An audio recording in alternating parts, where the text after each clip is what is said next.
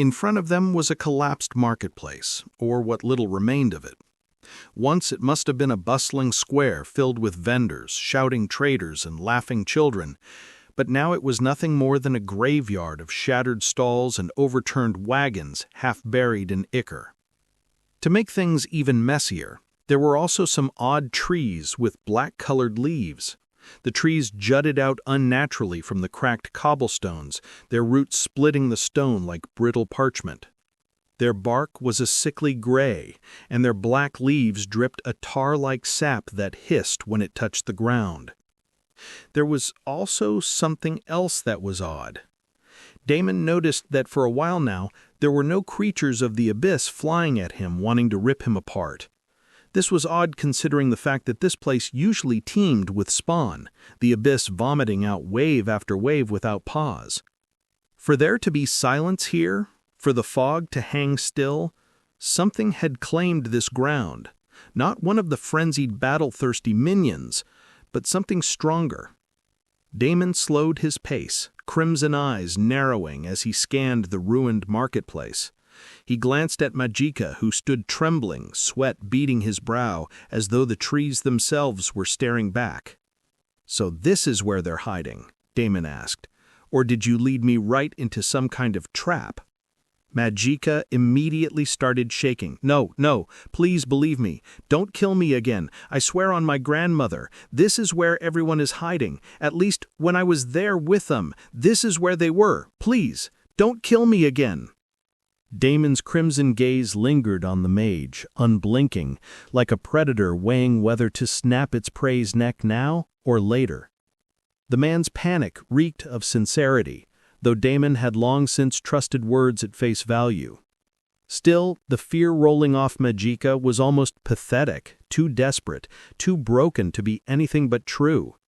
"Relax," he said, as he sent a needle that finished the job, and he sucked the blood essence from the guy one more time. "I believe you," Damon smiled as he watched the light go out of the guy's eyes. "That's exactly why I do not have any more use for you." Majika's body collapsed like a puppet with its strings cut, dissolving into the familiar motes of forced respawn light. The jagged monolith pulsed again in the distance, already preparing to drag him back into another cycle of torment. Damon chuckled as he looked around.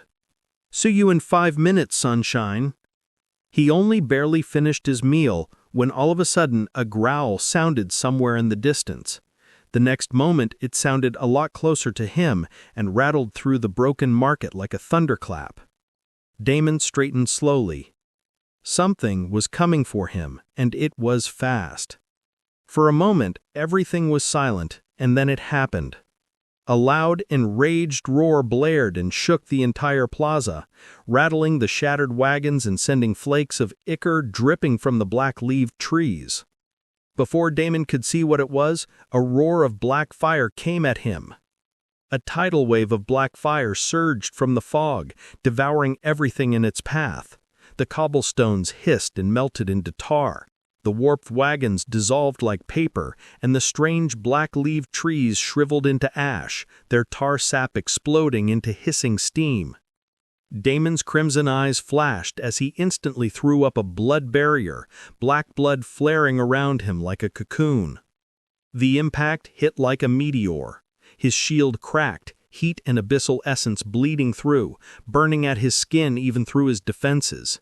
Damon snarled, forcing more blood energy into the barrier until the inferno finally ebbed. Smoke curled upward, and for a moment, the entire plaza was a silhouette of fire and smoke. Then, he saw it. The beast stalking out of the fog was a big-ass fucking wyvern, but something about it was familiar. It only took a moment for him to see it. This thing was not a wyvern. It was, once again, a mutated worm. It couldn't possibly be the same damn mutated worm he had killed. So how the hell did this one come up here? That too seemed to have some aspects of an abyssal essence, as if it too had been born from the abyss. However, Damon had no doubt where this one had popped up from. It looked like his dear friend from the Bloodhall siege had more than one mutated worm under his control. This bastard. He cursed him, but he was grinning widely. After that last battle with the damned beast in Naira City, his hands had been itching for a rematch. He was not at all happy with how things had ended. He might have won that battle, but he too was almost dead and crippled, with his soul a broken mess, and the thing had even triggered his monocore to become a primordial monocore, which is essentially a ticking time bomb in his body. This time, things were going to be a lot different. The worm's roar rattled the shattered wagons and sent a shockwave through the ichor-soaked plaza. Its obsidian scales glistened with liquid ichor, veins of molten violet fire glowing between the cracks like fissures in volcanic rock. Its wings were shredded, not feathered or leathery, but ragged veils of abyssal flame that flared with every movement. The beast crouched low, abyssal flames licking across its scales. Its tail lashed the ground, sending slabs of broken stone like shrapnel. Damon's blood barrier was still steaming from the last blast, but he didn't retreat. The worm lunged, its abyssal fire scorching a path straight towards him. Damon spread his arms, blood and shadow swirling together into a storm. "Come on, then," he roared, slamming his hands together as a tide of crimson spears erupted into the air. "Let's finish what we started!" The worm answered with another deafening roar, its abyssal flame cutting through the air like a tidal wave of black fire. Damon's crimson spears tore into the inferno, detonating one after another in bursts of blood and smoke, the clash lighting up the ruined plaza like a storm of scarlet meteors. Each explosion rocked the ground, but the worm did not falter. It plowed straight through, its massive jaws opening wide, ready to swallow him whole. Damon vanished. Blink. He reappeared above its head, his palm already glowing as he conjured a massive blood lance infused with ice, lightning, and shadow. He hurled it down with the weight of a falling star. The worm screeched as the lance pierced into the crack between its scales, molten ichor spraying outward like lava. For a moment, its head jerked back, the violet fire dimming in its throat. Damon grinned. Sure, the big guy was a higher level than him, just like last time. He couldn't see any detail about it at all, but now he had something that he did not have last time. "How do you like my blood now?" Damon launched himself back as the worm madly thrashed about, rage burning its eyes. It shook the entire plaza, shattered wagons flying apart like matchsticks as its abyssal flames surged brighter, wild and unstable. Chunks of obsidian cobblestone cracked and split under its convulsions, glowing veins of violet ichor searing through the fissures as if the city itself was bleeding with it. Damon landed lightly on a broken rooftop. Let's give the guy some time for the poison to work. He knew that his poison was probably not enough to give a one-shot result, or even make a significant impact on the fight. But what if he kept stacking it over and over? Also, he was in no hurry to end this fight just yet. He had lots of time. His gaze darted to a tree where a figure was silently hiding and watching. His shadow clone was going around sniffing different spots while he was fighting, and now he had the location of 4 familiar figures. Damon's first visit was to none other than the black-robed guy who was probably the beast tamer for all of these worms. "Dude, just how many of these lizards do you have? Don't you think that it's a bit unfair for others?" The black-robed man's bloodshot eyes widened when he saw Damon, and his words only made everything that much worse. The guy immediately produced a spear of black ichor, and the weapon thrummed with abyssal energy, pulsing like it had been carved straight from the gate itself. He didn't even bother answering Damon's taunt, his face twisted in rage as he hurled the spear with all the desperation of a cornered beast. Damon tilted his head. The spear tore through the space where he had stood a moment ago, pulverizing the cobblestones and sending shards of black stone flying, but Damon had already blinked behind him. His voice was a whisper in his ear. Wrong move. His clawed hand shot forward, not for the throat, but for his chest, his bloodline extraction already activated. The beast tamer screamed as crimson tendrils burrowed past his defenses, siphoning essence straight from his core. I somehow missed you the last time around, but I won't make the same mistake again. Ding! You have extracted skill tame. Ding! You have extracted +2 vitality. The black-robed man staggered, coughing up blood, his eyes bulging in disbelief. No, you can't. Can't I? Damon sneered, tightening his grip, but when he saw what skill he had extracted from the guy, his face twitched. It looks like I need to kill you a few more times today. Behind them, the mutated worm bellowed again, its massive tail crashing into a row of shattered buildings, flames surging high enough to paint the sky black and violet. Damon let the beast tamer's corpse collapse in a heap as he ducked and dodged and disappeared once again.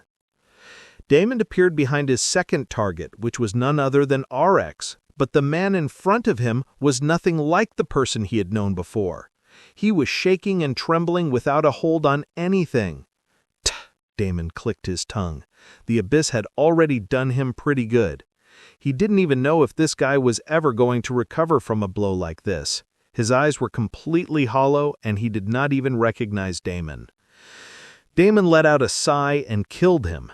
Naturally, he did not forget to absorb his blood essence. Ding! You have extracted +1 agility. Ding! You have extracted +1 vitality. Bad luck again. Damon teleported to his next target, whom he did not recognize. He, too, was pretty shaken up. He only blankly lifted his head to look at Damon without any sort of expression. Tch! I really did fuck them up pretty good, I guess. He grinned as he killed this guy as well, draining the blood essence. Ding! You have extracted the skill Spirit Step. Spirit Step, active B rank, briefly phase into the spirit realm, becoming intangible for 2 to 3 seconds. Attacks pass through you. Damon's eyes widened. His luck was turning around. This skill was a pretty rare skill, and as far as defense was concerned, it was a top-notch one. I wonder what class you got, buddy, Damon mumbled as he once again disappeared and reappeared behind his next target. He did not recognize this one, too, but the woman looked Asian. He assumed that she was probably from the Chinese Super Guild. Surprisingly, the woman came for him as soon as he revealed himself, the fight in her eyes not in the least dimmed even under the abyss's crushing torture. Damon tilted his head, narrowly evading the blade, his grin widening. Now that's more like it. He let her flurry continue, her strikes surprisingly precise, even though her health and mana were clearly strangled by the abyss. She wasn't like Magica or the others, broken shells wandering towards despair. No, this one still burned, her spirit intact, even here. The clash of steel against Damon's blood-forged claws sent sparks spraying. Her movements carried the signature discipline of someone who had trained in structured forms, every strike linked to the next with elegant precision, with perfect martial flow. But unfortunately for her, Damon hadn't died a bunch of times in the last few hours and lost half his power like her. Damon was able to easily overpower her with just sheer raw strength. His claws tore through her back, and in a single blow he yanked out her blood essence, his poison paralyzing her completely. Ding! You have gained +1 agility. Ding! You have extracted the skill Double Blade. Double Blade, active, B rank, summons a second spectral or energy-forged weapon that mirrors the user's primary weapon for a short duration, 10 to 15 seconds. Every strike is duplicated, effectively doubling attack output. At higher levels, the secondary blade develops its own momentum, creating unpredictable angles of attack that overwhelm defenses. With mastery, the user may even desynchronize the blades, attacking in 2 directions at once or chaining complex combos that normally require 2 fighters. The woman's body crumpled as her essence bled into Damon, dissolving into motes of light. Once again, a super rare skill.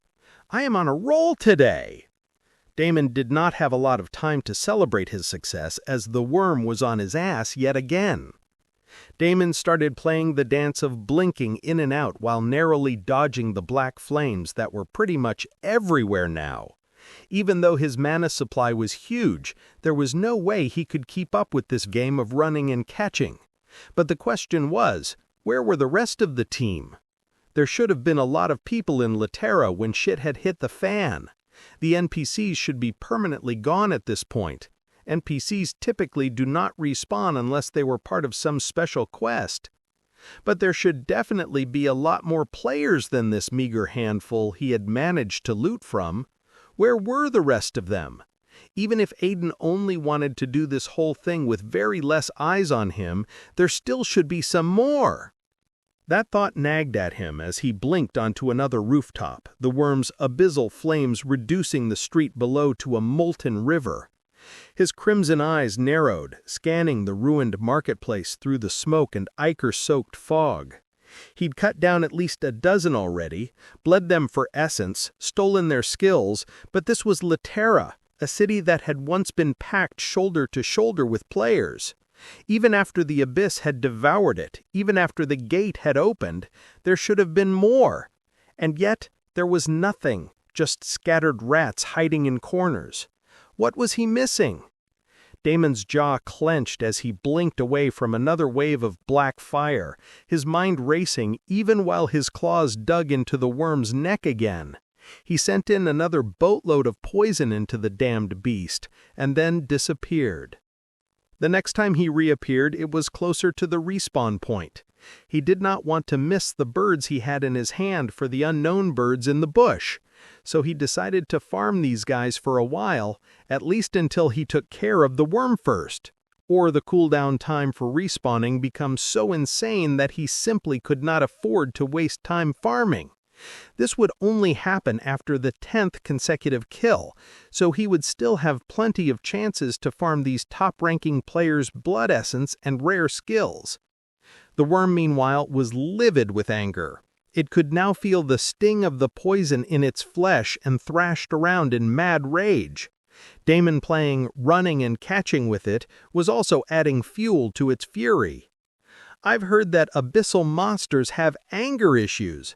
I guess it's true," Damon laughed as he sent out another barrage of his black blood spears aimed for the multiple injuries on the worm. It opened its maw and let out an enormous torrent of black fire, wanting to obliterate him and his attack at the same time, but Damon was like a mosquito who just wouldn't die. The next moment he blinked and appeared on the worm's back once again as he brought down a blood-lightning ice lance, the hybrid spell roaring with raw power. The lance cracked through the beast's obsidian scales like a thunderbolt through stone, bursting in a storm of frost and crimson lightning that made the worm's wings of abyssal flame flicker unstable for a split second. Damon grinned as he found himself getting more and more proficient in mixing and matching the different elements. The worm shrieked, its roar so loud the entire plaza shook. Its body convulsed, black ichor spilling like lava from its wounds and hissing as it touched the ground. The poison Damon had seeded earlier was spreading faster now, bolstered by the elemental burst. Each thrash made the infection dig deeper. The worm's natural power and resilience turned the tide yet again. Damon immediately disappeared with a blink. He had no problem waiting this one out until his poison eventually wore out even its draconic features. His fighting style might be dirty and underhanded, but when the enemy is several times more powerful than he absolutely had no qualms about doing everything he could to achieve his win. Right at the moment the spawn point sputtered and Magica's battered body appeared yet again. Damon's gaze immediately landed on the poor guy. It was time for round 2. Or, wait, was that round 3? Damon grinned wickedly as he dashed towards the poor soul. "What the fuck, Blood God? Why are you behaving so dirty and cheap like this? Don't you have anything else to do in this fucking place? It's a brand new place, goddammit. Why don't you go and explore it and find some treasures? Everybody inside is dead like us. You are the only king here. Why don't you just go and take everything?" Magica screamed in horror. Please, man, we've got nothing left. Every time we spawn, you drain us dry like cattle.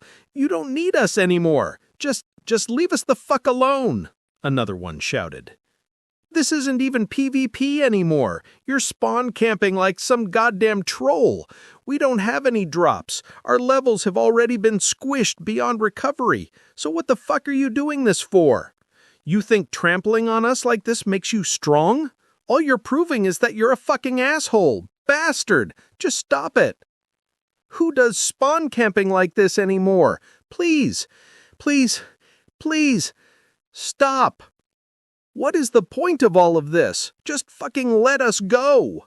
You were just bullying us at this point, damn it. Please, I will do anything you ask for. You can even cuckold me by sleeping with my 2 girls. I will give you everything. Just please stop. I will give you my girls, my mother, and my sister. Please, just please, I am begging you, please." While many started screaming and shouting for mercy, literally begging for their lives, the black-robed man, who was supposedly the worm's master, Orax, and the Chinese woman still had a lot of fight left in them. Orax looked completely broken, and yet every time Damon killed him, the man never once begged for his life or complained about pain. Even Damon had to admire someone like that. The same went for the black-robed guy. He was raging every single time and came at Damon with everything he had, no matter how many times Damon killed him, though in this situation, Damon doubted whether he was doing this with a sound mind or not. It was almost like the guy was on autopilot or something, programmed to simply fight no matter what. The guy clearly had some sort of skill that allowed him to use his beast skill, or maybe partially use his beast abilities, or maybe something went wrong when he tried to merge his worm with the abyssal essence. Damon was sure of it because right at this moment, both he and his worm were madly rampaging. Besides the effect Damon's poison had on the worm, there were also many things wrong with it. It looked like the mutation this time with the abyssal essence had not gone very well for the beast, which made it a lot more vulnerable than the mutated fireworm he had faced back in the Blood Hall siege battle. Damon was not complaining. Even with his poison doing the majority of the work and slowly wearing it down, along with the help of the abyss itself, fighting against a worm was still a lot. And this particular one was probably an apex C-rank predator, maybe even on the cusp of evolution to B-rank. He would only be a fool to underestimate such a beast. His strategy might be to use underhanded techniques to bring the big boy down to his knees before dealing with him, but the execution still needed to be meticulously perfect. Damon once again circled around it and started throwing all of his blood at the damned beast, giving it yet another round of poison. The worm shrieked, violet fire blasting skyward as Damon's blood lances riddled its body. Every wound it took seethed, itcher bubbling and smoking as his poison gnawed at its core. Its movements grew less crisp, its wing stubs twitching erratically as if half-possessed. Damon, on the other hand, this time used Spirit Step to avoid the majority of the attack damage the beast threw at him. The new skills he had obtained by spawn camping these top-ranked players were simply awesome. Behind him, the surviving players kept respawning at the monolith, even if they did not want to. Their cries fed into the atmosphere, half hopeless, half venomous. Damon didn't bother sparing them a glance. They would soon enjoy a big break from him, thanks to the automatic increase in respawning time. He was not about to wait for an hour in this place, simply doing nothing, so as soon as he took care of the last one for the time being, he focused completely on the worm. The beast lunged again, jaws wide, abyssal fire boiling in its throat. Damon's crimson eyes gleamed as he crouched low, coiling like a spring. "Open wide," he shouted. His entire body flared with blood and shadow as he hurled himself forward, driving a storm of poisoned spears straight into its gaping maw. The worm's scream split the abyss zone like thunder. Its own unstable breath combusted inside its throat, detonating in a chain of explosions that ripped through scale and flesh alike.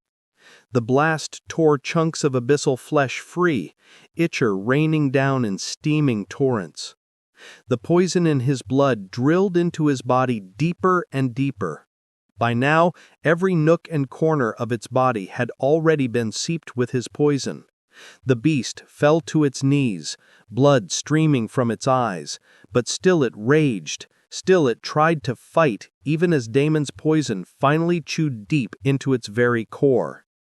Finally, after another couple of hours of this madness, with Damon relentlessly attacking the damned beast with everything he had, the spawn point suddenly became deathly silent as the mutated worm gave one last pitiful bellow. Its voice was cracked and hollow as it shrieked before collapsing in a thunderous crash that sent shockwaves through the broken marketplace. Its entire body was riddled with bleeding holes made by crimson lances, each one sizzling with poison. The worm had already started to rot from the inside out, thanks to all the poison in its body. Its natural regeneration ability, which came from its draconic genes, could simply not hold on anymore. Its abyss-fused scales cracked apart, black fire bleeding out in streams that fizzled into nothingness. The light in its eyes dulled as it no longer had any fight left in it. With just one more breath left in its body, all the worm could do was stare blankly at the demon who had killed it so torturously. Damon grinned. He had done it. He had actually done it. A freaking worm. He hurriedly used blink and appeared atop its twitching body, his body drenched in ichor, crimson eyes gleaming like burning coals. His chest rose and fell, not from exhaustion, but from exhilaration.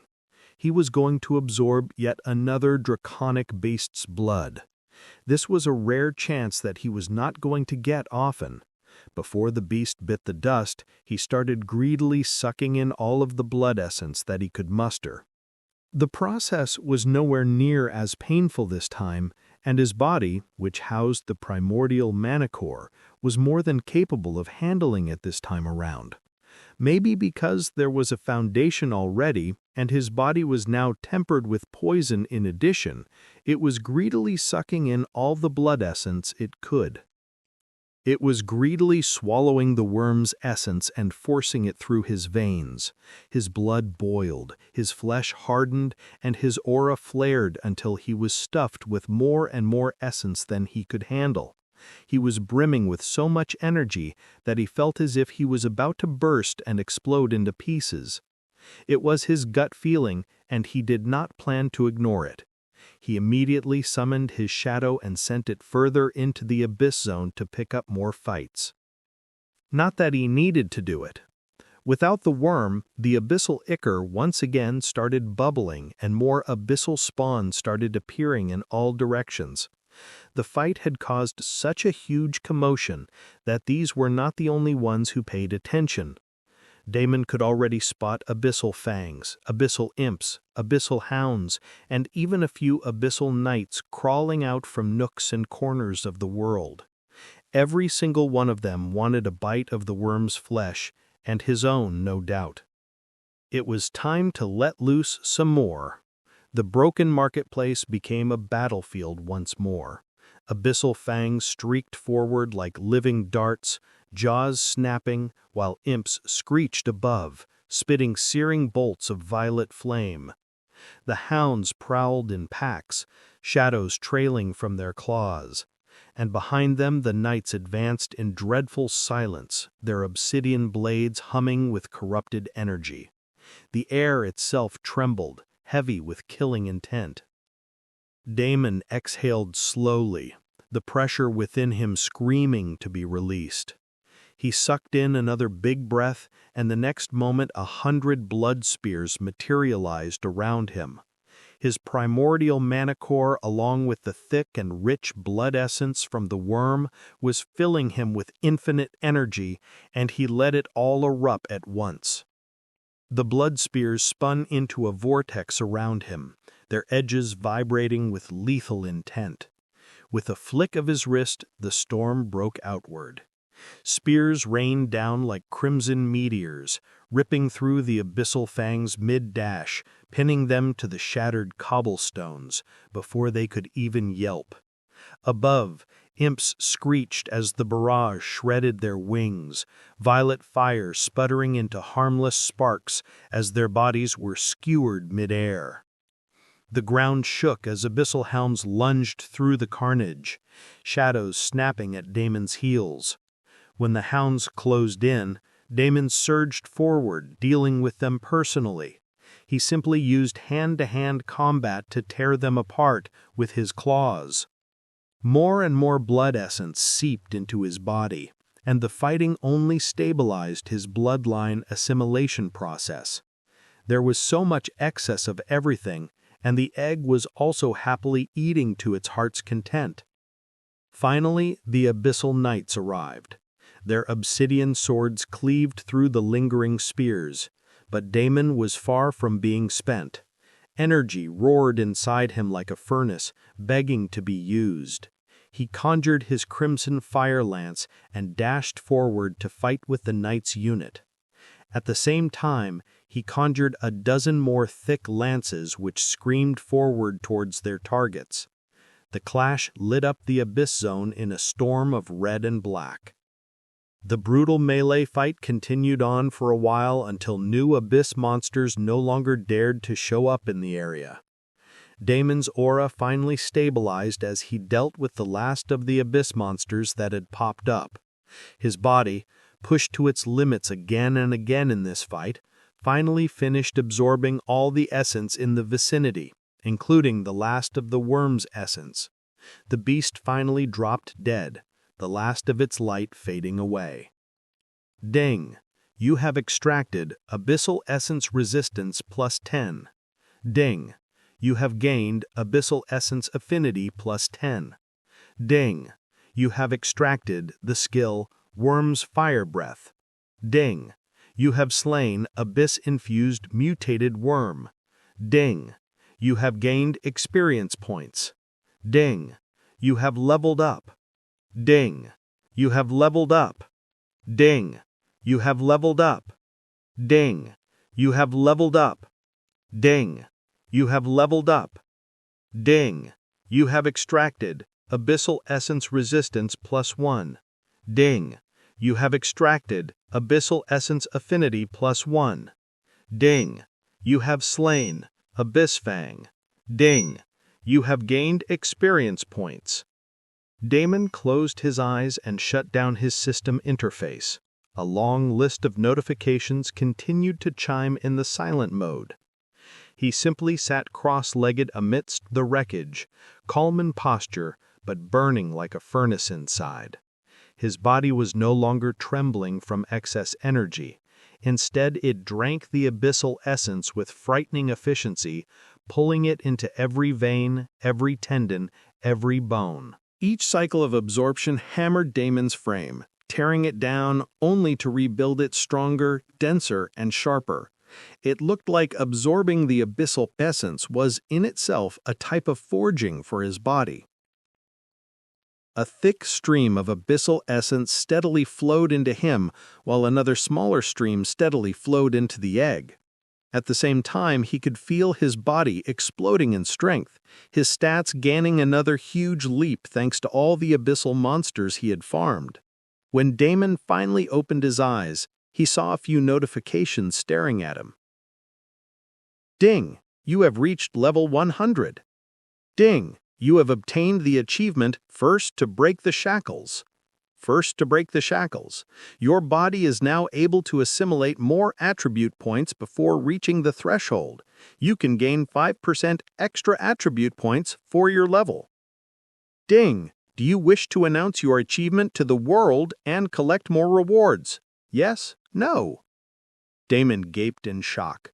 The worm and the tide of abyssal monsters had actually pushed him all the way to level 100, and he even managed to get an achievement to boot. Damon already knew about the First to Break the Shackles achievement. In his last life, he did not think much of the achievement because gaining extra stat points was a huge pain in the ass. He even thought it was such a waste because it was not giving anything more. But now this same achievement was a big-ass boost for him. His body's limitations had further been loosened. He can take in more stats now. With his bottomless capacity for devouring essence and converting it into raw stats, this small 5% increase was massive. This was a weapon. Another player who had clawed their way to level 100 wouldn't even be able to scratch him. In fact, these raw stats would undoubtedly help his body's foundation house his primordial core even more comfortably. It was probably not enough to completely fix his body, but it was a step in the right direction. His gaze then shifted to the blinking question. Did he want to publicly announce his level 100 achievement? Hell yes. The next second, a series of world notifications rang out, which Damon ignored and once again shut down the system interface. He had a lot more important matters to deal with now. He spotted his shadow clone in the distance, who was still meticulously collecting all the drops, mainly from the worm. Loot from a worm is no less than several epic-grade treasure chests combined together, and it looked like this time he had gained a lot. Damon examined the progress. The last time around, they hadn't actually managed to grab a lot of things from the worm because of the chaotic nature of the battlefield and the fact that he had become unconscious. But this time, things were different.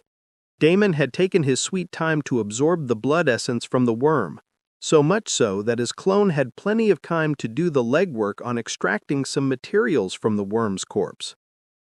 In Earth Online, the corpse almost disappears instantly into motes of light, leaving behind only system-issued drops.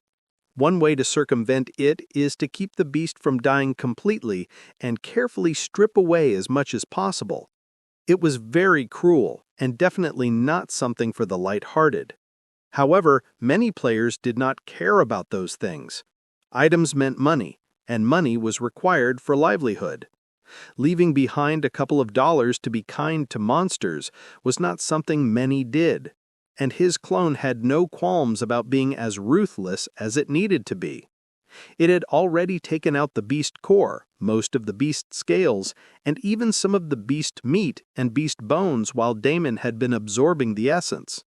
Now that he was done with the essence, the worm's body had already disappeared into motes of light. He even got 3 additional drops. Unlike the messy piles his clone had stripped from the worm's husk, these were system-forged rewards. Abyssal Worm's Core Crystal, Epic. The crystallized heart of an abyss-fused worm contains volatile abyssal essence, can be used to craft weapons, refine armor, or devoured for an instant surge of stats. Devouring raw may cause corruption. Abyss-touched scale armor, Epic. Armor forged directly from the worm's scales, naturally resistant to physical attacks and magical attacks to a certain extent. Abyss Rune Fragment, ? Damon quickly equipped the scale armor and pocketed the other 2. Not bad. 2 epic items and 1 unknown item. Draconic beasts are indeed the best treasure chests. He grinned and then started looking at the other pile of drops his clone had collected. These were from around the battlefield and the wave of abyssal spawn he had slaughtered. It was mostly made of abyssal beast cores and some item drops from the knights. It wasn't much, but it couldn't be ignored either. Damon looked at his clone, who was still busily collecting the drops. At this rate, this was not going to end anytime soon. In the distance, he heard a few abyssal hounds wandering around. Damon thought about it for a moment and immediately rushed to them. This time, however, he did not kill them immediately. Instead, he tried the skill Tame. Normally, this would result in an instant failure, but since he had amassed some amount of abyssal affinity by now, he decided to give it a try anyway. Damon extended his hand, crimson energy flickering across his palm. Tame. He activated the skill. The system prompt flashed across his vision almost instantly. Ding. Attempting to tame abyssal hound. Warning. Abyssal creatures cannot be tamed by ordinary means. Calculating. Affinity detected. Success rate, 1%. Damon frowned, and the next notification came as expected. Ding, the skill tame has failed to activate. Damon looked at the hound pensively for a moment, the beast growling at him in rage as if it was enraged by the very thought of someone like him wanting to tame it. Then he had another idea. He conjured 10 blood needles for the 10 hounds charging at him. A moment later, 10 hounds lay in front of him, sprawled on the ground, all twitching and tossing around in torturous pain. Damon crouched low and patted one beast. "I know you guys are all battle-hungry. Don't worry. I will give you plenty of opportunities for it. All you have to do is say yes, and the pain will stop." The 10 abyssal hounds writhed in pain. Black ichor bubbled from their jaws, their claws scraping grooves into the broken cobblestones as the poison did its work. Every breath they took sounded like a death rattle. "All right, let's check what the success rate is now. You guys better not disappoint me." Damon activated the skill again. Ding. Attempting to tame abyssal hound. Warning. Abyssal creatures cannot be tamed by ordinary means. Calculating. Affinity detected. Success rate, 1%. Again, only 1%? Do I need to increase the dose of the poison? Damon pondered quietly. He looked at the hounds again, and they instantly started to shiver. Immediately, another set of notifications appeared. Ding. You have successfully tamed Abyssal Hound 1. Ding, you have successfully tamed Abyssal Hound 2. ... Ding, do you wish to name your tamed beasts? Damon decided to ignore the naming for now as he had limited time in this area. On top of that, he still needed to find where Aiden was hiding. There was no way that bastard did not personally check out this spot. He had to be here. "Let's go. All of you run around and find me shiny things that are lying on the grounds. Also, if you sense poisonous air somewhere, come find me immediately." While he wouldn't be able to move around in the abyssal zone without making noise, these hounds can easily do his job. The hounds pricked their ears and scattered at his command, shadows blending into the broken streets as they darted off in every direction. Their sleek forms moved with uncanny silence, paws barely disturbing the dust as they slipped between ruined arches, cracked walls, and piles of abyssal-drenched rubble. Where Damon would have drawn the attention of every lurking abyssal spawn, even in his stealth mode, the hounds slithered unnoticed, sniffing out traces of poison and anything valuable in every direction. Damon spotted another pack of abyssal fangs in the distance and attempted to tame them using the same method, but this time this system notification announced his insufficient soul strength. It looked like 10 level 90-ish beasts was his limit at the moment.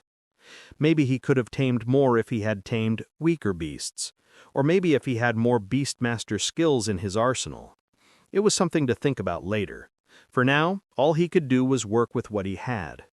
Damon took a look around the ruined marketplace again and then headed deeper into the abyssal zone one more time. He was not too keen about this, as many dangerous beings lurked in this area, whom even armies of several kingdoms would have trouble dealing with. It was best to leave those beings to them while he fixed his body first. Even if he wanted to fuck around with Aiden, there was a bottom line he did not want to cross. Self-preservation came first. Damon cautiously moved about when another wave of abyssal spawn popped up and rushed towards him. He immediately conjured hundreds of blood needles once again. Ding, your proficiency in blood manipulation has increased. Damon closed the notifications and sent out the swarm of needles with a flick of his hand. They whistled through the air like a crimson storm, piercing eyes, throats, and chests with surgical precision. The poison alone was not enough, and he once again had to conjure thick, powerful spears to deal with most of them. As for the few who managed to reach him and claw at him, he personally dispatched those. Several system notifications beeped in front of him, and he could feel the rush of new stats pouring into him. Right, I have some new skills too. I was actually looking forward to trying out the rare skill, Summon a Fire Sprite. I wanted to see just what sort of fire sprite he could bond with. This place was a good place to try as well because of the unique environment. Maybe not the best, since a higher fire essence place would be more ideal. Maybe he should try it once he was outside. He was mulling over this when he remembered there was one more skill he had been excited about. Worm's Fire Breath. He immediately recalled the moment the worm's throat had detonated from within. That overwhelming torrent of black fire, corrupted and violent, had nearly melted him alive. But now that skill belonged to him. His lips curled into a thin smile. It was time to find out just how powerful that skill was. He focused and activated the skill. A doubt crept into his mind if he would be able to use the skill at all, considering he did not have the draconic bloodline. But the next second, he was proven wrong. A furnace roared open inside his chest. His veins lit up as if molten lava coursed through them, searing heat pressing against his throat. Damon tilted his head back slightly, bracing himself as the power gathered. For a heartbeat, he felt like he was the worm. His lungs no longer human, his breath no longer mere air, but abyssal inferno waiting to erupt. Then he exhaled. A beam of golden red flame surged forth, scorching the ruined stones and blasting through the far end of the plaza. His primordial mana core finally felt the drain, but the result was equally proportionate. The sheer force of it rattled the shattered buildings, leaving molten cracks gouged deep into the ground. The air itself warped, shimmering under the heat as ash spiraled into the sky. A few abyssal spawn in the path, nowhere to be seen. When the torrent finally ended, Damon staggered half a step, his throat raw and his chest heaving. He finally knew what sort of an attack worked best in this hellhole. Damon wiped the corner of his mouth. His throat burned like sandpaper, but the satisfaction blazing in his crimson eyes drowned out the discomfort. That blast hadn't just worked, it had cleared the battlefield in one decisive sweep. In this abyss where endless waves of spawn pressed in, wide-area devastation was king. There was also something more special about this attack. He had lesser fire manipulation, and he could technically create a wide-area fire element attack on his own if he tweaked Fireball a little and practiced for a while. But he had a feeling this one would still be superior. After using the Crimson Fire Lance for so long, he could feel it. This fire was different. One could even say it was superior. Even the natural magic resistance of the abyssal creatures did not hold up against the worm's breath. The worm's breath carried weight, a destructive essence layered beyond simple elemental manipulation. It wasn't mana woven into flame, it was something primal. This was not new news to him. He had heard about dragon's breath being superior before, but this was his first time personally using it. That too, he was using a diluted version of it. Then how powerful should the actual thing be? Maybe when I use the worm core for forming my true core, I will get a better idea, Damon mused. Now that I thought about it, he had 2 worm cores in his possession, both collected from the pet worms of the same dude. Would he be able to summon them again, or are they permanently gone? Damon wondered. A tamed beast is different from a summon, and both the worms even dropped their mana cores. A summon that could be summoned again and again, even after its death, would never do this. Or rather, once it dropped its mana core, it would probably die permanently. That meant that these 2 worms were also probably a permanent loss to the guy. Quite a big one at that. Damon wondered how he ended up getting so many worms in the first place as he continued to search the zone. He might have brought out only 2 of the big guys, but 2 in itself was too many when it came to worms and draconic beasts. They were the rarest creatures in the entirety of the game world. Little dude, you'd better hatch into one of the better dragons. Damon looked at the lightly pulsing egg, which was still slowly and steadily absorbing abyssal essence. He checked the progress, and it had only increased to 45%. It's fine. Take your time. While this progress might seem slow when compared with the pitiful guy from his last life, his condition was already a lot better. Damon continued to search for some more time without any results, when one of the abyssal hounds returned to him with something peculiar.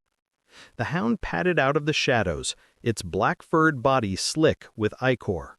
It carried something clamped carefully between its jaws, something that didn't reek of abyssal corruption. Damon's eyes immediately sharpened.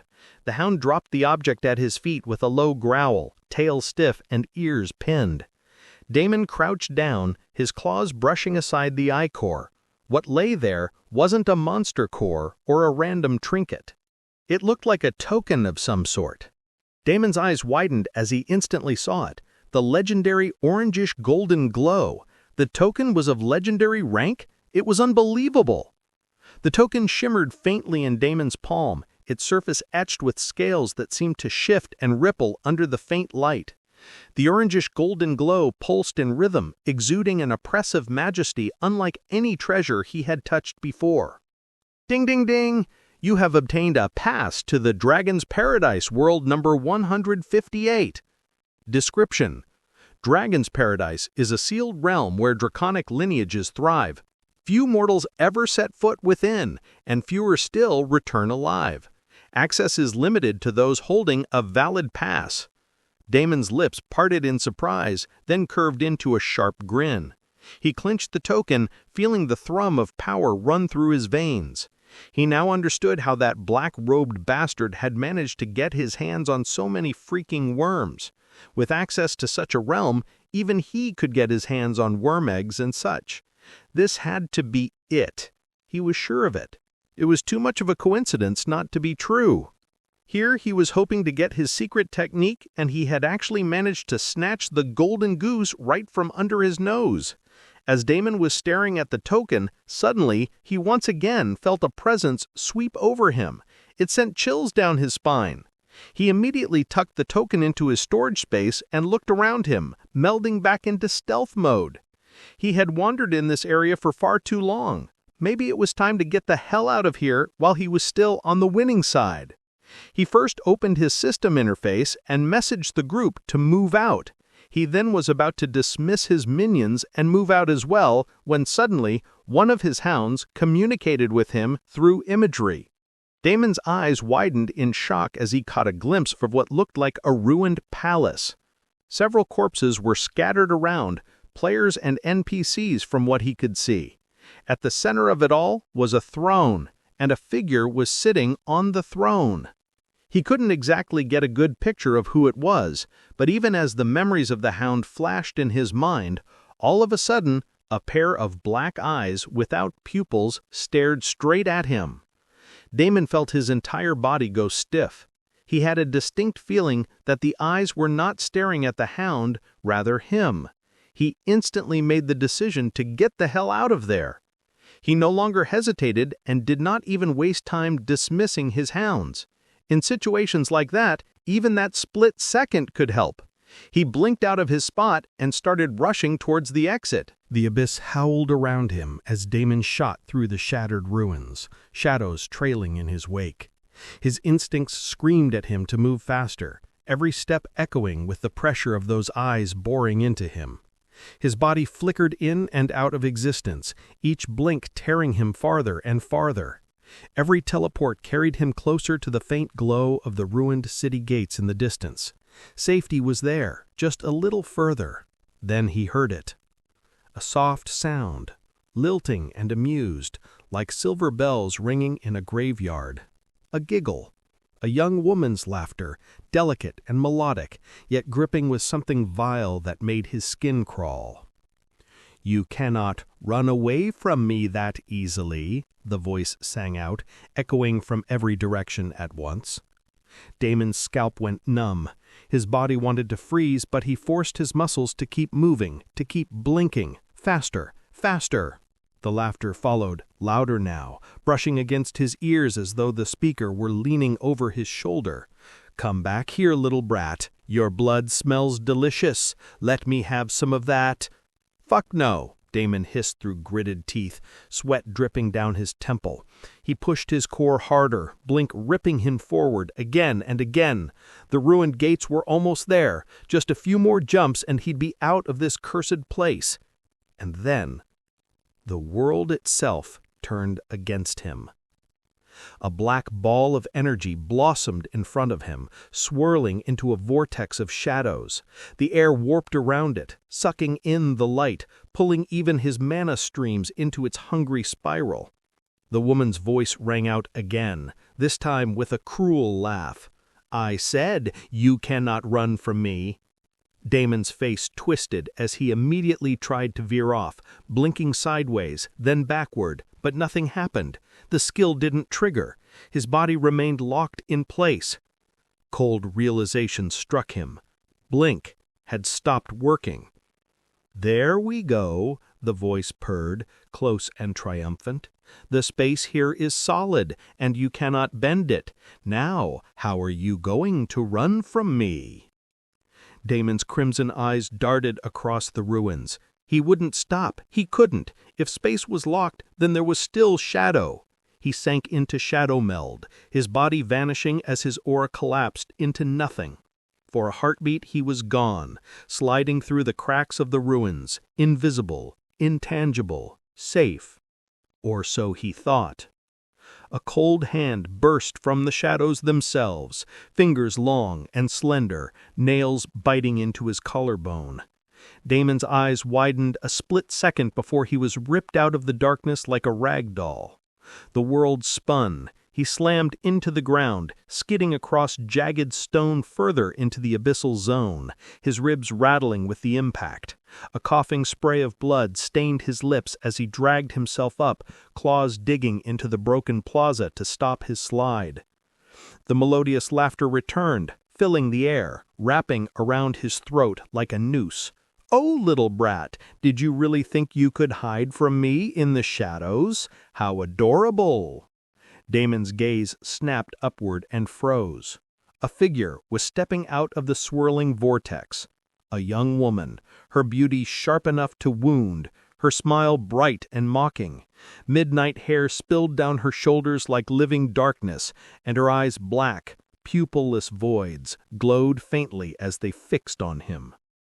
Every step she took pressed against his chest like a weight, space itself rippling around her form. She tilted her head, the smile widening. Feisty, don't make me chase you too much. The more you resist, the more slowly I will devour you." Damon's blood spears sprang into existence with a thought, a storm of crimson blades forming a halo around him. His aura exploded outward, sharp and violent, though his heart pounded like a war drum. The woman only laughed again, the sound ringing through the abyss like a death knell. "Fight, run, bleed, it doesn't matter. You belong to me now. And oh, by the way, I love the taste of the poison in your blood. What a delicious flavor." She licked her lips. Damon didn't wait for her to move. The storm of crimson blades whistled forward in every direction, filling the place with a crimson hurricane. Each spear screamed with lethal intent, detonating on impact with molten bursts of energy. But the woman only raised her hand. The spears froze mid-air. Not all of them. Hundreds of crimson lances still tore through stone and rubble, but every spear within 10 paces of her halted in place, trembling like trapped insects caught in amber. Then, with a flick of her wrist, they shattered into harmless droplets of blood that splattered across the ruins. Damon's gut clenched. This woman was simply teasing him and playing with him. Her real power was definitely leaps and bounds above his. There was no way she was merely a C-rank being. She was probably a B-rank being, or maybe even peak B-rank, to be able to so easily control everything around her. Her melodious laughter drifted closer, now directly in front of him. Lovely. I haven't had anyone throw this much power at me in ages. You'll be fun." She vanished. Damon's instincts screamed. He twisted sideways just as a pale hand slashed where his throat had been. The air cracked. A line of shattered space hissing beside him. His counterattack was instant, his claws glowing with blood essence, and he swung across her chest. The blow connected, her body shattering into black smoke. A giggle from behind. Almost.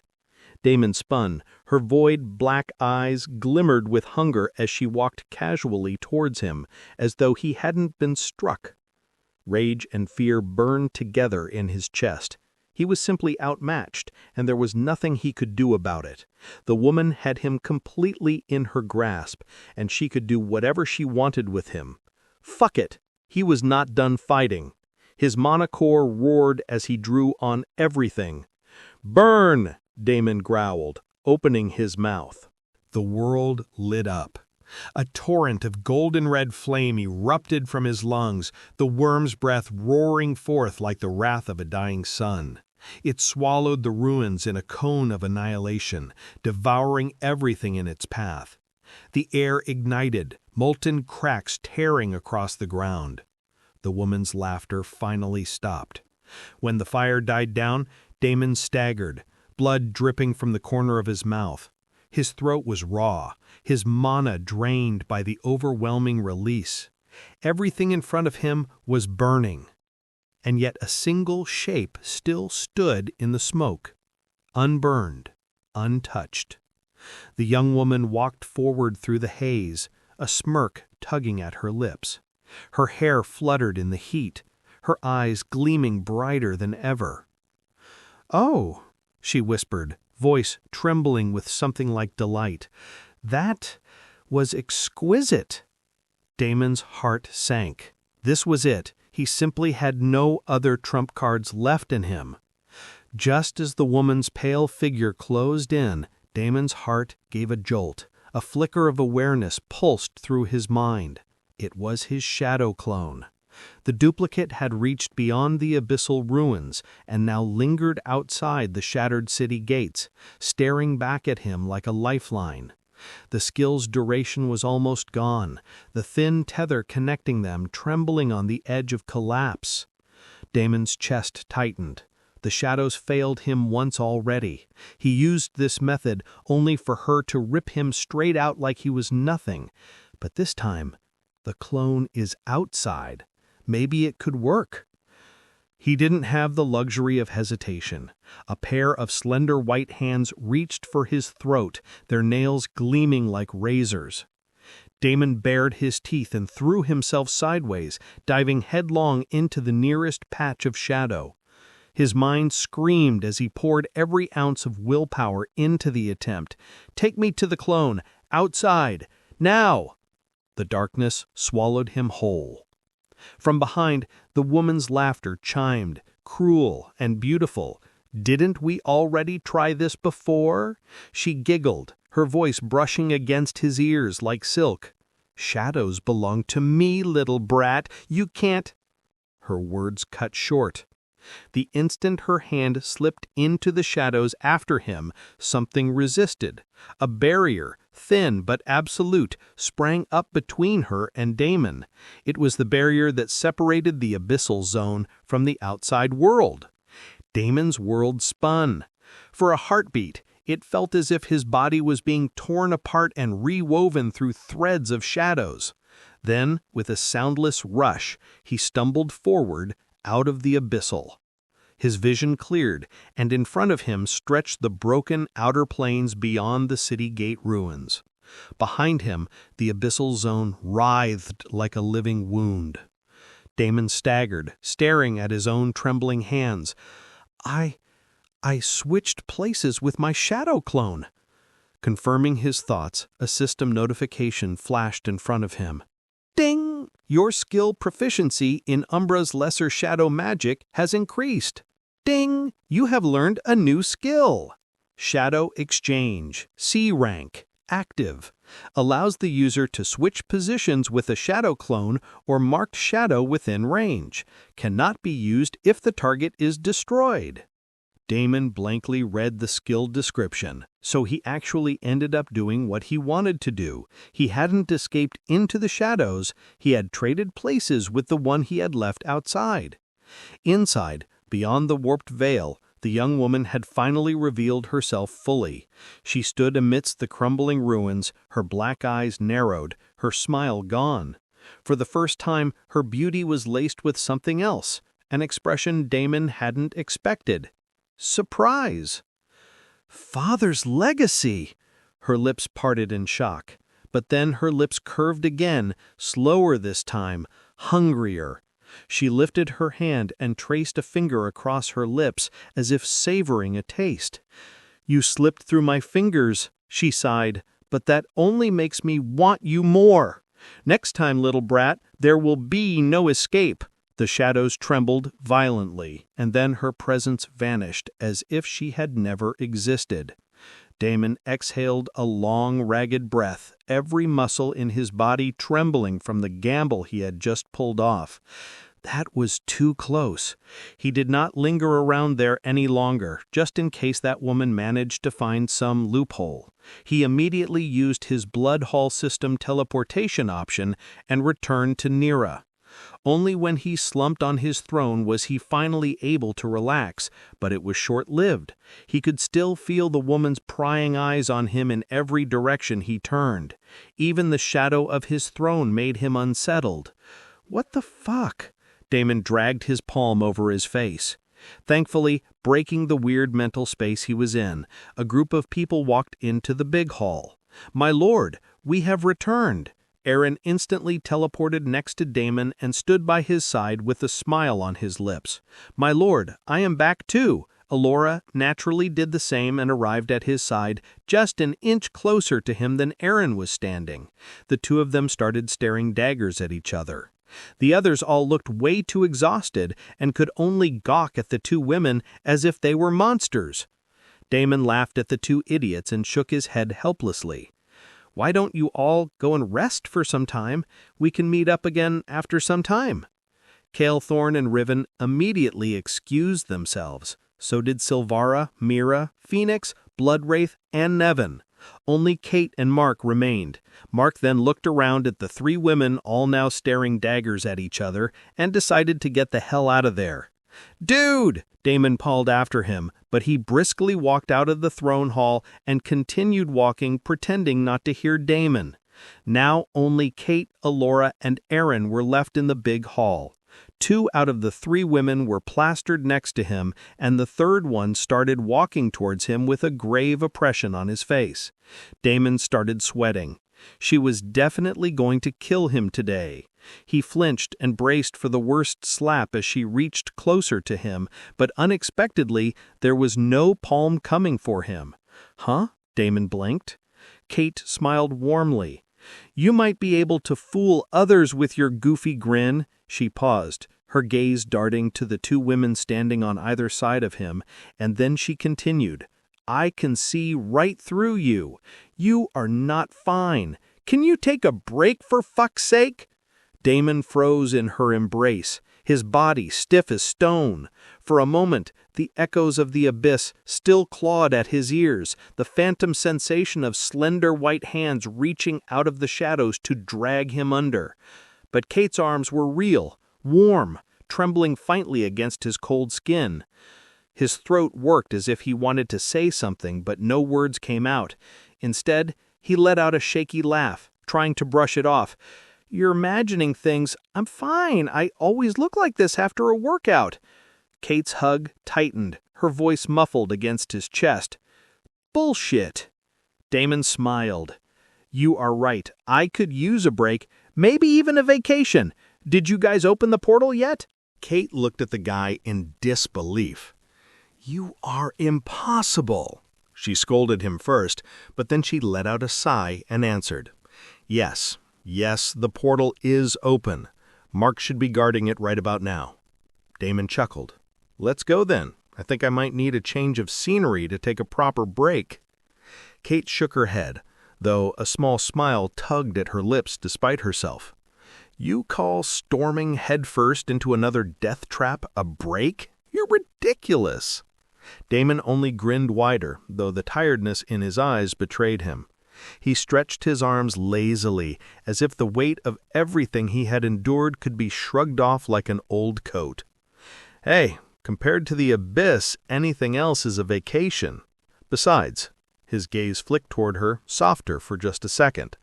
I don't feel like sitting around and doing nothing right this second. Moving keeps me sane. Kate narrowed her eyes, wanting to argue, but she bit her tongue. He was right in his own twisted way. Still, she wasn't letting him off easy. Fine, but if you collapse, I swear I'll drag you back by the ears. Damon laughed. Fair enough. He started toward the exit when he suddenly stopped. Do you both want to come? He only barely finished talking when both Elora and Aaron appeared right next to him. Of course, my lord. Kate rolled her eyes, but she did not say anything. Damon smirked at their immediate response, not the least bit surprised. Grab Kill Thorn and also that idiot. Elora bowed her head lightly. As you command. She then disappeared into the tunnels to get those two. In a matter of minutes, everyone was once again standing outside the blood hall ready to go. My lord, I gathered some more supplies from Varnix. He also asked me to relay an important piece of information. The holy dogs and the light bitches have somehow sniffed out our recruitment of elite troops. They have decided to increase their battle efforts, and Varnix is saying that it would at least be another week before they come barking at our door. Another week, huh? Damon smiled. Got it. Ask Varnix to keep us informed about the developments. Elora quickly conveyed the message to the vampire. Though on the surface it might seem like this small benefit was thanks to their recruitment of the elite troops and expending so much wealth to bolster Blood Hall defense, Damon knew the truth. Right now the entire focus of the Light Continent was on that small blemish, Lotera, where the first seed of the abyss had already been sowed. Right now, every single effort would be to eradicate that blemish, and suddenly a small vampire base in a random city became the least of their concerns. A fledgling blood hall tucked away in some half-forgotten city was nothing compared to Lotera. That seed of the abyss had every priest, knight, and holy inquisitor scrambling like ants over a spilled feast. While they bled themselves dry against corruption they barely understood, Damon had been handed something priceless, breathing space. That too, with someone like that madwoman present in the zone, he might actually end up getting more than just a week. He had an inkling that this would happen, but he did not plan to count on it, as it was not a sure thing. But now he had an extra free week to further develop Blood Hall before the enemies come knocking at their doorstep. Also, it was not like the portal to the Bloodlands was a one-time thing. Once they guarded the portal for a few hours, a permanent outpost could be created, and they would be able to shuttle between the Light Faction continent and the Dark Faction continent as they pleased. Not just them, but all the players would be able to use this portal to go between both these continents. At most, they could get a head start and monopolize the portal for a couple of days. After that, it was impossible to keep this gateway under wraps. The system itself would see to that. There would be announcements, new quests, and so on, and all of the player base would come to know about this new development. Damon did not care about this. The thing is, Bloodlands was a high-level place. Even if everyone knows about the portal, it would still take weeks for other players to finally be able to step into the place. By that time, their team would definitely grab all the low-hanging first-come achievements. The group soon arrived at a deserted spot between two jagged, barren mountains. The valley was silent, with nothing in sight for many miles. At its center, a massive portal shimmered with a deep red glow. Mark stood before the portal like a sentinel, arms crossed, his towering frame lit in flashes of red as the portal pulsed. "Are we going in now?" he simply asked when he saw Damon walking toward him. "Yep." Mark did not question him any further. "Let's go then." He silently stepped back and allowed Damon to enter first. There would no doubt be some sort of achievement and reward for the person who entered the Bloodlands first, and Mark had no problem stepping aside for Damon to take all of that. Damon only smiled at his friend's actions. He was not polite and decided to take the goodwill. Sure, rewards and achievements were waiting for them on the other side, but there could also be several high-level monsters waiting for them. Damon did not explain all of this and simply took the role of the vanguard. He raised his hand and pressed it against the portal. The red swirling energy rippled under his touch, and the system instantly responded. Ding ding, you are the first to step into the Bloodlands. Ding ding, achievement unlocked. Pioneer of Blood. Pioneer of Blood, while in Bloodlands, all your stats are increased by 10%. Damon smiled, and then without hesitation he stepped through. The unsettling feeling of teleportation washed over him, and then, a heartbeat later, he stepped onto the blackened earth. End of Volume 2. Author's Note. Hi everyone, thank you so much for reading and enjoying this novel. Your comments and your support motivates me to do better every day. I'm very grateful for all of your constant encouragement. As the group stepped on the other side of the portal, the Bloodlands stretched out before everyone. The land was bleak and barren. The sky overhead was a dull purple, streaked with jagged forks of black lightning that never reached the ground. Everywhere they turned, it was all doom and gloom. The mountains in the distance jutted like skeletal fingers, their peaks clawing toward the broken sky. The trees, if they could even be called that, were twisted husks of blackened wood with crimson sap dripping down their bark like blood. It was very different from the Earth Online's Light Faction continent, with its blue skies, flowing rivers, and thriving forests, and it was nothing like Earth itself. No birdsong, no green. Only a suffocating stillness, broken by distant howls that rolled over the horizon like thunder. The only familiar thing was the sun. As everyone stared at their new surroundings, the system chimed again. Ding! You have entered the Bloodlands. Warning! This is a forbidden zone. All creatures here are hostile. Survival is not guaranteed. Damon's crimson eyes gleamed as he surveyed the desolate beauty before him. Perfect. Anyone else might have found this place creepy and depressing, but for Damon, it was very refreshing. He turned to look at the others, and by now their looks had changed as well. The initial shock was now replaced with awe and surprise. It looked like everyone else was enjoying the atmosphere too. This was because they were currently standing on the continent meant for the Dark Faction. The dark elements were higher in concentration here when compared to the light elements, making it very pleasing for everyone who was dark attuned. Despite the doom and gloom, it would only feel like a spa retreat. Erin closed her eyes and inhaled deeply, her lips curving into a smile. Intoxicating. The Bloodlands hum with power. This place welcomes us. Kate shouted from the side in excitement, "Hey, look, look! We have actually landed on a freaking beach!"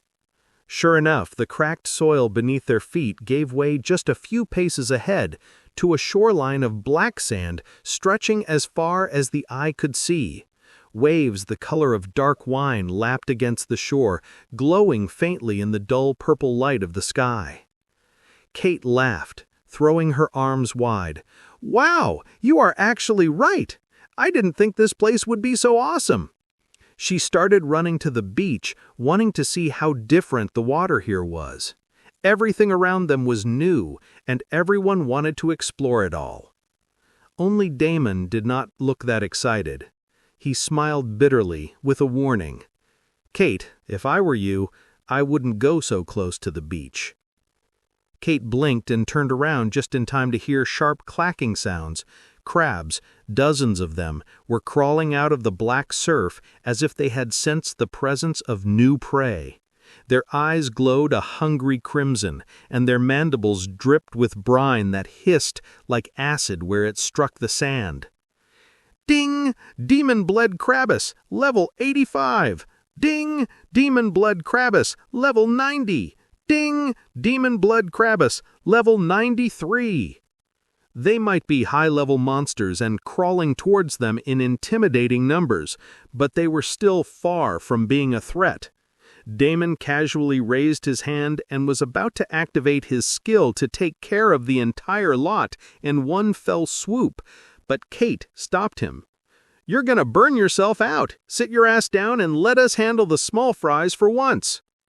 Damon blinked at him, his crimson eyes narrowing slightly. "Small fries? Those things are level 90. Kate's staff slammed against the sand with a sharp thud. "Exactly. Perfect practice. You've been hogging all the big fights. It's time the rest of us had some fun." Behind her, Mark rolled his shoulders, a grin tugging at his lips as his massive frame loomed over the others. "She's right. I've been itching for a warm-up." Kelthorn twirled his blade, the steel humming faintly with dark energy. Even Elora stepped forward, her expression calm, but her eyes alight with anticipation. "My lord, she is correct. Rest. You've done more than enough." Damon's hand lingered mid-air for a heartbeat longer before he finally sighed, dropping it to his side. "Fine. Kill your crabs. Don't come crying to me when one of you gets a claw through the ribs.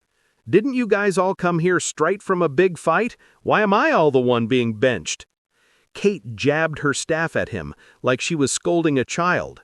"Because you nearly burned yourself out fighting abyss spawn for hours, you lunatic. You're running on fumes even if you won't admit it. So yes, you're benched." She leaned forward to kiss him lightly on his lips, and then shifted her attention to the crabs. Damon scratched his head awkwardly. It looked like there was no more room for argument, so he walked over to the beach and dove straight into it. The blood-red waves lapped around him as Damon let himself sink into the warmth. The water clung strangely to his skin, thicker than Earth's oceans, but it was very refreshing. He floated on his back, arms spread wide, the egg pulsing faintly against his chest as it too was enjoying the bath. The thing was like a magnet, and Damon didn't even bother with it anymore. It was just stuck to him. A cloth strap was no longer needed. Even if he turned upside down, the thing wouldn't just fall off. Damon was more concerned about the hatching progress. It was 71% the last time he checked. This meant he still needed a few more hours in that abyssal zone. He would have to go back there if he ever wanted to hatch this thing. He rubbed his temples as the image of that woman flashed in front of him again. Fuck, why did he have to run into such a strong enemy in the freaking outskirts? He had definitely gained a lot in the abyssal zone, but he had also failed to accomplish many things. His spit bottles are still out there. With any luck, most of them would have already been used and wasted in the abyssal zone, but he could never be sure of it. He had no idea what had happened to Aiden. Did that damned bastard get eaten by that woman? One could only hope so, but Damon just knew that that slippery bastard would have somehow escaped her. Damon's mind continued wandering for a while before he decided to stop messing around. There was no point in thinking about things he had no control over. He wanted to push the super guilds down a peg so that he would get some breathing space, and now that was successfully accomplished. It was time to focus on his own development. They have finally arrived in the Bloodlands. This was the land of the Dark Faction, and unlike Light Faction, there were a lot of opportunities waiting for Dark Faction players here. It was time to get down and get some work done. It was time for some real power-up. Damon swiped the translucent map open with a flick of his hand, the crimson-tinged interface hovering in front of him. Most of the Dark Faction continent was a solid sheet of misty gray, veiled in system fog. They will not be revealed until stepped upon. That's how the system worked. The only visible area was the small stretch of coastline where they had just arrived, a jagged sliver of black beach curving against the blood-red sea. Even that lacked detail. No towns, no markers, no roads, just a faint system tag, coastal region, uncharted. Figures, the system's being stingy with the information. All we know is that we're somewhere along the coast, and even that doesn't help much. While Damon had a general idea about the Dark Faction continent, he was also out of his depth when it came to more specific regional details. They had to explore a little to at least unlock the shape of the map so that they could see where exactly they were. The few achievements he would get while doing this would be a sweet bonus. Instead of simply relaxing on the beach like this, he decided to work on this. "All right," he muttered, pushing himself to his feet. "Beach day's over. We've got work to do." He walked over to the group, who were still busy fighting with the crustaceans. "Are you guys good here, or do you need me to stay?" Kate smacked the nearest crab with a flare of crimson light, its shell cracking like brittle glass. She spun her staff once, flicking blood from the tip, and shot Damon an incredulous look. "Do you hear yourself? Do you need me to stay? Damon, these are oversized appetizers. We've got this." Mark grunted, ripping one of the demon blood crabs in half with his bare hands, his Titan bloodline-forged muscles gleaming under the unnatural sky. "She's right. This isn't even a warm-up. Go do your scouting." His voice was calm, but his competitive glances at Kelthorne suggested he was more interested in keeping his personal kill count higher than anything else. It looked like the two of them had some sort of competition going on between them. Damon chuckled in amusement. "Fine. Just message me on the group chat if you guys need me. I will be here in 3 minutes at max. Bloodgate should be faster here." He turned around to leave when Kate called him once again. "Hey, wait! Take this snake girl with you." "Huh? You mean Aaron?" Kate's eyes twitched. "Yes, Aaron." Damon raised a brow at Kate, a smirk tugging at his lips. "What, you don't trust me to wander off alone?" "Yes, you big goofy idiot. At least take one backup with you." Damon chuckled and did not say anything. Naturally, Aaron was more than happy to accompany him. The two of them then started walking back to the beach. It would be easier to map the land using the coastline as a reference. They had barely walked a few feet when Aaron quickly made sure to cling to Damon's side. Mark saw this and then glanced at Kate briefly before minding his own business and working on his kill count. Kate would have snapped at him, but even she too was busy staring at the stunningly beautiful woman who was now practically wrapped around her boyfriend. "My lady, if I don't mind me saying, you should be careful with that snake." Elora walked over closer to her. Clearly she was also not pleased with what she was seeing. "You might be the harem queen at the moment, but that snake is a cunning and hungry creature. Not hungry for food, hungry for position, for status, for our lord. She hides it well behind servitude, but I can feel the ambition leaking off her aura. If you don't watch her closely, she'll coil around him tighter than her tail ever could." Kate's jaw clenched, her crimson eyes locked on Damon's retreating figure as Aaron clung to his arm like a prized trophy. "Tell me something I don't already know," she muttered. "Wait, what? What the fuck do you mean by harem?" Elora smiled. "Of course, my lady. I can see that my lord only has eyes for you. But, my lady, forgive me for being blunt. Our lord is not an ordinary man. He's not a simple husband or lover. He's climbing toward the throne of darkness itself. And men like him, they rarely walk alone. Even if he's not interested, women will throw themselves at him just like that snake. Women who are plenty willing to share him with others. Someone might actually use it against you to steal your position right from underneath you." "I see." Kate blankly nodded as she continued watching Aaron walk away with Damon.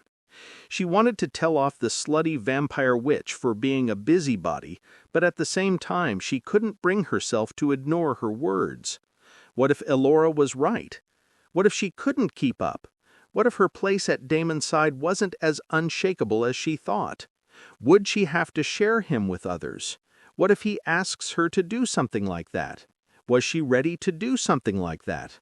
Such a concept was completely foreign to the modern world, but their world was changing. What if that idiot's expectations changed along with it? Kate shook her head. She did not want to think about all these things. Let her try, she muttered, crimson eyes narrowing on Aaron's retreating figure. If she thinks she can take him from me, she'll regret it. She clenched his fists and started killing off the crabs at a faster pace. Meanwhile, Damon sat cross-legged on Aaron's sleek serpent body as she glided effortlessly over the surface of the blood-red sea. Her scales shimmered with a faint black sheen, catching glimmers of dull purple sky above. Each coil of her body rippled beneath him with sinuous grace, parting the crimson waves as if the ocean itself bent to her will. Riding her over water wasn't just fast, it was surreal. His mount from the last life couldn't even begin to compare. Each flick of Aaron's tail sent them surging forward in smooth arcs. Water sprang into the air in glittering fans.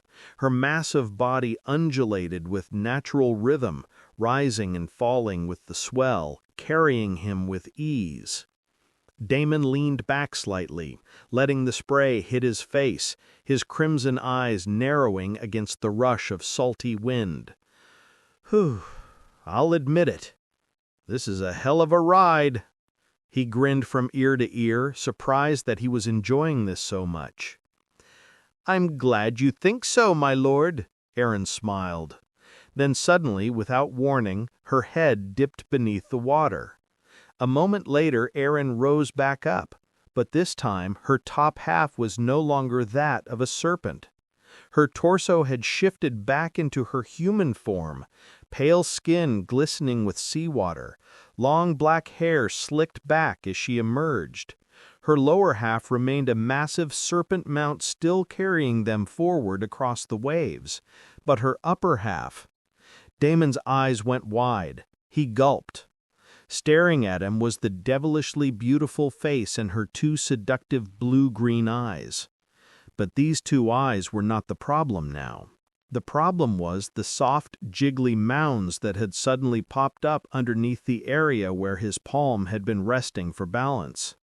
His hand, without him even realizing it, was now planted firmly against her mounds. The woman was completely naked, the entire top half, and he was riding her at the moment with his hands gripping her mounds tightly. "The fuck? Why the hell are you naked?" What sort of a compromising position was this? His entire body was heating up, and his little general roared at him angrily. Which sane guy hasn't fantasized about lamias? To make matters worse, Aaron was mercilessly teasing him. "Why shouldn't I be naked? I thought my lord said this was a hell of a ride. Shouldn't I make it more enjoyable? Does my lord not like this?" Then she paused and thoughtfully added, "My lord, are my scales not comfortable enough? You seem to prefer something softer." Damon's face twitched. "Let's just stop it here, all right? I can't take this anymore. I'm getting blue-balled here, left and right." Aaron looked confused, not understanding the term. But suddenly, her carefree expression changed. "My lord, we have some company ahead. Fishes. Lots and lots of them." Her eyes gleamed with bloodlust. "If you give me a few minutes, I can take care of all of them for you, my lord." "Fishes?" Damon raised a brow. He yanked his hands that were still busily teasing the soft, perky mounds underneath and focused on the surroundings. He too sensed that they were not alone anymore. In the distance, the waves broke unnaturally, shadows slicing through the crimson surf. Silhouettes began to rise, slender figures with glistening scales and long flowing hair. Dozens of merwomen with sleek, shimmering tails breached the surface, their eyes glowing like pale lanterns. Their upper halves were beautiful, almost human, but their lower halves were long, predatory tails of jagged scale and fin, nothing like the delicate mermaids from bedtime stories. Each tail ended in barbed fins sharp enough to cleave through stone. Their movements were synchronized, rippling like a school of sharks circling prey. Some of them were pale blue in color, some of them were pale green, and some of them were even pale red. Behind them, the bulkier mermen carried tridents of bone and coral, their tails thrashing hard enough to whip the waves into froth. The crimson surf boiled with movement as the newcomers fanned out, encircling Damon and Aaron in a tightening ring. The merwomen's hair floated around them like veils of seaweed, their hauntingly beautiful faces hiding the hunger in their glowing eyes. Their pale blue, green, and red scales glistened like gems, but the menace in their synchronized formation made it clear they weren't here to be admired. The mermen behind them let out guttural calls, their tridents slamming against the water like war drums. The ocean itself seemed to bend to their rhythm, waves rising unnaturally high before crashing down in sheets of red foam. "Intruder! You are not welcome here!" they shouted in chorus. "Ding! Hostile detected! Merwoman Water Mage, level 92! Ding! Hostile detected! Merman Water Warrior, level 95! Ding! Hostile detected! Merwoman Tidecaller, level 97! Aaron's body coiled and flexed beneath Damon, her forked tongue flicking in agitation. "My lord, they're water mages and warriors. They're shaping the tides against us." She bared her fangs, her serpentine eyes gleaming. "Let me crush them! Let me show these fools where they belong! Under my lord's feet!" Aaron's expression made the merwomen and mermen only that much more hostile, and both sides were ready to rip into each other until one of them died.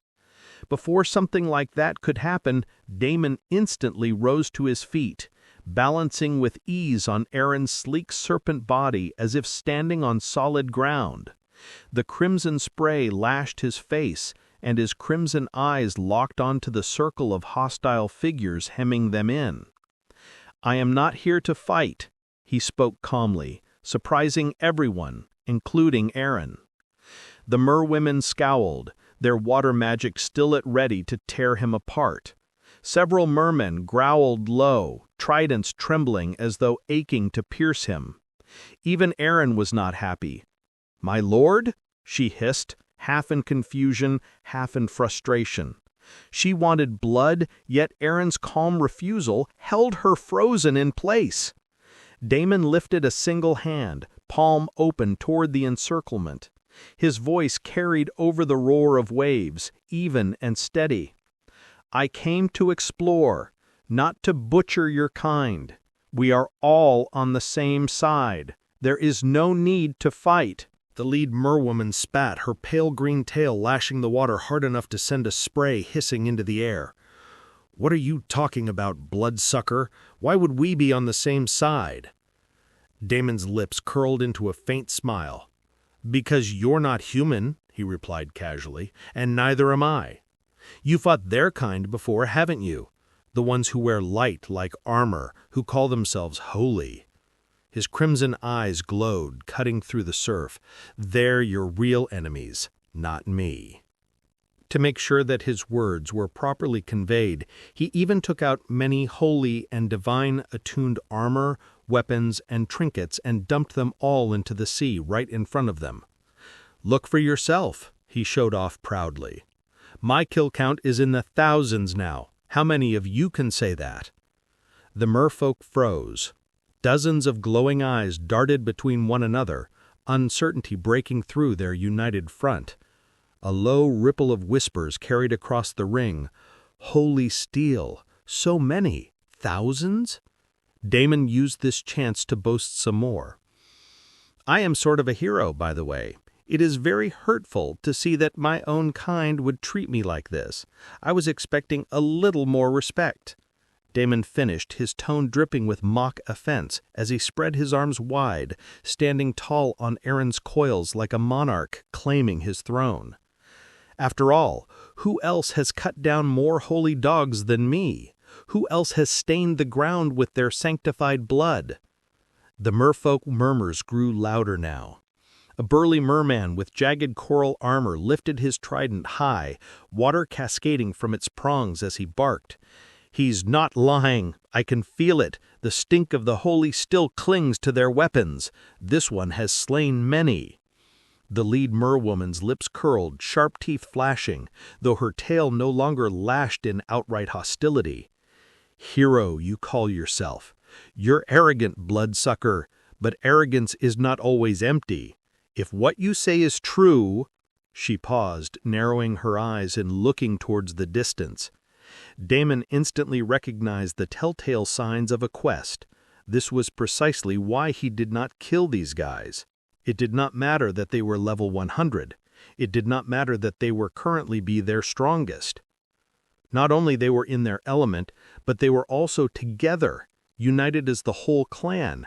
They were in a position to be able to cast some insanely strong magic. Damon had never personally experienced their attacks, but he had heard of that. Encountering a group of mermen and merwomen together was pretty much a death sentence. However, things were different for Damon. Because of his special constitution, their strength became their weakness. If he started with his poison, then the entire fight would be over within seconds.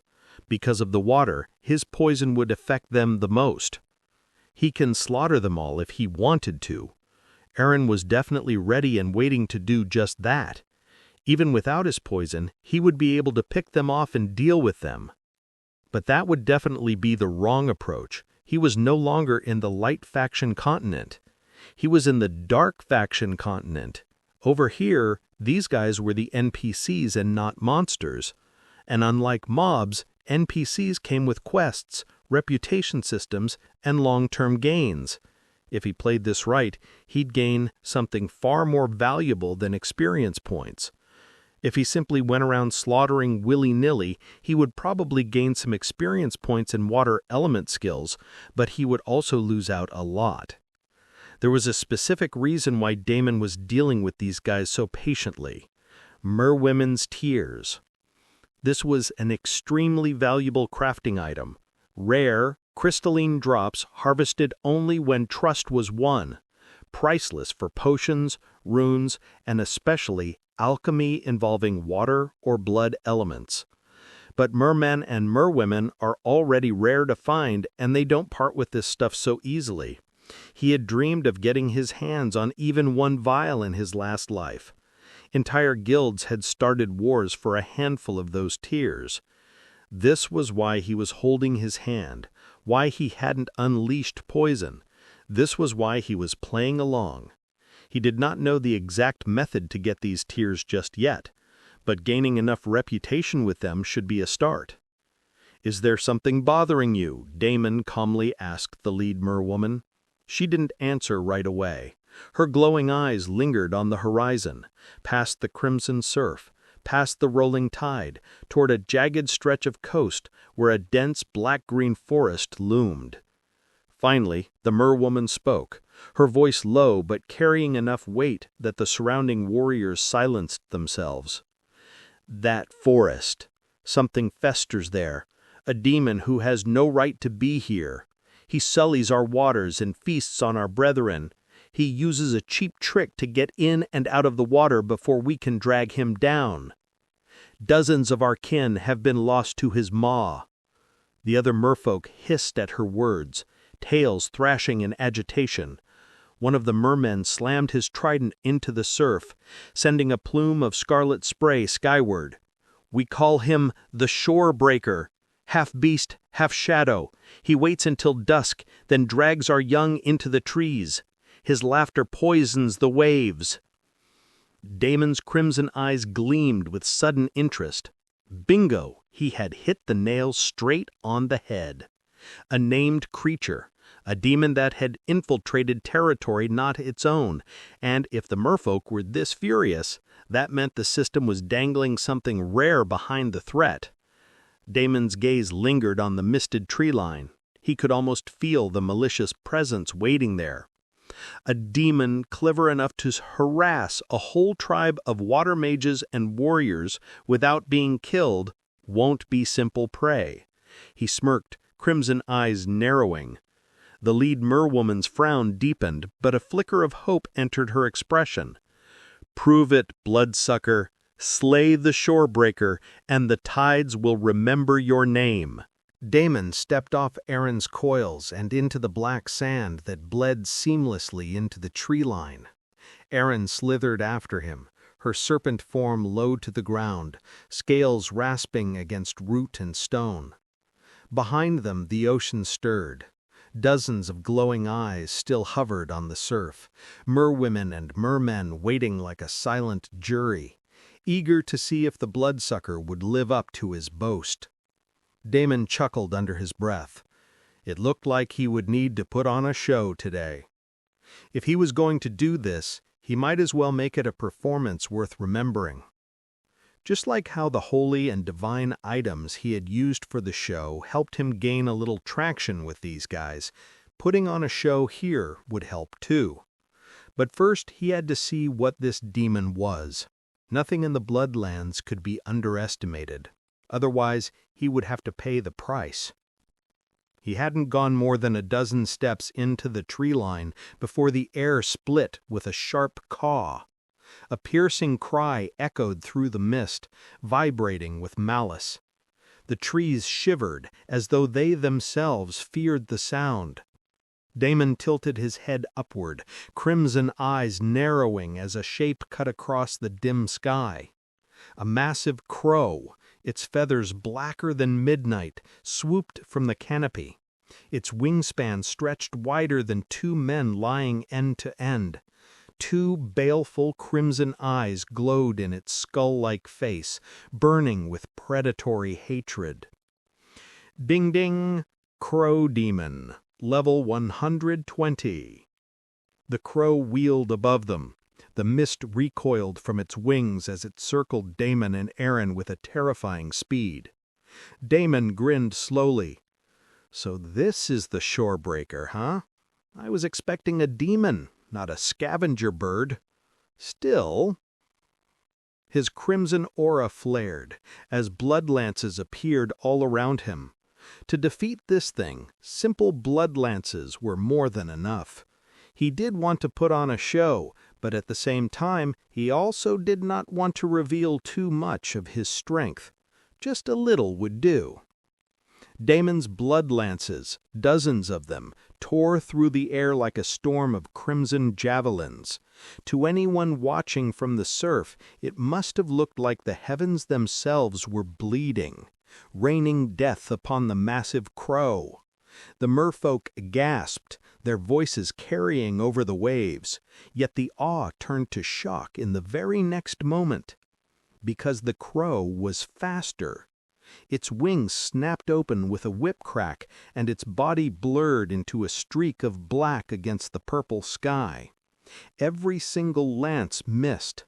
The blood projectiles tore through trees, shattered rocks, and burst against the sand, but not one so much as grazed its midnight feathers.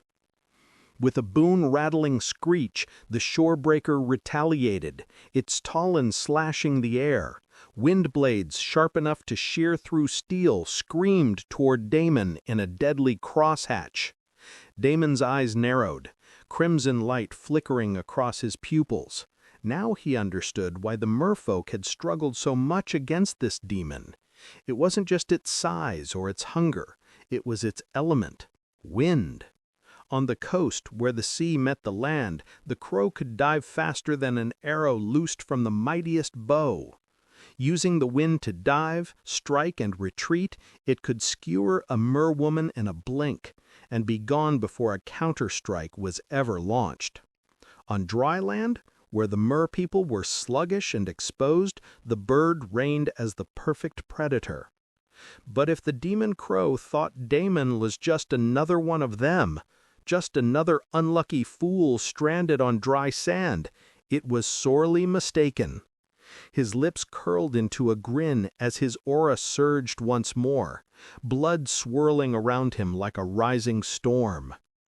"You're fast," he said, voice steady even as the wind howled, "but speed alone won't save you from me."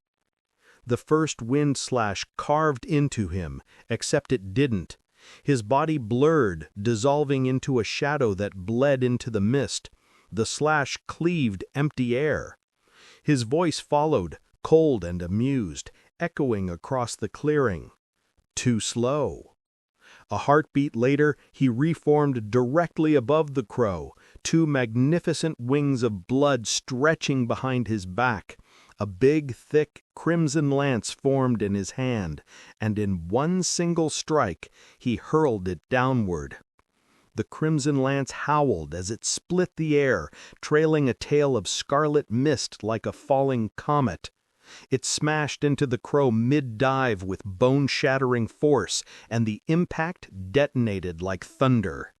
Feathers black as night scattered in every direction, and the shorebreaker shrieked, its body spiraling downward toward the tree line. The trees below shattered as if a hurricane had slammed through them. Branches splintered, roots tore free, and the ground itself cracked where the demon crashed. A wave of dust and broken foliage rolled outward, shaking the forest like an earthquake. From the shoreline, the merfolk gasped again, their glowing eyes wide. None of them had ever seen the beast forced from the skies before. Damon descended slowly, his blood wings dissolving into mist as he landed atop the ruined tree line, crimson aura still swirling around him like a cloak. His gaze cut through the settling dust. The crow wasn't dead, not yet. If he wanted it dead, he could have already one-shotted it with his poisonous blood, but he was making sure that the audience got a good show. Something that they can root for. Its massive body twitched, blood leaking from the wound where the lance had skewered its wing. But even crippled, the shorebreaker let out another screech, whipping up a gale strong enough to flatten the surviving trees around it. Damon smirked, lowering his hand as another set of lances began to form behind him like a halo of sharpened red light. "Not bad. You survived that. But I told you already." He raised his arm, pointing a single blood-tipped finger at the struggling crow. "Speed alone won't save you." The merfolk, still watching from the surf, whispered among themselves, awe and disbelief clear in their voices. This wasn't just a boast anymore. The bloodsucker was proving himself right before their eyes. The demon crow thrashed, its wings beating hurricanes of wind slashes, but Damon casually blocked all of them as if they were nothing. Dozens of blood lances floated behind Damon in a perfect circle, humming with lethal intent. The lances shot forward at once, streaks of red cutting through the storm winds. The crow shrieked and tried to climb higher, wings flaring to conjure another wall of slicing wind, but the storm of blood pierced through without mercy. The final strike came in the form of a colossal spear once he had already finished absorbing all of its essence. The bird was already almost dead, but Damon hurled the spear forward like a judgment from the heavens, the shock wave booming across land and sea as it impaled the shorebreaker clean through its chest. The demon crow let out one last agonized cry that echoed for miles before its massive form exploded into a rain of black feathers and flesh. From the ocean, silence fell. The merfolk stared, their glowing eyes wide with disbelief. A beast they had fought and failed to kill for years was brought down, just like that, in moments. The shorebreaker is dead. The bloodsucker killed it. He slew it like it was nothing. Damon stood amidst the feathers and ruin, his crimson eyes gleaming as he turned to look back at the sea. Not even caring about their weakened state on land, the two tribe leaders hurriedly rushed forward towards Damon. The lead merwoman's pale green scales glistened as she pulled herself halfway onto the black sand, water dripping from her hair like strands of liquid jade. The burly merman beside her followed, trident clutched tight, his jagged coral armor scraping against stone. Both of them lost their fish half and were now standing on the dry land with humanoid legs covered in scales. Both dropped low in reverence, their glowing eyes fixed on Damon. The mer-woman's lips parted first, trembling with awe. "We bled, we starved, and we lost countless kin to that fiend. For years it mocked us, devoured us, and defiled our waters. Yet you—" She gazed at the crater, then back to Damon. "Thank you." The merman struck his trident into the sand, bowing his head. "The tides themselves bear witness. Our tribe is eternally grateful to you, my lord." The crowd and the sea erupted in ripples of sound, tails thrashing, voices carrying across the waves. "Blood god! Blood god! Slayer of the shorebreaker!" Damon stood there, feathers and gore drifting around him like confetti, crimson aura still whispering faintly from his skin. That went well. He had also gained 5 points in agility and an increase in wind element affinity from the bird, which was a good haul overall. Aaron slithered up beside him after collecting the demonic manicore and whatever meat was salvageable. She also collected all the feathers she could. Ever since Damon praised her for her trinkets, she had been diligently collecting whatever she could in case he needed them again. She leaned close, her forked tongue flicking as she whispered, "My lord, they bowed to you. They finally understand your might." Her eyes glittered with delight as the merfolk continued their chant, the water itself seeming to dance in rhythm with their cries. The lead merwoman lifted her chin, her jade-like eyes shimmering with both reverence and hesitation. "Blood god, tonight we honor you.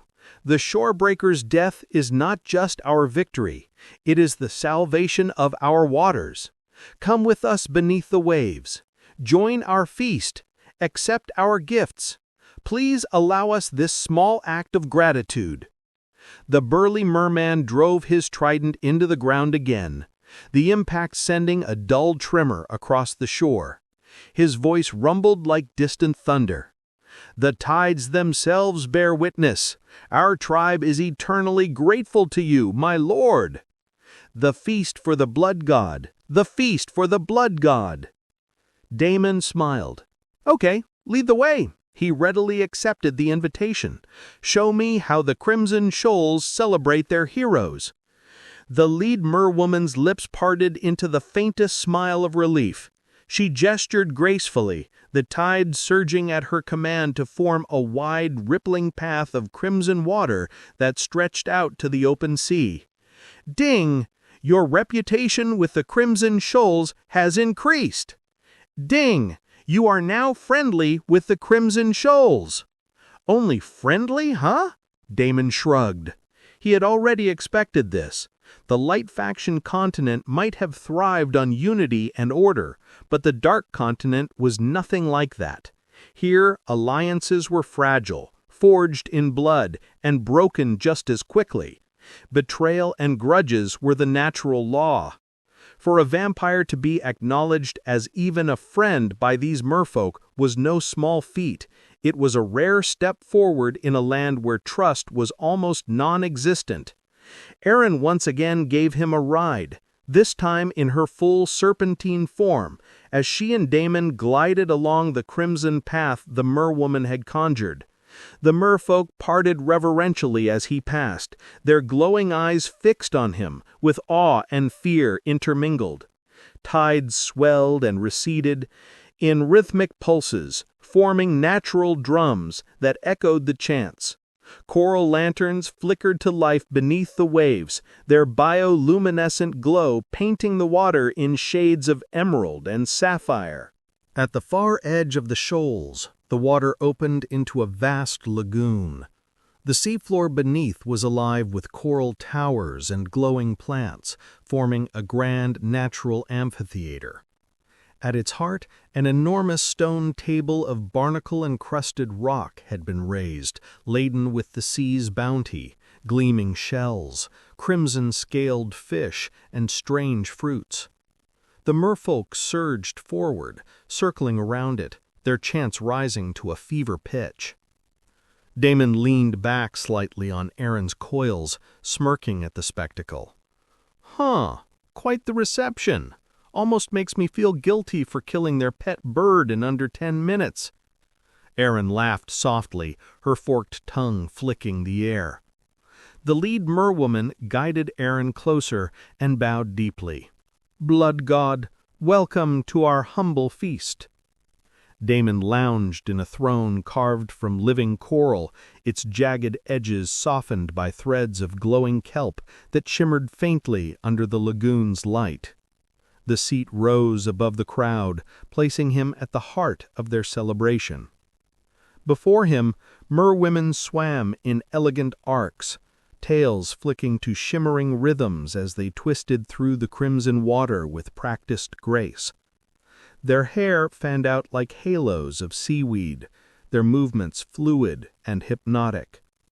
It was hands down the best dance he had seen so far, and he was definitely not saying that because they were all dancing topless and boobs were jiggling everywhere he looked. Every single one of them was stunningly beautiful.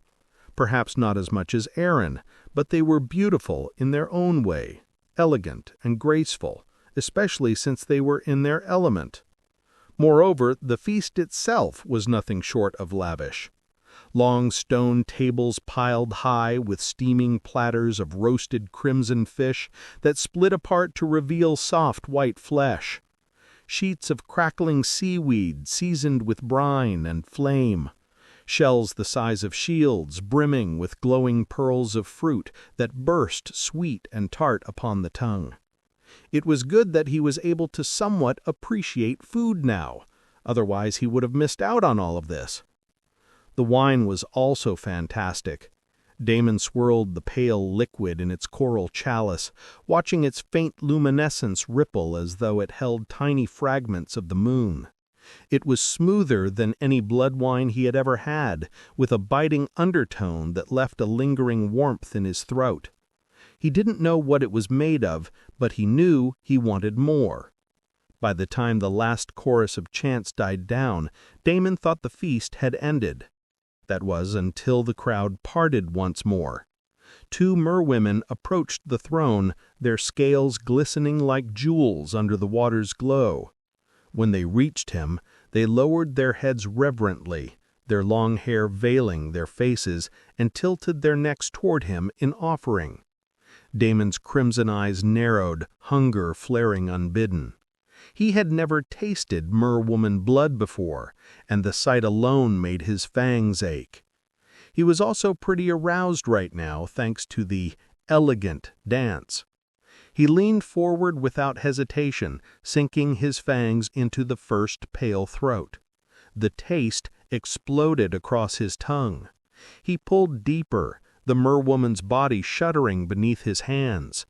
He released her only to take the second, his lips pressing against her skin as his fangs pierced again. Damon closed his eyes, savoring it. By the time he pulled back, both merwomen weakly trembled. Damon did not want to be rude, so he quickly thanked them. The lagoon erupted. The merfolk roared with approval. Tridents hammered against stone, tails smacking the water to create waves of thunderous applause. "Blood god! Blood god! He drinks the tide! He drinks the tide!" To Damon's surprise, 5 more merwomen elegantly glided over to him, once again offering themselves to him. "Well," Damon laughed awkwardly, "it would be rude to deny such generous hospitality." He then, without hesitation, accepted all the blood that was offered to him. The ceremony stretched for hours. Damon lost count of how many throats he drank from, though he was careful never to drain too deeply. By the time the last merwoman pulled away, weak but smiling, Damon sank back into his coral throne, quite satisfied. He had even ended up gaining 10 whole points in water affinity thanks to all the blood. Surprisingly, his act of making sure not to harm them ended up giving him even more reputation points with them. This was good for many reasons. Not only would he be able to broach the topic of their tears, but their location was also pretty close to the portal, which meant that they were an excellent choice for keeping watch over it. Damon was deep in his thoughts when a couple more merwomen giggled shyly and approached the throne. Both of them clutched shell-shaped trays filled with more offerings. "I am already pretty full, thank you." Damon politely smiled, but his face instantly changed. "Everyone, take cover! Go into the water!" Damon yelled at the top of his lungs. The merwomen froze, startled by the sudden sharpness in Damon's tone. Their trays clattered against the coral steps, fruit spilling like scattered jewels as panic rippled through the lagoon. For a heartbeat, the celebration stalled, the laughter and chant silenced in a heavy, eerie stillness. Then the merfolk reacted. In a rush of scales and spray, dozens of tails lashed the water as the merwomen and mermen dove beneath the crimson surface. The lagoon churned violently as the entire crowd scattered, disappearing into the depths. Tridents and coral spears gleamed briefly before vanishing after their wielders. Damon did not have to warn them twice. It looked like they too sensed it. The purple haze above the black tree line shifted, writhing unnaturally, and then he saw them, shadows blotting out the stars. Not one, not 10, but an entire murder of crow demons pouring through the night sky like a living storm. "Shit," Damon muttered under his breath. He had only slain one earlier, but this was the entire flock. Every demonic crow in this entire zone was probably right here. Each crow was the size of a horse, their talons glowing with strong wind essence. They cawed in unison, the sheer cacophony cutting through bone and setting his teeth on edge. Even Aaron looked uncertain. "My lord, there are dozens, no hundreds," she hissed. "All of them are at least level 100. Some of them are at even level 150. Damon's crimson aura flickered like wildfire around him. However, he was pretty calm watching the scene. If one observed closely, there was even a hint of greed and excitement in his eyes. The night sky split open with thunderous caws as the storm of crow demons descended, blotting out the stars until it seemed the entire world above was made of wings and teeth. Each flap of their feathers stirred the wind into knives, shredding trees at the forest's edge. They were like a tornado, taking down everything in their path. The entire land was laid to waste, demonstrating the sheer power they were capable of. The air itself howled with the storm of wings. Black feathers rained like cursed snow, cutting the night into jagged streaks of wind. Entire swaths of the forest buckled under the force. Trees uprooted, stones split, the shoreline carved apart as though 1,000 blades had fallen at once. The merfolk watched from below the crimson waves, their glowing eyes peering out with fear, panic, and dread filling them. They had seen the shorebreakers fall, but this was something else. An army, a plague of death descending all at once. This was their end. This was their judgment. There was no way they would ever be able to survive something like this. It did not matter that this stranger was standing with them. Nothing mattered right now. They were simply doomed. Fear gripped them, and all of them had no doubt what was coming for them. This was the end of days, an unstoppable calamity that would scour the coast clean of life. Damon, on the other hand, was still pretty calm. The tornado of death and destruction was coming right for them, but he was still standing at the same spot. When the crows were near enough that the wind itself began to peel the ground apart, Damon finally moved. "Move. Don't freeze in fear. I am still here with you. I will protect you from this enemy and make sure that all of you survive. But you also have to protect yourself," his voice thundered. The merfolk flinched, then stilled, their glowing eyes snapping to him. "Water shields," Damon roared, crimson light flaring from his eyes. "Now, everyone, together, as one. This is your home. Defend it with everything you have." His words struck them like lightning, and in a rush, dozens of hands lifted, tridents gleaming, scales flashing, as the lagoon erupted with magic.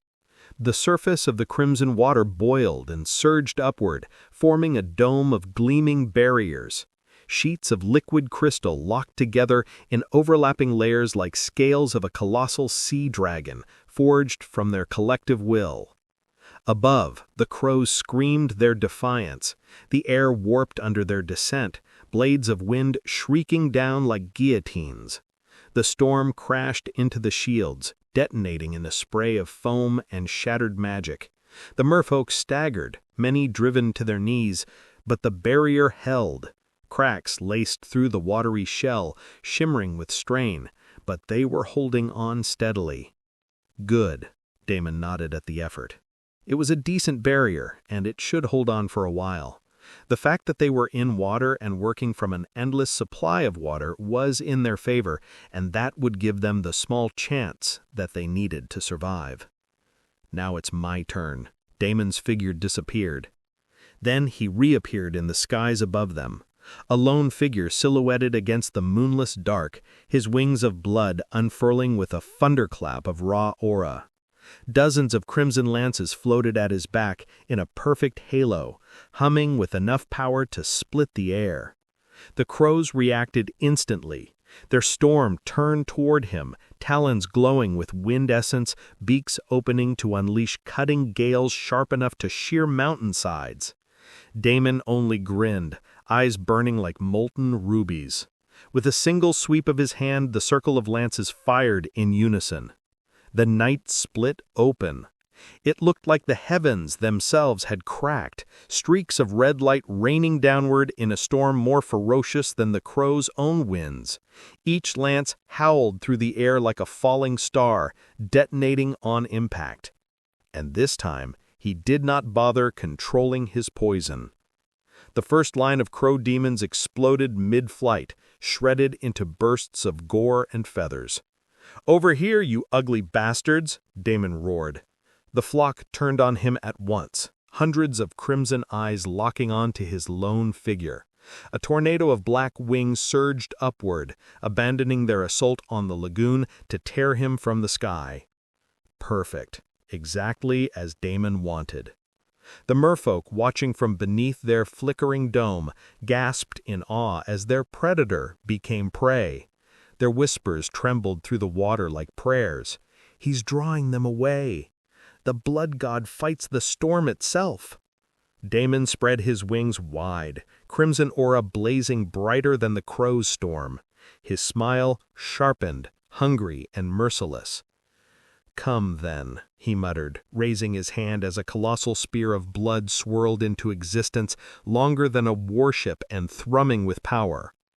Damon had wanted to try this for the longest time. Just what was the full capability of his primordial mana core? Well, at least the sealed version of it. He did not hold back at all as he commanded all the mana he could and produced a gargantuous, colossal blood spear, brimming with poison. The air buckled around it, veins of red lightning snapping through the night sky. "Let's see who the real predator is." And with a savage laugh, he hurled the spear straight into the heart of the murder. The colossal spear ripped through the night, crashing from the heavens. Its trail carved a crimson fissure in the sky, painting the darkness with veins of blood and lightning.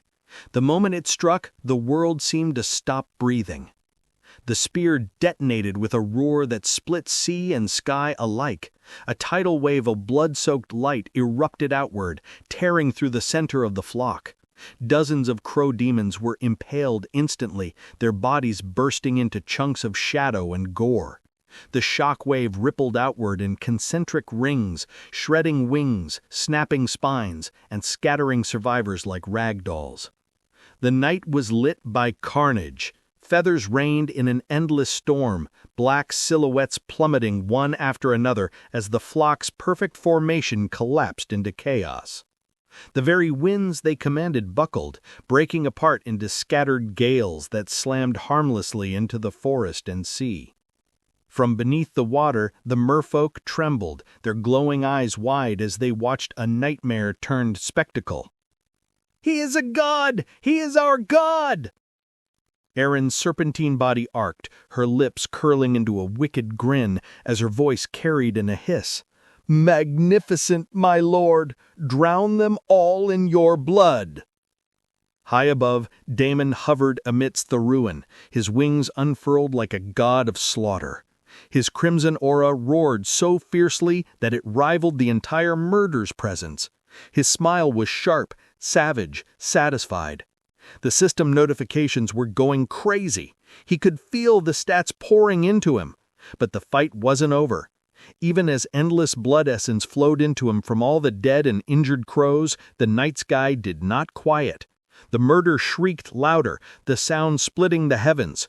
From within the chaos, shapes far larger than the rest spread their wings. 3 titans broke free from the swirling black storm, crow demons easily twice the size of their kin. Their eyes burned brighter than the others, molten gold streaking through the crimson.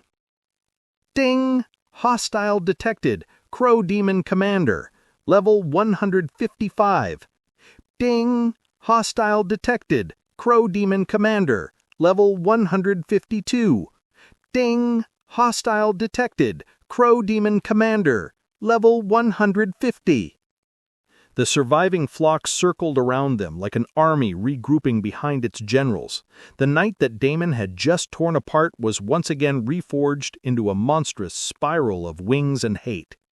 The commanders screeched in unison, their voices carrying authority that whipped the survivors into a frenzy. Below, the merfolk trembled. Even behind their dome, their tails thrashed, tridents trembling in their hands. Damon only spread his wings wider, blood essence roaring around him like a typhoon. His veins glowed crimson, his body practically vibrating with raw power as he absorbed the essence of every slain crow. "Good," he muttered, raising a hand as a new weapon began to form, veins of blood and lightning crackling together. "If the rest were just warm-up, then you 3 will be my real meal tonight." The storm above boiled with fury as the 3 commanders descended, their wings beating with such force that the very sea below heaved and cracked apart in towering waves.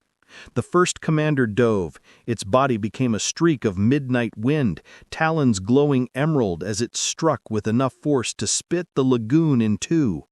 Damon vanished in a blur of shadow, reappearing above the beast with his claws already arcing downward. The clash cracked the heavens. The crow screamed, its claws shattering, its body spinning violently as black feathers and blood rained into the sea.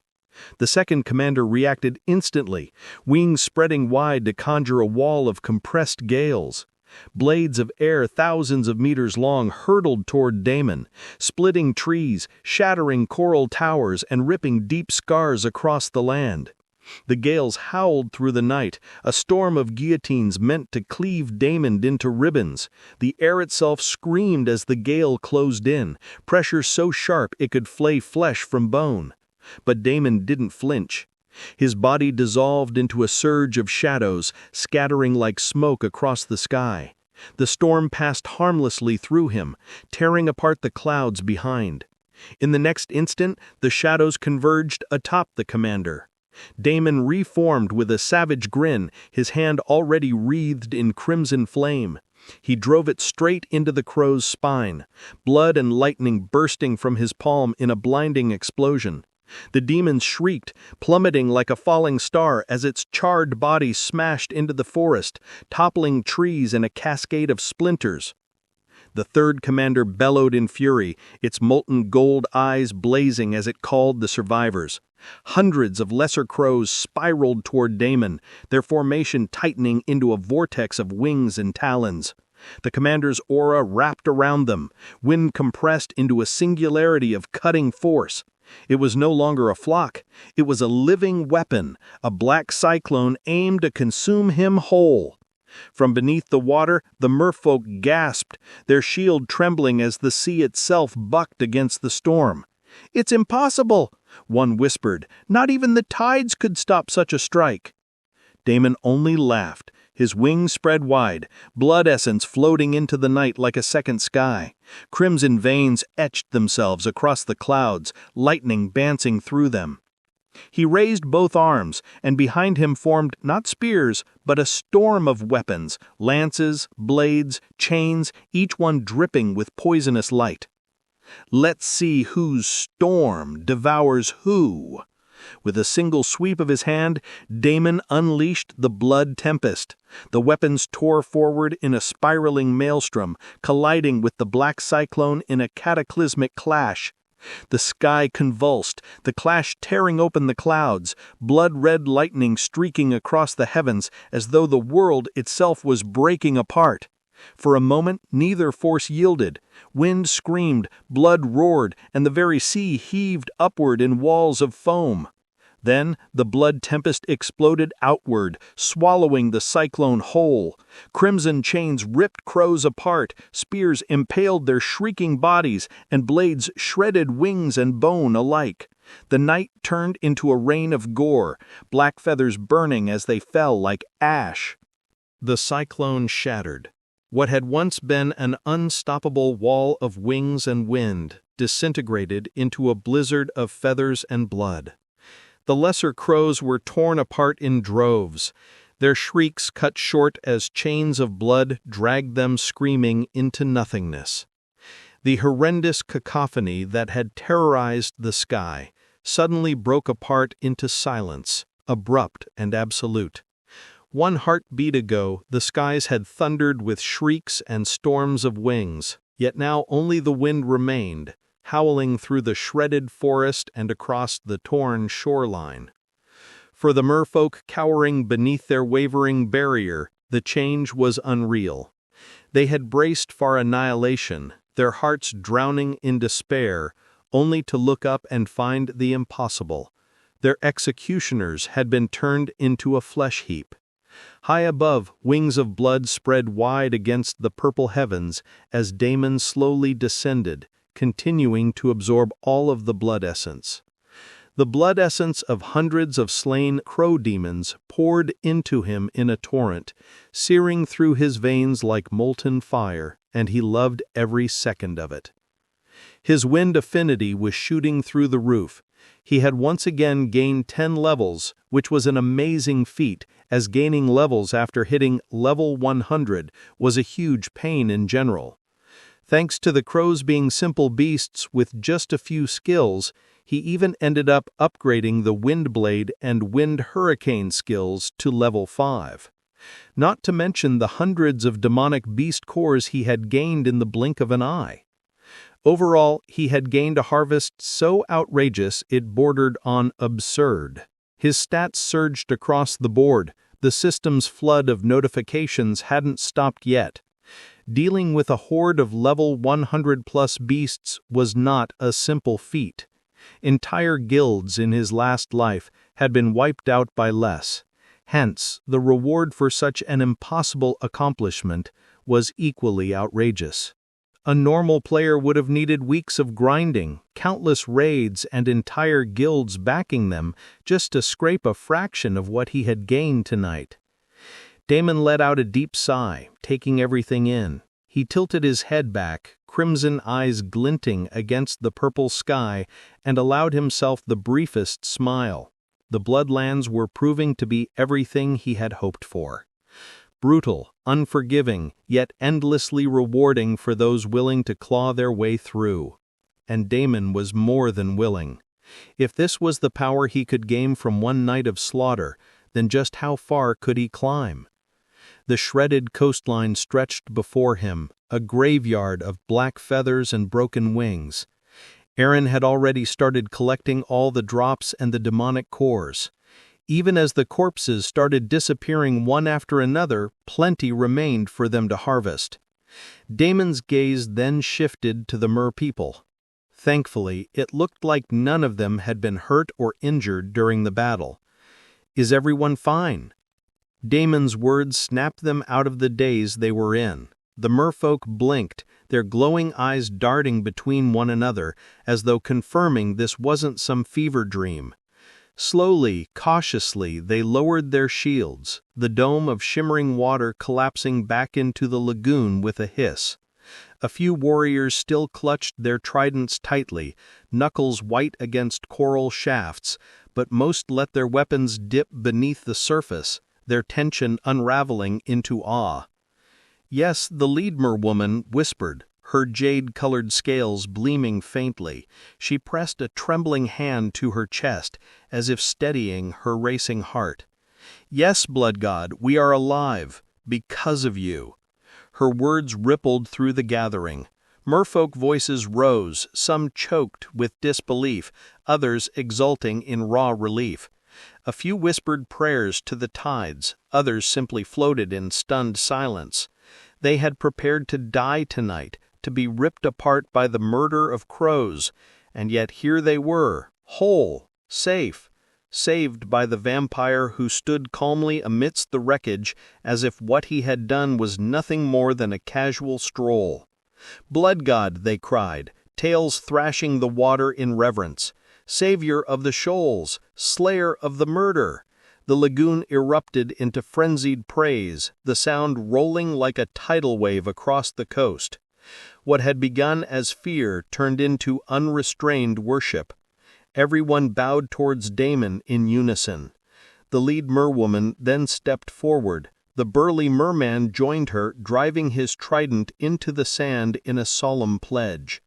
"Blood god, tonight our tide binds itself to you. Should you call, we will answer. Should you bleed, we will fight at your side. This I swear in the name of the tides." The lead merwoman lowered her head, hair floating like strands of black-green silk in the current. Her jade-colored scales shimmered faintly as she pressed both palms together, lifting them towards Damon in a gesture of sacred offering. "You have not only saved our shoals from a cataclysmic doom, you have given us back our pride. We are yours to call upon, blood god. From this night forth, the Crimson Shoals will pledge ourselves to you. We are yours to command as you please." The burling merman drove his trident deeper into the sand, bowing until his scaled brow touched the shore. His voice rumbled like a storm beneath the sea. "This oath will not break, not while the tide flows, not while our scales gleam beneath the moon. By the shoals, by the tides, we are yours." Ding! Your reputation with the Crimson Shoals has increased. Ding! Your reputation with the Crimson Shoals has increased. Ding! Your reputation with the Crimson Shoals has reached the maximum limit. Ding! You are now revered with the Crimson Shoals. Ding! You are now honored with the Crimson Shoals. Ding! You are now exalted with the Crimson Shoals. Ding! The Crimson Shoals have offered you the role of faction leader. Do you wish to accept the faction under your command? The lead merwoman and burly merman both knelt lower, their scaled hands pressed flat against the sand. Their voices rose together in solemn unison. "Take the tide, blood god. Lead us, and the sea shall bend to your will. Refuse, and still we will follow, for our shoals belong to you." Damon grinned. He hadn't expected to achieve this much, but he was not going to say no to something good. Yes! He immediately selected and accepted the offer. The system chimed again. Ding! The Crimson Shoals are now under your command. Ding! The Crimson Shoals domain is now recognized as a sanctuary zone for you and your allies. Ding! Allies within the sanctuary zone gain plus 10% water affinity and plus 10% regeneration while fighting inside its bounds. From today onwards, the Crimson Shoals are my own. Damon cleared his throat and said. The merfolk roared in unison, the lagoon erupting in tidal waves that crashed against the shore, as though the very sea itself was celebrating Damon's words. Tridents slammed against stone, tails whipped the crimson waters into frothing storms, and their chants shook the night. Blood God, Tide Sovereign, Master of the Shoals! Damon, by now, had finished absorbing all the blood essence. He was about to walk over to the merpeople, but he stopped and turned to his right instead. All the merpeople became anxious for a moment, but the next second, everyone saw a few more vampires walking towards them. "Damon, is everything all right?" Kate was running towards him at top speed. Mark, Calethorn, and Elora were right behind her, with Elora dragging along Riven unceremoniously. The poor guy's body trailed the ground like a corpse, hitting this and that. However, no one paid any attention to him. Everyone's eyes were glued to the merpeople behind Damon. It looked like the entire gang was ready to step into war, so Damon quickly asked them to relax. "Relax, guys. Everything is fine now. These are not our enemies. They are our new friends." Kate blinked wide-eyed. Allies? Apparently, the group had come running over here because they too saw the murder of crows and figured it probably had something to do with him, but now the crows were nowhere to be seen. Instead, there were merpeople. Damon smiled. "Yep, the Crimson Shoals have pledged themselves to me. From this moment forward, they are our allies." The lead merwoman quickly bowed her head and greeted the group.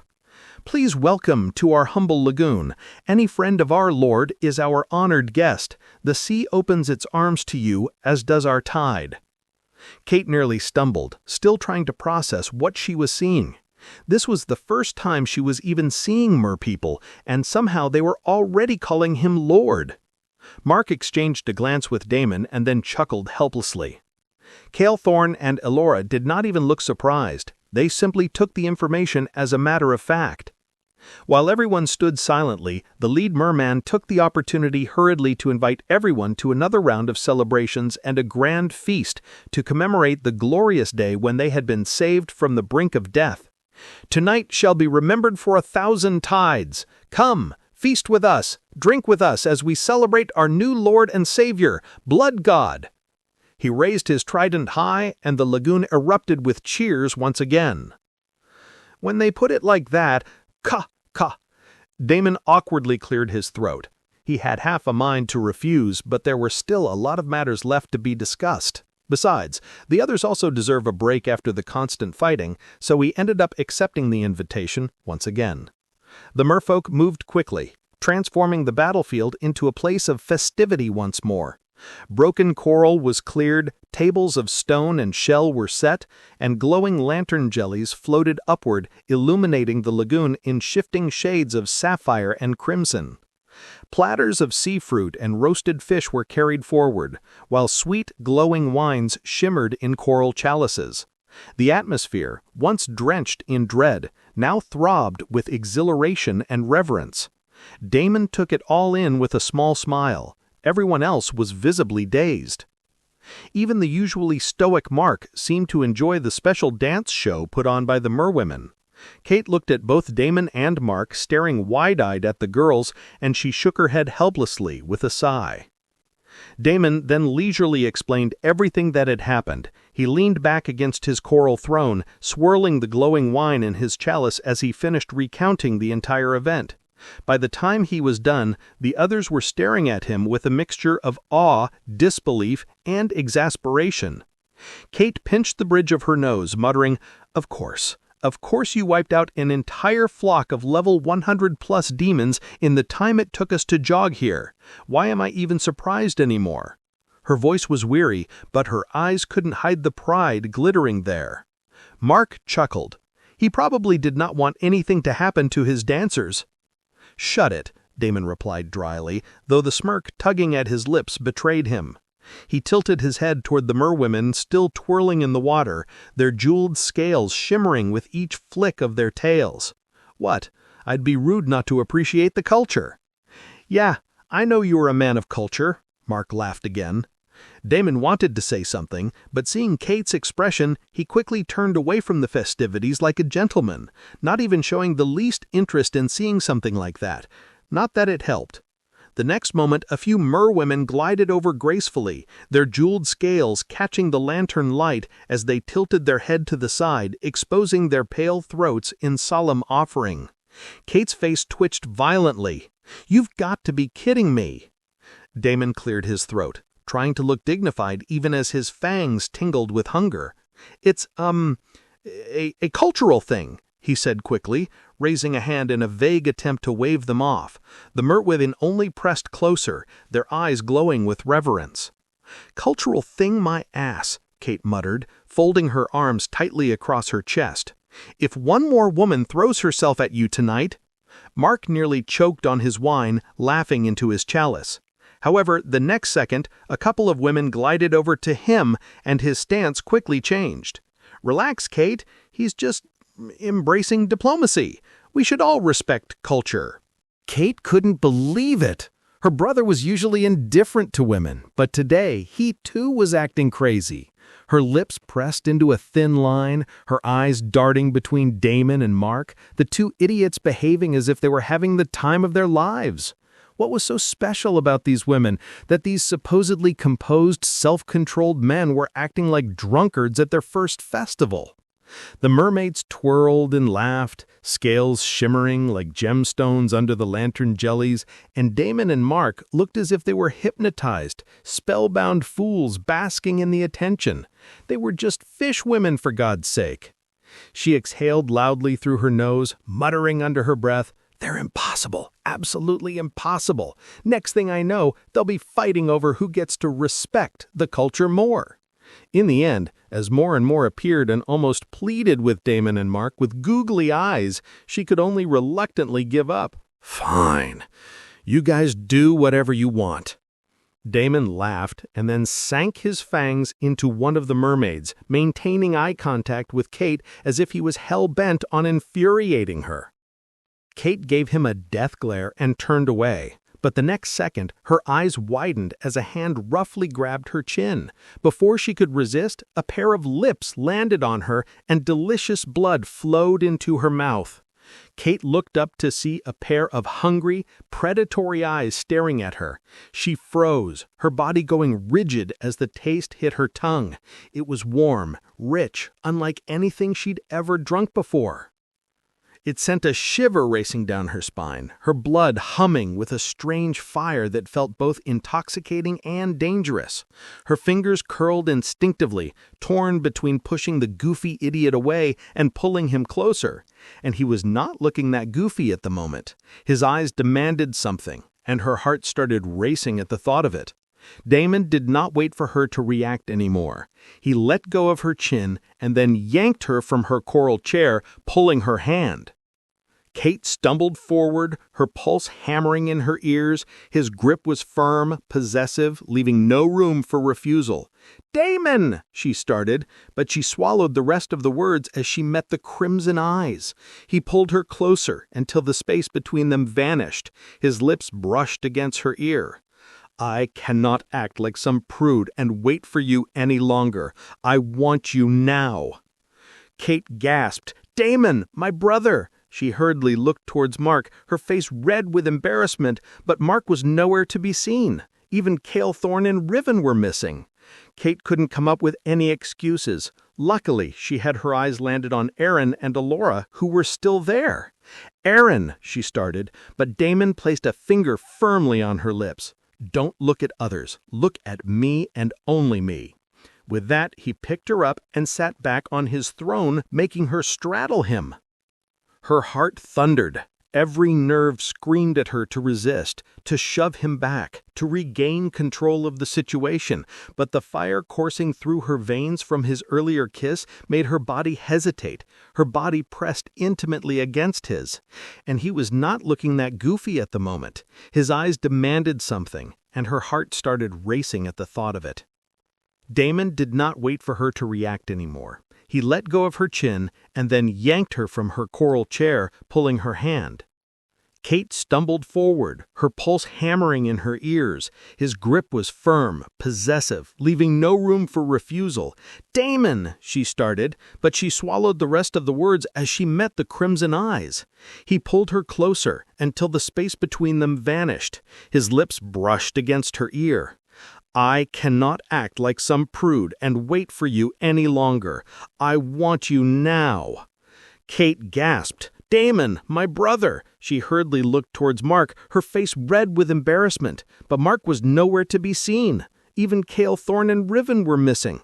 Kate couldn't come up with any excuses. Luckily, she had her eyes landed on Aaron and Alora, who were still there.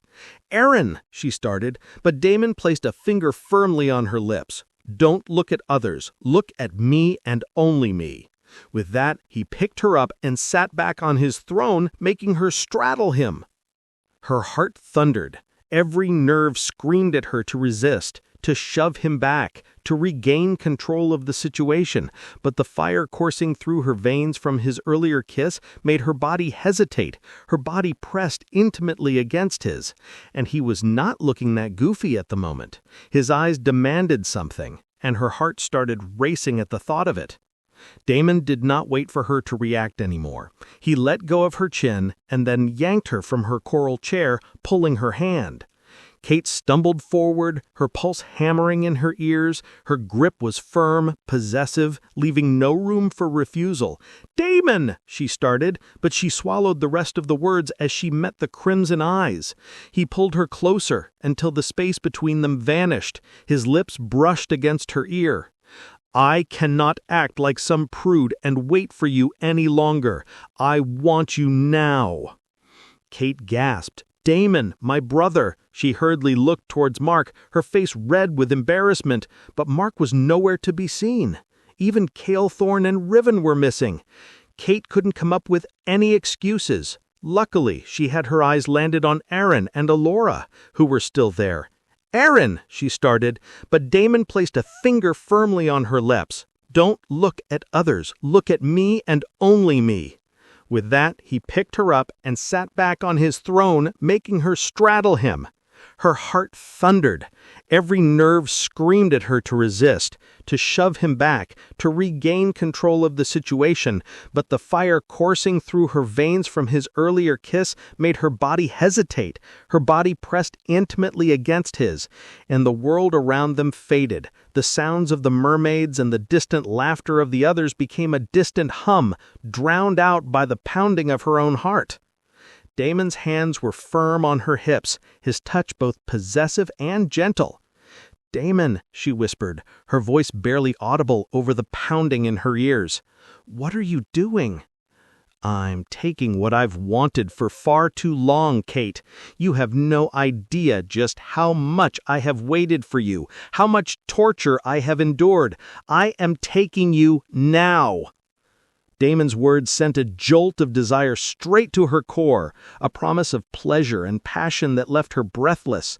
She could feel the heat building between them, a primal need that demanded release. Her hands found their way to his chest, her fingers tracing the hard lines of his muscles, exploring the contours of his body. Damon's response was immediate, his hands moving to her back, pulling her closer, his lips finding hers in a kiss. Kate surrendered to the sensation, her body melting against his, her lips parting to allow his tongue to explore her mouth. The kiss deepened, their breaths mingling, their tongues moving greedily. Damon's hands roamed her body, his touch leaving a trail of fire in its wake. His hands moved with a fierce urgency, undoing the ties of her robe, the clasps of her armor, and every other irritating trinket that stood in his way. Kate's heart raced, her body aching for need, as she helped him, her fingers fumbling with the fastenings, her breath coming in short, sharp gasps. "Damon, everyone is here," she gasped out, "and still no one is looking at us." Not true. Erin had already undressed herself and was now standing so close to Damon as if she was ready to jump in at any second. Eloref followed her lead and did the same. "Damon!" Kate punched his chest in protest. This was all too much for her. It was all too indecent and dirty. Fuck it. Just activate the teleportation tattoo, now. Kate gulped, and she did. Before she could open her eyes and orient herself, a pair of hands grabbed her and tossed her on the soft, plush bed. Now it's just us. And with that, the last of her clothing fell away, and Damon's eyes roamed over her body.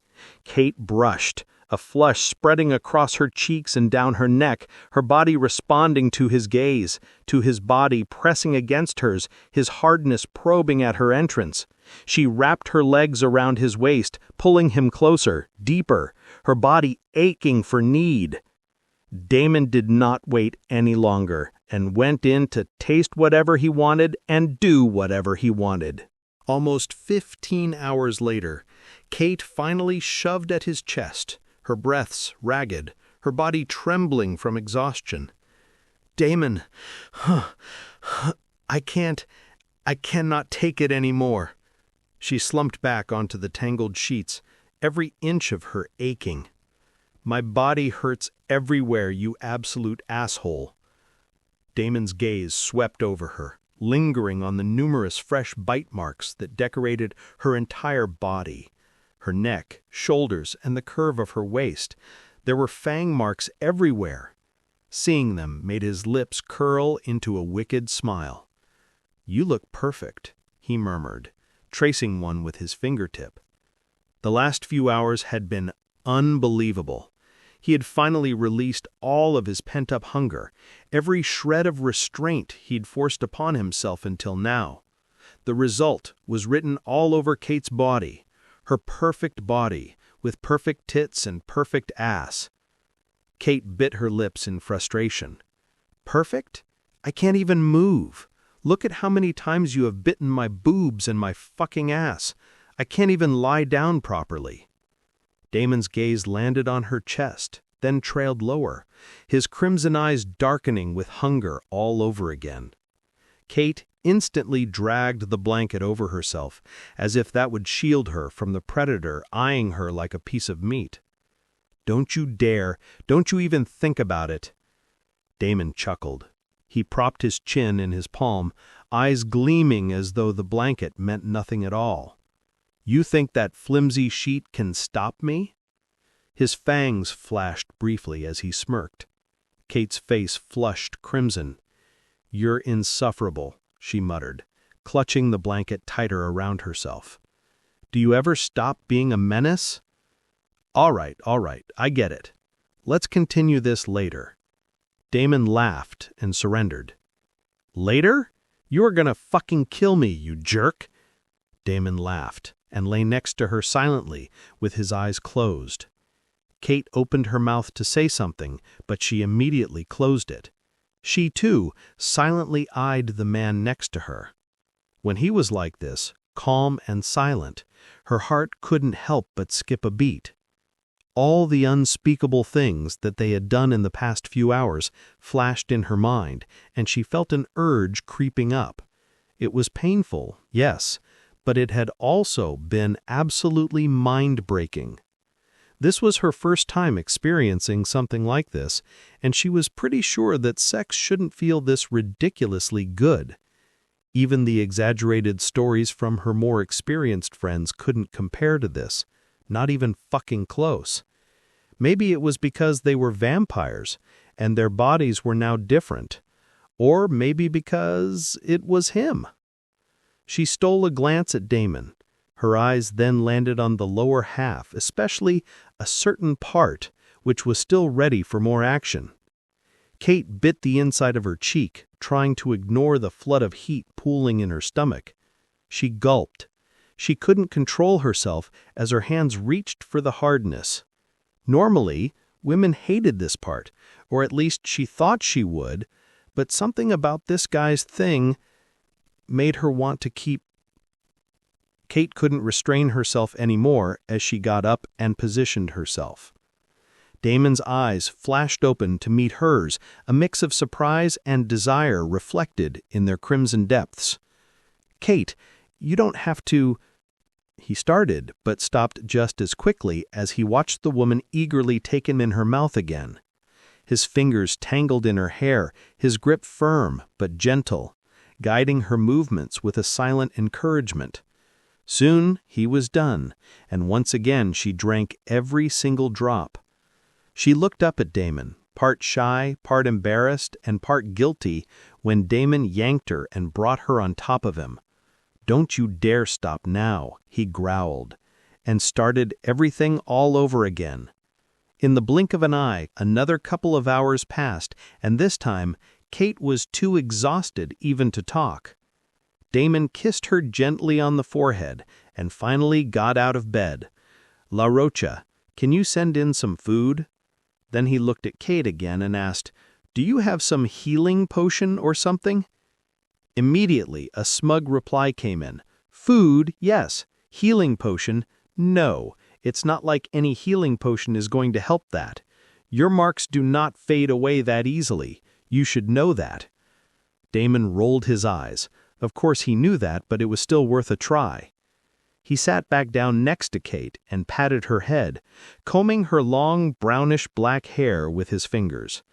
She let out a tired groan, swatting weakly at his hand, but not actually pushing him away. Her lashes fluttered against her flushed cheeks. "If you're trying to act gentle now, it's too late. You already broke me." Damon smiled. "Nonsense. You're still breathing, aren't you? That means you can endure more." Kate's eyes cracked open just enough to glare at him. "Try it. I dare you." Damon laughed again. "See? Even now, you are feisty enough for another few rounds." Kate opened both her eyes this time and was ready to give him a piece of her mind when Damon silenced her with his finger. "Shh! Just go to sleep." Kate bitterly smiled. "I don't think I can." "Is it hurting that much?" Kate blushed and turned away.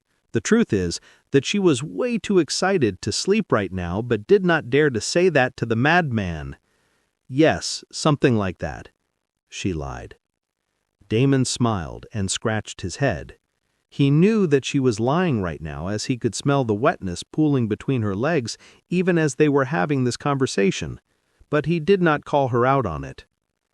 "Want to get back to the game?" He changed the subject. "I have already given Calethorn some instructions, and the guy should have handled many things by now.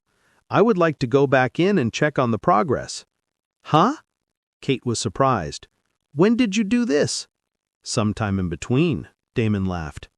"You were pretty out of it." Kate was going to retort, but she really did not have the energy for it. "Idiot." She smiled lovingly and then activated the tattoo. Kate and Damon were once again teleported back into the game world, the flicker of system light fading as the familiar atmosphere of Earth Online surrounded them. Her feet barely touched the ground before she staggered slightly, clutching her waist with a wince. "I can't believe we did that for an entire logout session," she gasped, still half dazed, though the mana around them made her feel a lot better. Her eyes swept the horizon, widening as she realized just how much had changed in their absence. The merpeople had done a wonderful job of clearing up all of the blood and gore and restoring the seashore to its earlier scenic state. Moreover, it looked like they were all packing up. "Huh? Where are they going?" Kate asked. "They are moving closer to the portal so that they can keep an eye on things." Kate was about to say something when she instead got distracted by her system interface. Meanwhile, Alora and Aaron noticed Damon's presence and hurriedly walked over to him to update him on everything. Not aware of the new entries, Kate suddenly blurted out as her head snapped towards Damon, eyes wide. "Damon, I gained 5 stat points, 2 in strength, 2 in intelligence, and 1 in agility. It says here that I consumed an elixir, and I know I did not drink anything except for your... Kate flushed red and looked away when she finally saw 2 other faces, Alora with a knowing smirk, and Aaron looking curious. "My lady, do you by any chance mean our Lord's blood, or do you mean his..." Kate nearly choked. that's not—" She waved her hands wildly. "Don't get the wrong idea." She then realized Elora herself had given her a way out of this hole she had dug for herself. "His blood. I mean his blood. You were correct." Kate quickly did a double-take and tried to save face. "Are you sure?" Damon raised a brow, then nicked the tip of his finger and controlled his poison essence so that his blood was not deadly. "Here, try some more and see." Kate gulped. The three in front of her were looking at her in a serious mode, not understanding her situation. Sure, there might be a chance that it was his blood, but she damn well knew that it was something else. No wonder she had felt so good when she had been doing that thing and drinking all of him. Now she understood everything. "It's fine. Just drink some. The effects outside the game are actually not that much because I don't know how many of my abilities are active. In here, all the effects should be even higher. That reminds me. Here, drink this health potion as well." Damon also took out another top-tier health potion and handed it to Kate casually. Since she was being so conscious, Damon also collected his blood in a vial and handed it to her like it was another potion. Kate's eyes darted between his blood collected in a vial and the health potion. Her cheeks began heating up more. Seeing him being all serious and gentle like this made her tingly all over again. "Fuck my life," she groaned, grabbed the two bottles and downed them one after the other. Counting on the odds that she was wrong, she waited and waited, but nothing happened. If only she could dig herself a bigger hole. Seeing the three pairs of expectant gazes, she swallowed, looked down, mustered all the courage she possibly could, and slowly spoke. "It's not the blood." "Huh?" Damon was confused. "It's not the blood? Then what else could it be?" He seemed genuinely perplexed. Kate looked at the guy with an exasperated expression.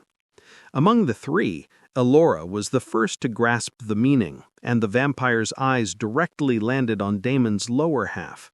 "My lady, you mean—" Elora gulped as she wantonly looked at a specific part. As someone who had been stuck at C rank for so long, she couldn't help but want some for herself. She licked her lips subconsciously, her gaze very obvious. Damon finally understood what the two were talking about. "Are you serious?" He too was surprised but pleased. "You're telling me my essence works as an elixir?" Kate looked at the stupid grin on his face and wanted the sea to swallow her whole. "I'm going to see what is happening there." She blurted something and ran to the other side where a bunch of merwomen were casting some magic. "Why is my sister running like that? And why does she look like someone fed her through a two-hole punching machine and forgot to take her out?" Damon smirked. Then he proudly turned towards Mark and declared, puffing his chest out, "Dude, I have a golden dick apparently." Unexpectedly, there was no shock or surprise on Mark's face. Instead, the guy was also smirking lightly. Damon's grin faltered. "Wait, Titan lineage? Don't tell me— Fuck, is yours literally golden?" Mark only shrugged, unbothered, offering no confirmation. "You lucky bastard," Damon grimaced, shaking his head. Mark gestured towards the distance where the burly merman leader waited patiently, trident in hand. "Anyway, it looks like the tribe leader's been waiting for you." "Finally! Time to collect my rewards." Damon rubbed his palms together and strode toward the merman, excitement glinting in his red eyes. There were many things yet to be discussed, and now that he had given them all some time to rest and recover from all the shocking events, there was no point in delaying things any longer. "You honor us with your presence, Lord of Blood. The shoals breathe freely again because of you. Our kin are safe, our young unharmed. Already we are rebuilding what was broken." Damon nodded. "Good. It looks like you've wasted no time. Let me know if you need any more help." The merman bowed and shook his head. "My lord, my lady Elora and my lady Erin have already been helping us by taking care of all of the powerful beasts in the vicinity. Any more help would only result in our weakness." We have endured tide and storm for centuries. To lean too heavily on another would shame us. Yet we will never forget that it was you who carved open the night and broke the murder. Our strength now is because you gave us the chance to find it again. Damon nodded. Okay, just don't hesitate to let me know if you need any help. We will probably be here for some more time until the portal stabilizes. Your presence alone steadies the tide, my lord. With you here, even the dark currents hesitate to stir. Damon could only chuckle helplessly at the guy's stubborn attitude. Flattery aside, it's good that you're not letting victory make you complacent. Enemies have a way of sniffing out weakness the moment you relax. Keep your warriors sharp. There is also something else I need to talk to you about. I hope you are not offended by my words. The merman immediately shook his head. My lord, no word of yours could offend us. But fret not. I have already prepared everything for your needs. I have selected 50 of our finest virgin merwomen, and they have all been instructed to dedicate themselves wholly to your service. They are yours to use as you please. Damon's eyes widened. Cough. What are you talking about? I don't need any such service. I wanted to ask you about tears. Merpeople's tears. The merman froze, clearly startled by Damon's blunt refusal. My lord, forgive me. I thought you spoke of tribute, but I have clearly misunderstood you. I was too hasty, too presumptuous. Our ways are crude compared to your grandeur, blood god.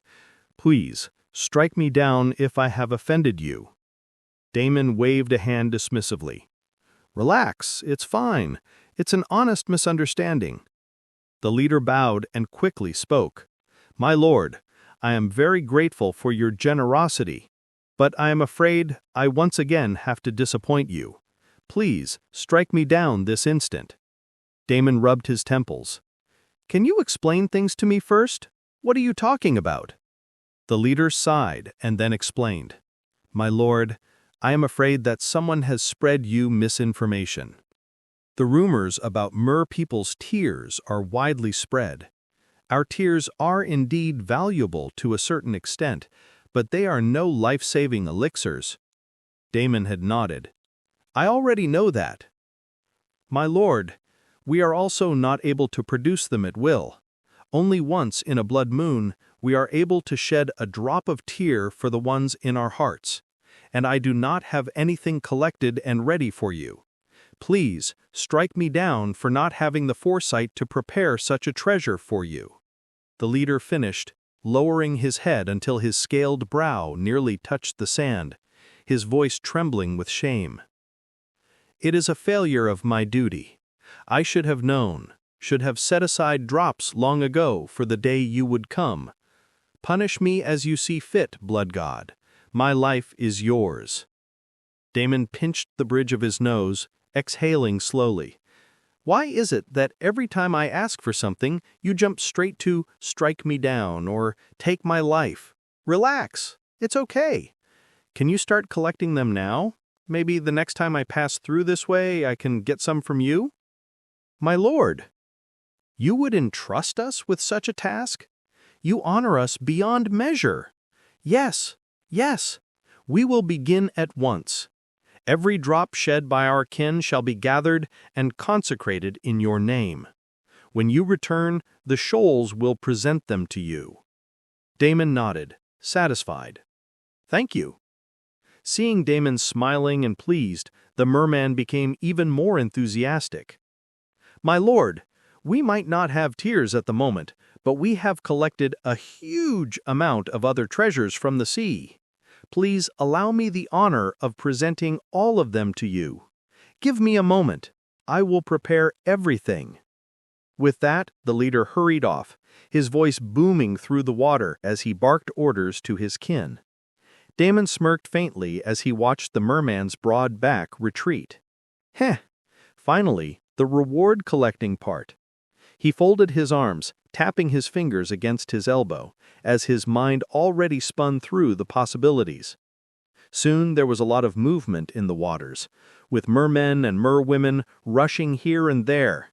Then, one by one, merfolk swam forward in graceful arcs, bearing treasures that shimmered with the light of the deep. They laid them carefully at Damon's feet. First came pearls the size of a clenched fist, glowing softly with inner light. Moon pearls, the merman explained. They are born in trenches where the light of the sun has never touched, yet they hold within them a radiance that can ward away shadows.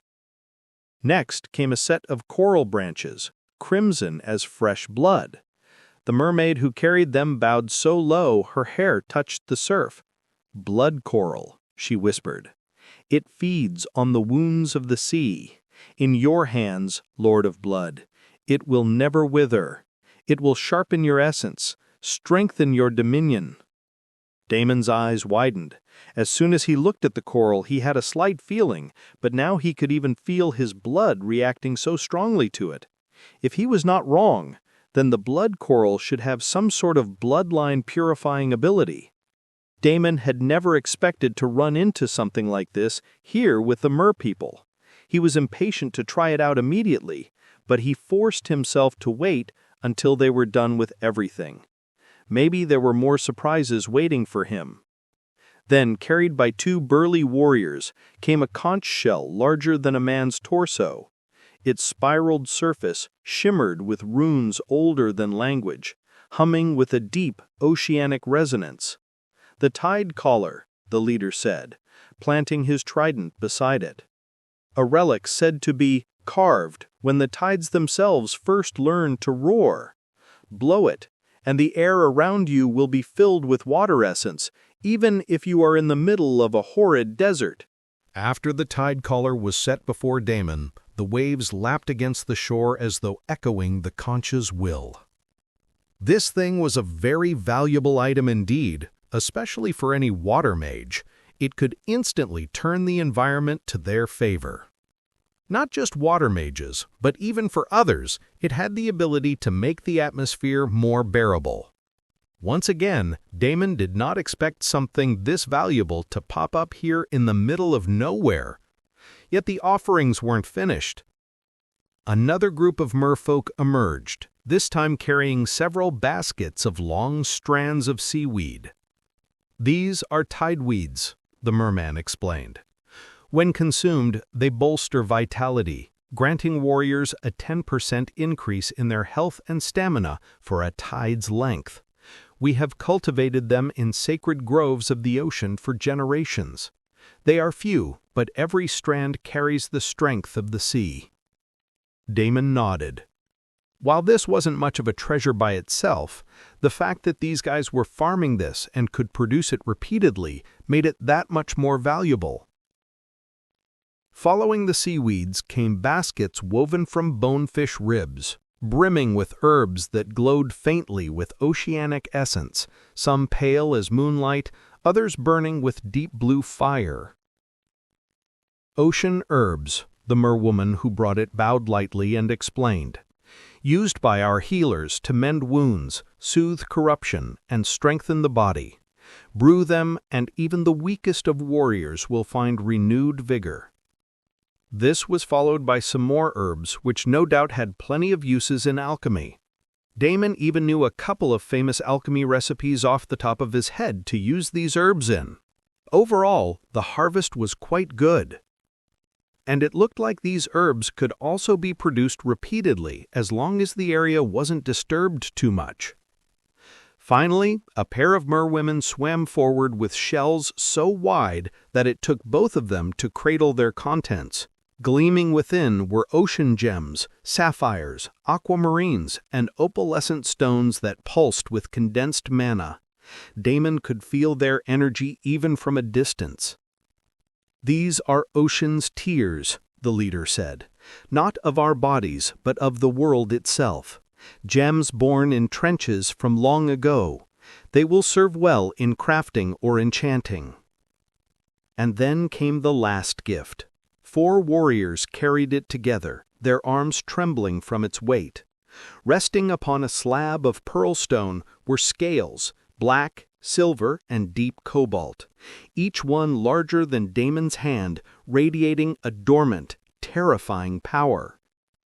The leader's voice dropped into a reverent hush. Draconic scales, taken from the husk of a sea worm that once slept beneath these waters. We do not know how it died, only that the tides carried its bones to us. We have guarded these scales as sacred relics, but now we place them at your feet, to the blood god, to our God and Savior. Damon was once again shocked. Just how much had these people collected? Every single item brought out today was extremely valuable. If he sold these items in the auction house, they would easily net several million, perhaps even $1 billion, despite being undervalued. Yet these people were casually handing him everything. This was the advantage of being a dark faction player and surviving so far. This alone was not enough. A normal player could never have saved the tribe and claimed these items. The scenario would have turned out completely different if it were anyone else. Probably the entire area would have become a demon faction area, giving an edge to the demon players. Now that Damon remembered, in his last life, most of the portal areas were indeed demon faction areas. Though vampires and necromancers were very popular, this was the reason many players chose the demon race. It was just practical to do so, giving everyone easy leveling up zones and free access to many areas. On the other hand, the demon race's core skills were simply not as good as the other races like vampires and undead, making everything somewhat balanced. Demons typically used the numbers to their advantage, and it showed. Of course, there were exceptions to every rule. Many players like Starfall and Bloody Hands became top players even though they had picked the demon race. Rumors had spread that these two were the pioneers in exploring many places in the Bloodlands, and only because of that, they were able to come to the top. Damon had always wondered what they had gotten to give them such an edge, but now that he saw the abundant loot he had gained from the merpeople, he finally understood. If resources like this were piled up all over the Bloodlands, then the heavy blow he had dealt to the Super 10 guilds wouldn't be enough to hold them back. He needed to act fast and secure these resources for himself and his group. The sheer size of the Dark Faction continent made this impossible, but he could always try. Maybe it was time to bring Ghost and everyone else into the Bloodlands. Better his allies than his enemies. In a couple more days, they would be able to secure the portal, and then it should be easy to bring the others in. And Damon knew exactly what he was going to do for the next couple of days. He quickly dealt with the merpeople tribute ceremony and did not linger long. He had rested more than enough and did not plan to slack off any longer.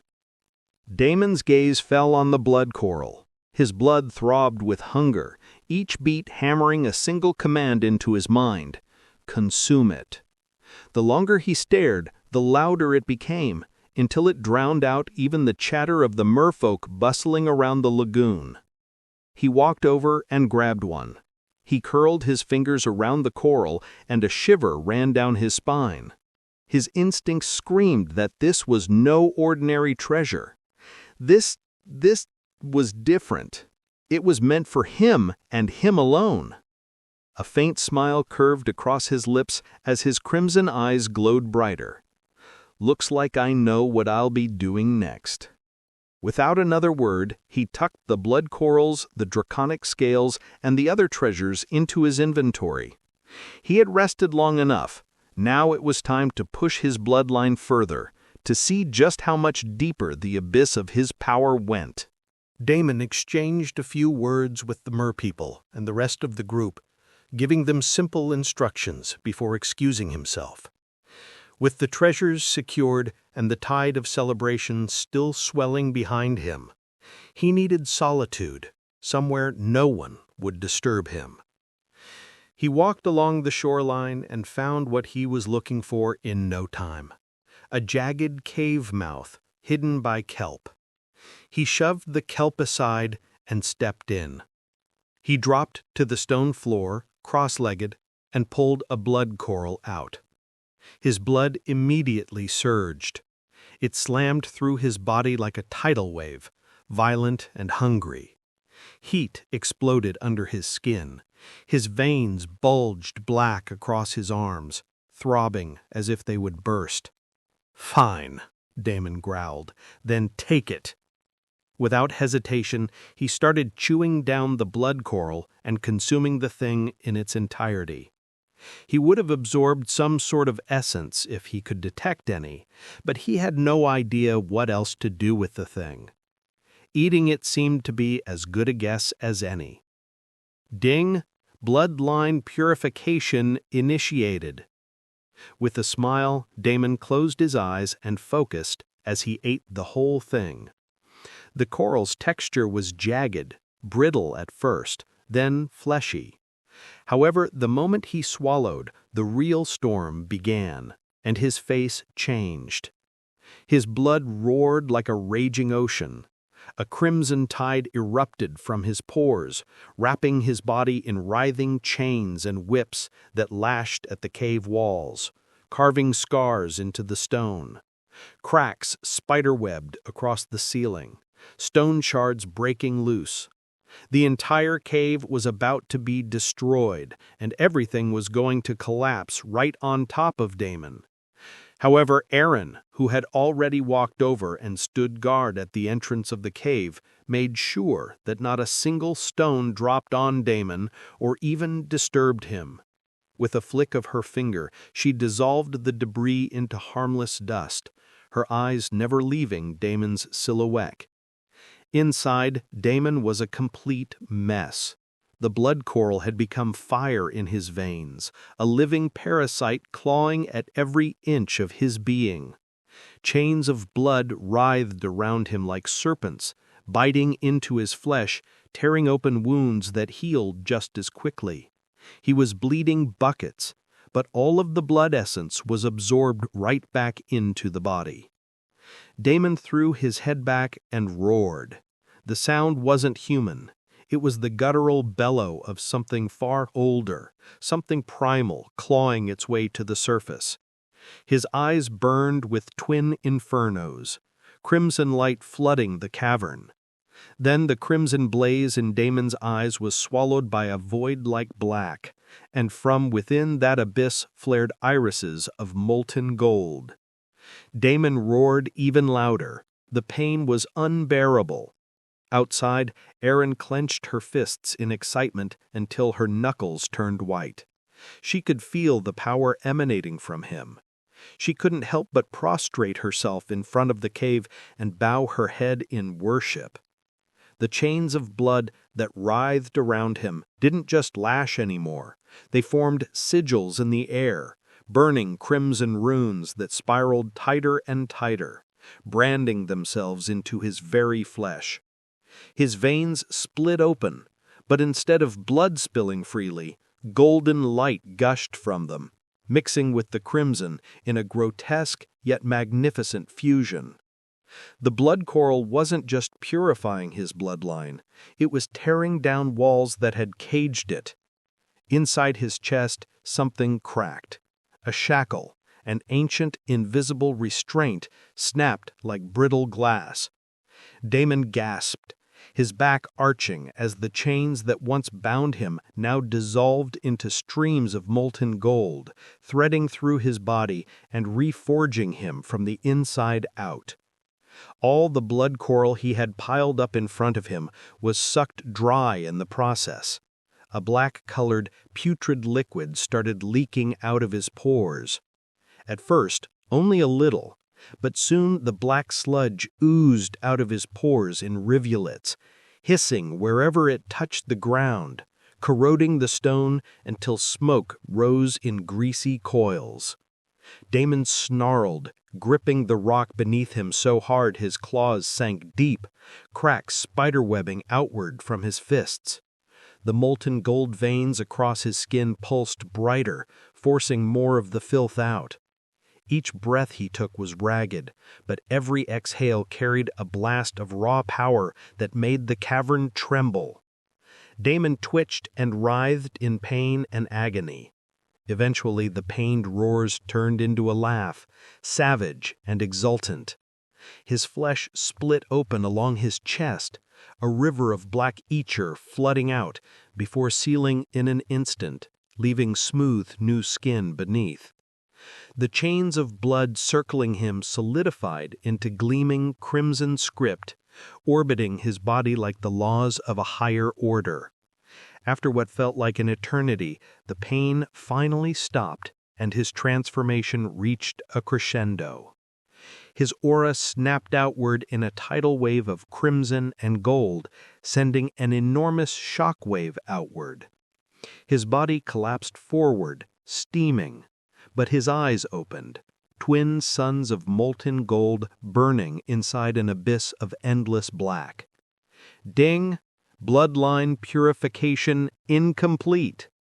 Ding! Bloodline purification progress 1%. Damon froze. His molten gold eyes flickered, a bitter laugh scraping out of his throat. 1%? He asked, his voice ragged. He clenched his fists, the ground beneath him fracturing into jagged cracks. After all that pain, it was just 1%? The thought should have crushed him. Instead, his grin widened. He closed his eyes, letting exhaustion drag him down, and collapsed against the stone. Fine. Even if it's only 1%, it's a start. I'll take another 100 just like this and somehow get there. At the cave's mouth, Erin shivered, bowing her head lower. Only 1% of her lord's power was released. Her worship deepened into reverence, edged with fear. This wasn't a man clawing toward power anymore. This was a monster being reborn, and the world wouldn't be able to contain him. The air still trembled with his lingering power, crimson golden light flickering faintly like embers refusing to die. 1% was already enough to make the world quake. What would he become when he reached 100? While Damon lay collapsed in the cave, steam still curling from his skin and the faint glow of crimson gold light pulsing around him, the rest of the group didn't waste time. The others busied themselves and started working on clearing the monsters from the nearby areas. Though they did not encounter anything troublesome like the murder of the crow demons, they did encounter a couple of powerful level 120 demons. However, when the group worked together on these demons, it was taken care of in no time. Soon, hours ticked by, and Kate and Mark finally received a progress notification on their portal. After successfully defending the portal for so long, it looked like the area had finally stabilized. They promptly received an outpost quest. Ding! The portal has stabilized. Ding! New outpost quest unlocked. Kate nudged Mark, who was staring at the same notification. "It's official," she said, a smile tugging at her lips despite the exhaustion in her voice. "The portal stabilized." Mark grinned, his massive frame still slick with demon blood. About damn time. He swiped open the quest details and a new interface unfurled before both of them. Ding! Outpost quest. Objective 1. Secure permanent defenses around the stabilized portal.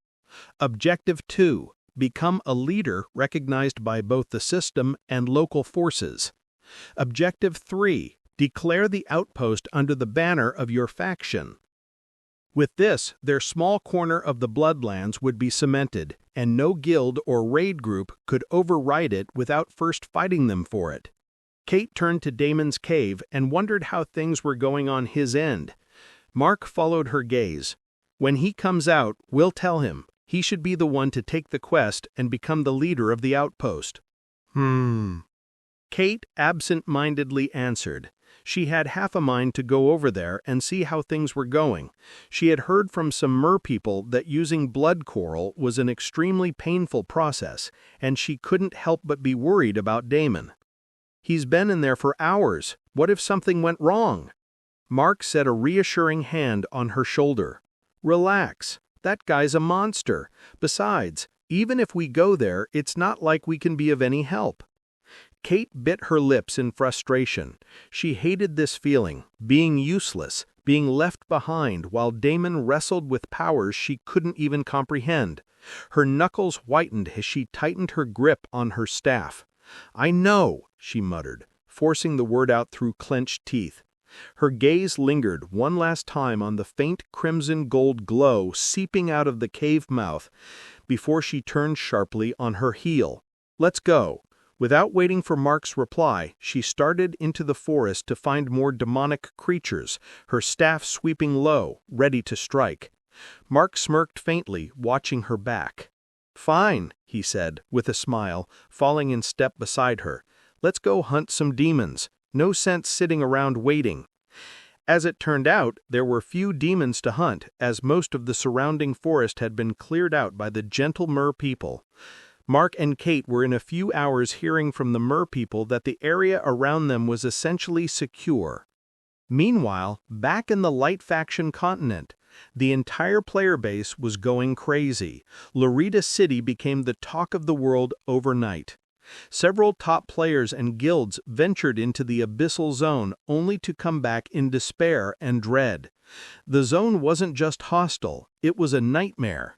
Monsters respawned faster than they could be culled. Resources were scarce, and the very environment itself seemed to want to kill them. Entire raid parties returned half dead, equipment broken, and morale shattered. Some never came back at all. However, the top guilds simply couldn't sit still. They knew that there had to be some way, and they couldn't stop trying. This was because while everyone else had utterly failed to accomplish anything, only losing their levels and items, one person alone had completely dominated the zone. While everyone else was in misery, a golden system notification flashed in front of the entire world. Ding! World announcement. Player Blood God has become the first player to reach level 100. Ding! World announcement. Player Blood God has become the first player to reach level 100. Ding! World announcement. Player Blood God has become the first player to reach level 100. Every single player in the world glared at these words with a mixture of disbelief, rage, and awe. All the chats erupted with disgruntled players who had gone through hell in the Abyssal Zone. Noob killer! This guy is definitely cheating. There is no way someone reached level 100 so easily. Dark Cleric. Fuck, I just entered Lorita and my level dropped from 50 to 30 before I was finally able to get out. What kind of bullshit is this? Rusty. Blood God is cheating. That asshole knows some trick he is not sharing with us. Otherwise, there is no way he would be able to survive in that hellhole. I was killed 10 times in a row, damn it. I'm just happy I got the fuck out of there. Mage Queen. Battle Crusaders, Titans of the New World, Azure Serpents, Black Onyx, everyone came back in ruins. There was no way Blood God alone could have succeeded. That bastard is doing something shady. Daddy Brutal. Bah, now only you guys recognized it. He's been cheating in this game right from the very beginning. Sword Saint. LOL. All of you crying about cheats when you just suck. Titanbreaker. Shut it. My guild spent 3 days inside Lorita. 3 days. We couldn't even clear the first wave of Abyss Beasts. You think one man could just walk through? Bullshit. Bloodlover 69. Ha ha ha ha ha ha. Vampire supremacy, baby. Our god ascends. Praise Blood God. Salty Priest. Fuck you, bitch. Mage Queen. Double fuck you. All you vampires can go and die. Guildmasters smashed things around them in frustration. Forum threads erupted into riots of speculation and slander. Some accused Damon of hacking. Others talked about hidden quests, broken exploits, or Game Master favoritism, whoever the fucking Game Master was. But the truth, the cold truth that no one could deny, was simple. He had done it, and they hadn't. The gap between them had now become a chasm. Top guilds that had bled thousands of gold coins and hundreds of hours in the abyssal zone had nothing to show for it but broken armor and wounded pride. Yet Blood God, a single player, had not only survived but thrived, climbing to the peak they hadn't even been able to glimpse. But one person alone smiled in amusement as he watched the World Announcement System notification flash and disappear in front of him. Aiden was once again sitting alone on a mountain, looking at the system interface with a smile on his face. He seemed considerably weaker when compared to before.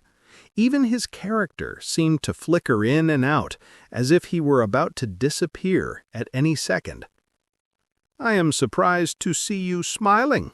Shouldn't you be seething with rage right now?" A soft voice sounded near him. A ripple of light shimmered, and a figure stepped out of thin air, her presence delicate yet oppressive. Her eyes glowed faintly silver, unreadable, ancient. Her face was not visible properly, but even from the faint outline one could see the divine beauty radiating from her. Aiden didn't turn his head. "Rage is wasted on mortals. Do I look like one to you?" He tapped his finger against the translucent system panel floating before him. The notifications of Blood God's achievement still flickered there, taunting in golden light. The woman tilted her head, lips curving into a faint smile. "For mortals, huh? Is that why you destroyed an entire universe the last time you were upset?" Aiden did not respond to her. He silently looked into the horizon, not particularly paying attention to anything, but if one looked closer, golden symbols flickered in his eyes. The woman's silver eyes narrowed. "You are gambling again, even after you failed?" Once again, there was no response. The woman sighed. She knew that when he became like this, he was not going to respond anymore, but she continued talking anyway. "You are a madman, brother. Why are you delaying your ascension so much? You know you are falling out of Father's favor. The others have him convinced that your special path has finally come to a dead end." Aiden finally chuckled. "Father's favor?" His voice dripped with disdain. "Favor is nothing but a leash. Let the others squabble for scraps like obedient pets. I'll carve my own path, even if it means burning through every universe he's ever sired." The woman's silver eyes hardened, but a note of unease rippled beneath her calm mask. "You are dragging another pawn into your obsession, again. Why do you put so much weight on a mere mortal? A mortal's fate can't compare to our fates. When are you going to get this after 1,000 failures?" Aiden finally turned to face her fully. His form trembled, reality stuttering around him, but his eyes burned with conviction of a being who saw beyond collapse itself. "Let Father watch. Let the others plan my demise. They all think I've failed." His lips curled into a cruel smile. "But my calculations will never betray me. When this mortal ascends, I'll be waiting above everyone where even Father's hand cannot reach." The mountain beneath him cracked, golden light seeping into the earth as though the world itself shuddered at his words. The woman's silver aura flared. "You're delusional. Mortals break, they fade. You've chained your fate to something that will crumble long before you reach your endgame." Aiden's laughter was low. "Mortals break, yes, but they burn brighter than any of us ever could. That is why they are dangerous. You are underestimating mortals way too much. Sometimes even ants and insects have the ability to change the fate of gods." The woman shook her head helplessly. She opened her mouth to say something, but the next instant her image flickered and completely disappeared. Aiden's demeanor instantly changed. Even though the woman had spoken with so much concern in her words, his face remained indifferent and cold. He looked into the distance once again as golden sigils flashed in his eyes. Numerous constellations and star patterns appeared around him, flickering in and out of existence as if the universe itself were being recalculated. His body remained faint, trembling on the verge of collapse, yet his eyes blazed with the certainty of a being who saw beyond collapse itself. This time, I am not wrong. He is the one. He is undoubtedly the one. Among all the fate-bearers, his fate is the one I am unable to comprehend again and again. Aiden knew there could be many reasons for something like this, but his gut feeling told him that he was right. Even though he was a man of fate, predictions, a path that strictly followed stringent calculations based on rigid rules, and where there was no place for gut or intuition, this time he simply could not look past this anomaly. Blood God, you are the one. I know it. It was true that he had suffered a major setback. To recover from this, he needed a lot more resources than what he had allocated for this little world to begin with. But he did not care about any of it. He was on the cusp of something enormous here. He was sure of it. This time his calculations would not lead him to another dead end. This time he was going to ascend and stand above his father. Aiden clenched his fists as golden symbols continued to flash in his eyes. However, his body had already started to disappear. Motes of light started leaking out of his body slowly and steadily. Within a few seconds, his entire body was almost gone. Only a dull aura was left behind, and the next second, even that aura started fading. In the blink of an eye, the man himself was gone, all signs and traces of him. Surprisingly, this time, no spawn point nearby flashed with the acknowledgement of his presence. It was almost as if he were completely gone from the entire game world. Gone! He is just gone! What the hell? How is this possible?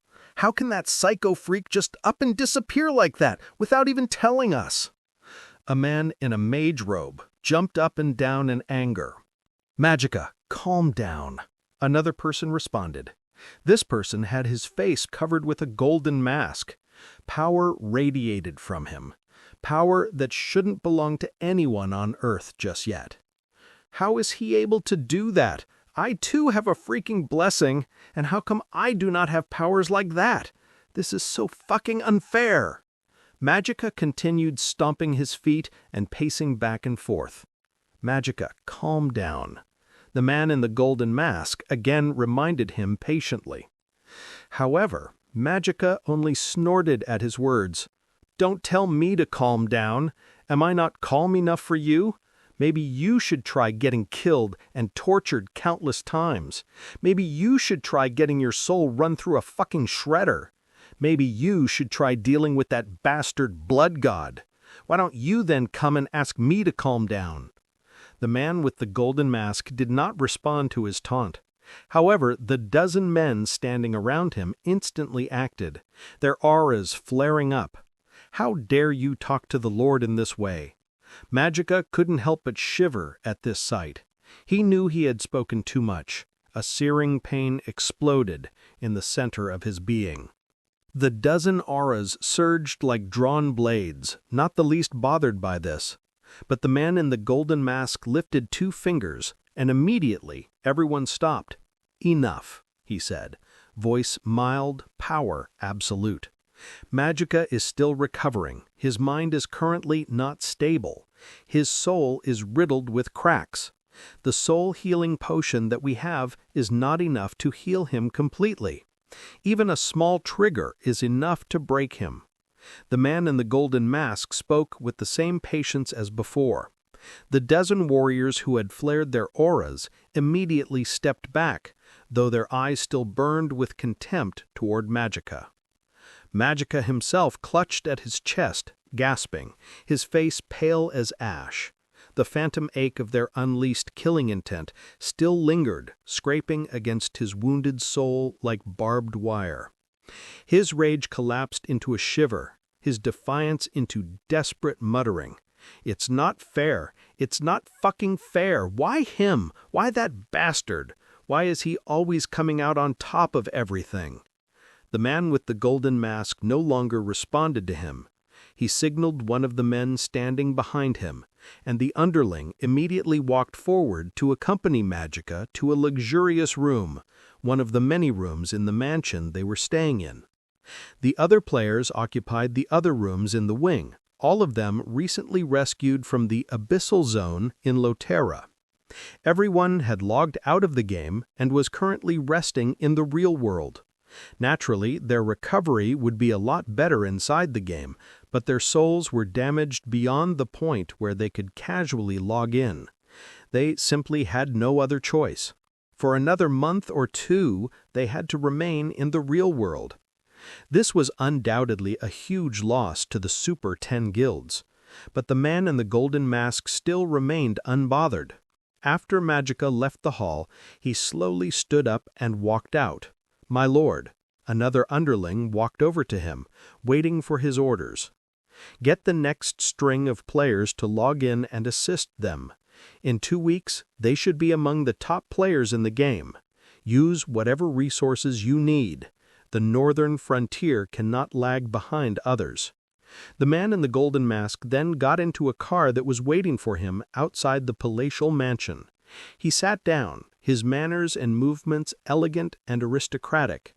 His hand reached up, and the golden mask came free with a faint click. The man set it carefully on the seat beside him. For the first time, his face was revealed, a sharp, aristocratic visage unmarred by age, his features too perfect, too symmetrical to be entirely human. His eyes, however, betrayed the truth. Molten gold irises swirling like a living sun, oppressive in their depth. He leaned back into the leather seat, exhaling softly. Blood God, his golden eyes flashed in anger as he slowly muttered to himself, "Blood God, you will soon be dealt with." The car pulled away from the mansion gates, heading to another, bigger palatial mansion. This mansion occupied the entirety of the island they were currently in, one of the many islands in the string of land masses outside Quebec. "Greetings, my lord." "Greetings, chosen one." "Greetings, young master." One by one, all the men in the building respectfully bowed their heads as the man walked in. He no longer bothered to wear his mask. Not that it mattered. Not a single person dared to look him in the eyes. The man walked directly over to the big hall of the mansion and then spoke. "Is father there?" Immediately, someone rushed over and accompanied him to the mansion gardens, where an old man was seated in a meditative pose, surrounded by silence deeper than any storm. Not a single bird dared to sing. The air itself bent around him, trembling faintly with the pressure of his aura. His body looked frail, skin wrinkled and pale, but the moment one's gaze lingered, it was impossible not to sense the vast ocean of power coiled beneath the shell of mortality. The man with golden eyes stepped forward and bowed slightly, though his arrogance was not hidden. "Father." The old man's closed eyes opened just a fraction. 2 pinpricks of blinding golden light gazed back, piercing straight through his son's flesh, bone, and soul. "You removed your mask," he said softly, voice calm but filled with a weight that could crush mountains. "I have no need of it here," he replied, straightening. "Everyone on this island belongs to us. No one dares to breathe without your leave, father." Confidence. The old man's lips curled into something between approval and disdain, or arrogance. "Tell me, boy, which is it today?" The younger man's molten irises flared hotter, his tone steady. Neither. It is necessity. It is time you stepped into the trial world, Father. It is not prudent to stay in the dark any longer. The old man raised a brow. You are ordering me now? The garden seemed to still at the words, as though the very air was holding its breath. The old man's voice hadn't risen, yet each syllable pressed like the weight of the ocean on the younger man's chest. The golden-eyed son did not flinch. His jaw tightened, but his posture remained unbowed. Not an order, he said, his voice low and firm. A warning. The world is shifting faster than even you predicted. If you wait too long, others will seize what should belong to us. For the first time, the old man's gaze sharpened, the golden pinpricks expanding like miniature suns. His aura spilled outward in a sudden pulse, bending the grass flat and making the entire mansion groan as if its foundations were straining. Careful, boy. Think carefully about what you want to say next. The son clenched his fists at his side, molten fire roiling in his eyes, but his posture remained unbowed. Not an order, he said, his voice low and firm. A warning. The world is shifting faster than even you predicted. If you wait too long, others will seize what should belong to us. For the first time, the old man's gaze sharpened, the golden pinpricks expanding like miniature suns. His aura spilled outward in a sudden pulse, bending the grass flat and making the entire mansion groan as if its foundations were straining. Careful, boy. Think carefully about what you want to say next. The son clenched his fists at his side, molten fire roiling in his eyes, but his head bowed a fraction, voice respectful. Please grant me the right to lead our descent into the trial world. Even though it is only a pest that is bothering us, I would still like to be meticulous and make sure everything is under control. The old man remained silent. A grave error has been recently committed, because of which our forces have taken a small hit. I would personally like to see that something like this never happens again. Please, Father, grant me your blessing. The son dropped to one knee, his molten eyes never leaving the ground before him. Because no one else will be as relentless as me. Others will hesitate. Others will underestimate. I will not. Give me this chance, Father, and I will ensure that the blood god's rise ends before it begins. Let me wipe clean the shame of our mistake. The old man's aura pressed harder for a long, suffocating moment. Very well, he said finally, his voice thundering. You may descend. But hear me, boy. Fail, and you will not crawl back to me for shelter. I will not recognize a son who fails me. The kneeling man's lips curved into a sharp, hungry smile. I will not fail, Father. I will eradicate that pest and reclaim everything that is ours. The old man closed his eyes once more, returning to his meditative pose. The son bowed deeply before rising with the sure steps of a predator unleashed, and took his leave. As soon as he stepped out of the garden, many men immediately arrived at his command. Bring everyone from the main team here. We will be teleporting to the trial world starting tomorrow. I will not tolerate any mistakes.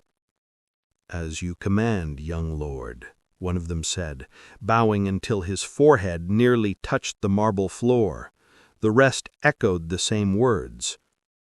The next day, the teleportation array blazed with golden fire, spilling light across the marble courtyard of the Blazing Sun Temple. Pilgrims and players alike stopped in their tracks, shielding their eyes as the air shimmered with heat. Out of the radiant circle stepped a group of figures. All of them were wearing newbie clothes, and yet they were all radiating powerful auras that shouldn't belong to a newbie. The temple guards stiffened, gripping their halberds tighter, while the Sunfire priests glanced at each other nervously.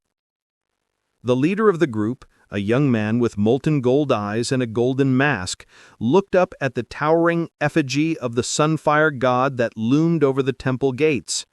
His lips curved into a faint smile, sharp and cold. "So this is the strongest empire of the Light Continent?"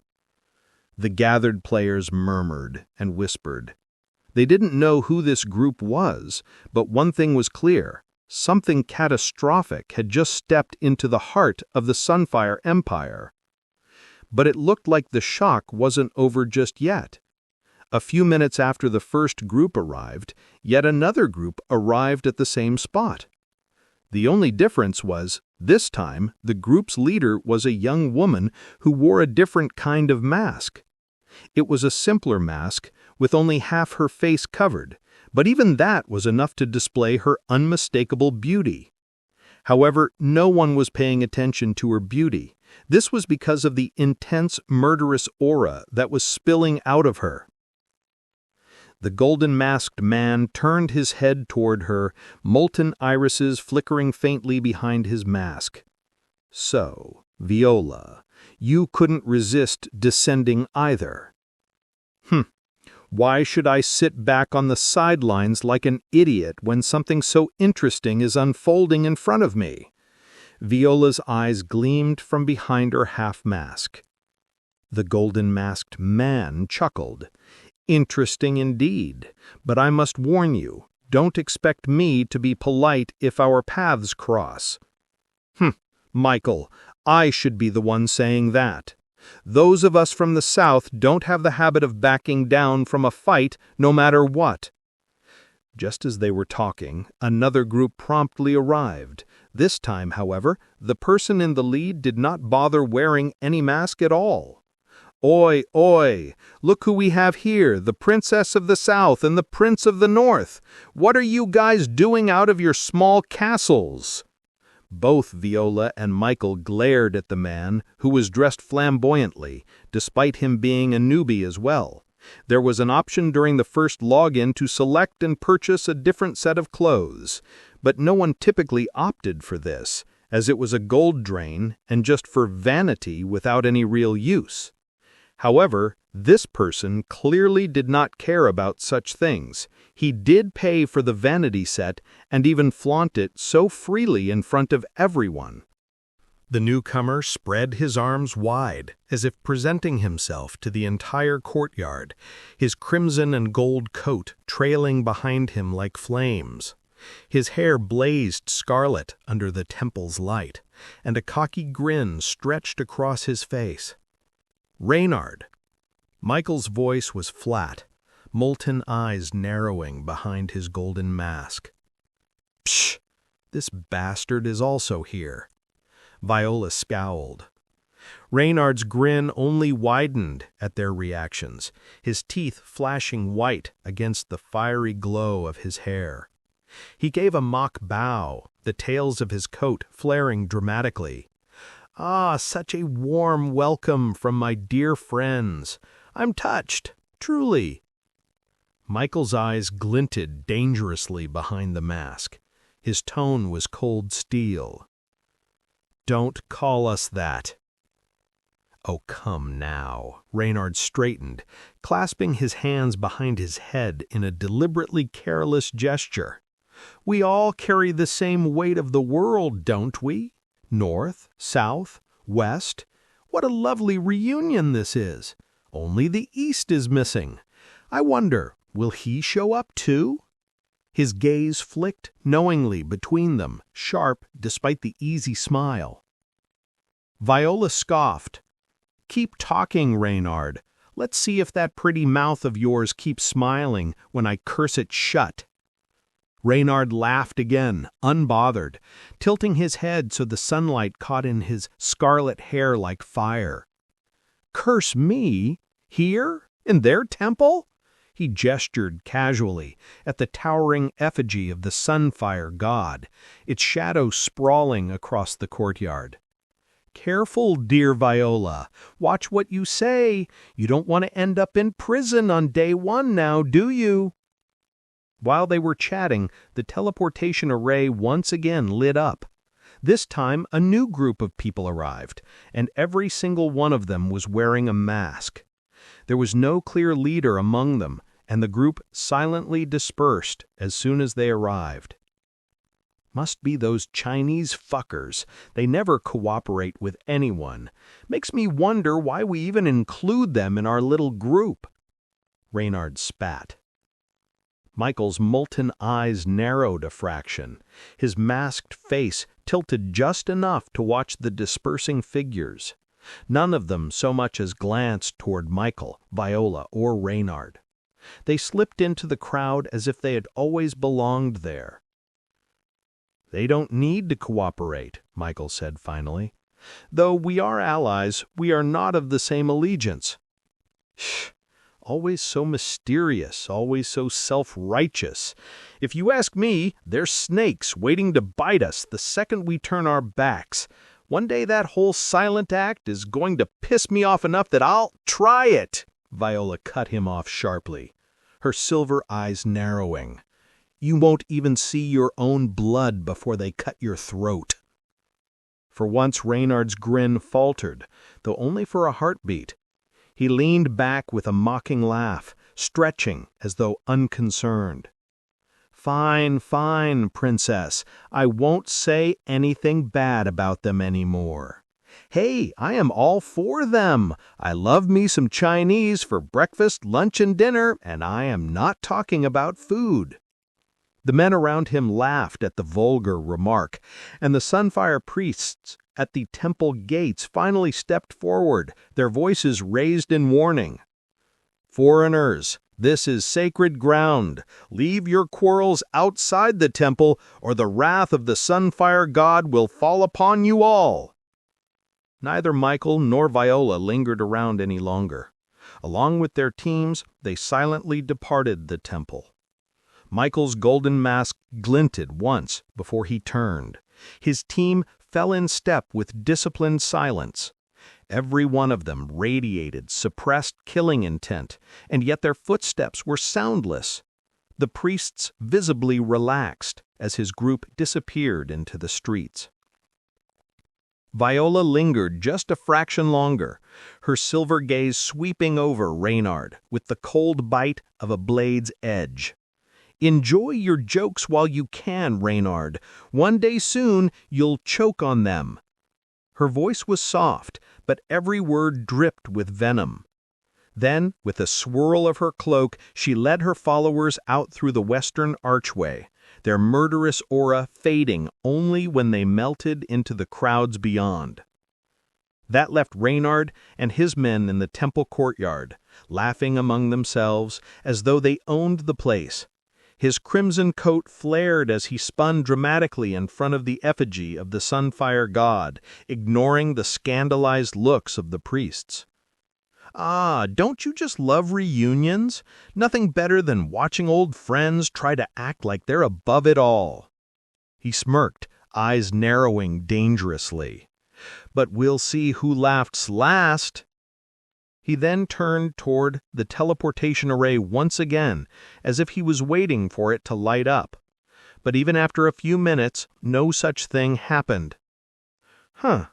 So the other bastards are also not planning to even show up. Only 4 out of 10? How pathetic. He spat, his grin still plastered across his face, as if mocking the silence of the array. His men laughed once again. Reynard's eyes gleamed with fire as he ran a hand through his scarlet hair, flicking his gaze toward the distant skyline of the Sunfire capital. "Pathetic cowards, let them hide. They want to let us do all the heavy labor and see how things turn out? Huh, sure. Sit and watch while I gobble up every damn thing." He snapped his fingers, and his entourage straightened instantly, the laughter dying into silence. "We'll move ahead," Reynard declared. "Follow me and take me to that bastard blood god first. Let's settle some scores once and for all." With that, he turned on his heel, crimson coat trailing like a streak of fire, his men following in perfect step. As they left the blazing sun temple behind, murmurs rippled through the bystanders. Who are these people? Newbies? Impossible. I felt like I was drowning just standing near them. Why do I feel like something major is going to happen in the game now? Shush, I'm still daydreaming about that princess. What a beauty! Even if she kills me, I will die happily. Shut up, idiot, as if she could even look at you. She has eyes only for me. You both are idiots. Another player shook his head helplessly at the two men. The next couple of days slipped by in a strange lull, a silence that felt unnatural for a world as chaotic as Earth Online. In the Light Faction continent, cities and villages bustled as usual. Everyone went about their business as if nothing had happened. As for Lotera City, players avoided the Abyssal Zone entirely. No guild dared to stage another raid. No lone adventurer tested their luck. Word had spread too far, too fast. It wasn't just difficult, it was a death trap.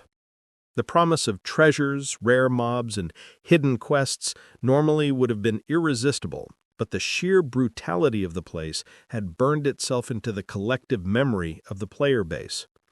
Respawns were relentless, monsters were stronger than entire raid groups, and resources were nearly non-existent. Entire parties had crawled back broken, some losing 10, 20 levels in the process. Others hadn't crawled back at all. Even the greedy guilds, who lived and died on risk versus reward, made the same decision: stay away. And so, while other parts of the continent thrummed with activity, the Abyssal Zone stood silent, an untouched scar on the map. Meanwhile, the Dark Faction continent was not nearly as silent. Damon recovered from the blood coral consumption soon enough and regained his consciousness, but he felt pretty weak and exhausted overall.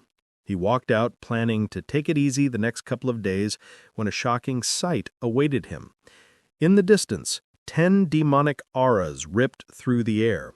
Their pressure rolled over the battlefield like a storm front, making even the ground tremble. Damon's group was locked in combat, fighting desperately against the overwhelming tide. Mark swung his fist like a juggernaut, his Titan bloodline roaring to life, while Tate's staff shone crimson as her blood globes detonated one after another in brilliant arcs. Kalethorn and Elora were equally fierce, and it still wasn't enough. Even with the assistance of the Mer people, everyone was barely holding on. The demons weren't ordinary mobs. Each one towered like a nightmare, with bulky frames and horns on their heads, their levels flashing 130.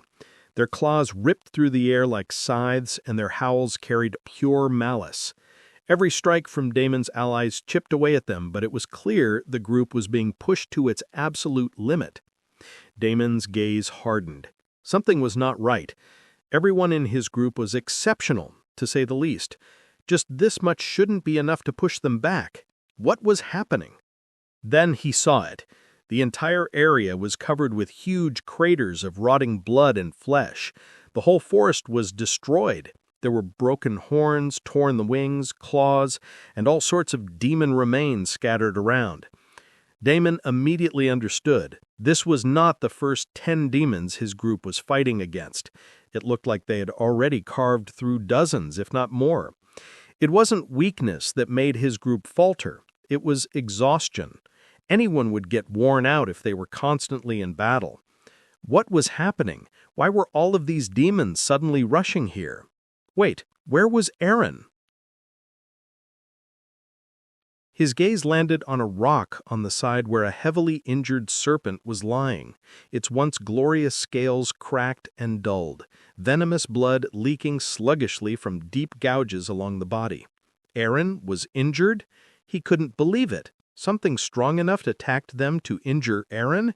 It was impossible. This area was on the outskirts, and there shouldn't be any strong demons around. The murder of crows was an exception. There was no way there would be other strong demons here. There was no time to think now. Damon decided to first give a hand to the group and deal with these 10 demons before worrying about what was going on. His figure blurred as he appeared behind the first demon with an enormous burning crimson lance. He shoved the lance directly into the throat of the humanoid demon. The muscular, demonic creature barely had time to register the strike before the blood-forged lance tore straight through its throat. The crimson spearhead erupted out of the back of its neck in a spray of gore, carrying with it a burst of golden fire that seared the wound shut as it ripped the demon apart. The hulking creature choked, claws raking at the weapon, impaling it, but Damon didn't give it a chance. His hand twisted, and the lance detonated in a blossom of blood and flame, blowing the monster's head clean off. Its body toppled like a felled mountain, crashing into the ground with an earth-shaking thud. Blood essence flowed freely into Damon as all eyes, friend and foe alike, snapped to him. Mark paused mid-swing, his knuckles dripping Titan-forged power, and barked out a savage laugh. "About damn time!" Kate's chest rose and fell, exhaustion pulling at her features, but her lips trembled into a small, relieved smile. The 6 blood globes hovering behind her brightened, as though reinvigorated just by Damon's return. But the demons, however, did not falter. 9 pairs of blazing amber eyes fixed on Damon, their killing intent spiking, howls echoing like war drums. Their claws curled and wings spread wide, as though they understood instinctively the tide of the battle had shifted, and he was the axis upon which everything turned. Chains of blood uncoiled from Damon's body, slamming into the ground with whip-like cracks that sent dust spiraling upward. "I am right here, bitches. Come and get me." The 9 demons answered his taunt with roars that rattled the ruined forest. Their combined malice swelled like a tidal wave, shaking the very air. They fanned out, circling Damon, claws scraping stone, wings thrashing the smoke-filled sky. But the very next second, the chains of blood turned into spears that pierced each one of the demons. Each one shot out with the speed of lightning and the weight of mountains, drilling straight through demon flesh. 9 screams erupted at once, roars of agony as their massive bodies convulsed under the sudden impalement. Black blood gushed in fountains, sizzling against the already ruined earth. Their claws swiped wildly, wings flailing in desperation, but every movement only drove the spears deeper. The demons writhed, but Damon's chains twisted like drill heads, shredding their insides to pulp. With a single clenched fist, he commanded the blood spears to erupt in bursts of golden crimson light. The forest shook with the simultaneous explosions, and when the dust settled, nothing remained of the 9 but scattered gore and twitching limbs. Damon exhaled slowly, lowering his arm. His eyes widened in shock. Unlike the abyssal monsters, the demons were completely susceptible to his poisonous blood, and they folded in no time. This was not the shocking part.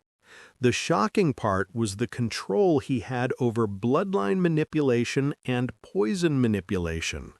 Both had increased significantly. He had only been thinking about his bloodline instability and, in general, his body's fucked-up condition. But now he realized that the bloodline purification, or whatever the hell that happened to him, actually managed to give him a huge power boost in a silent way. He wanted to see what other things he had gained in the process, but that could wait. First things first. He tossed more healing potions and recovery potions to the group and personally went over to Eren to assist with her healing.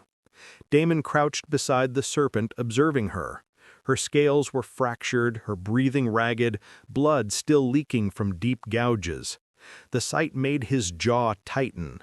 For Aaron to be reduced to this state, whatever had struck her was not an ordinary demon.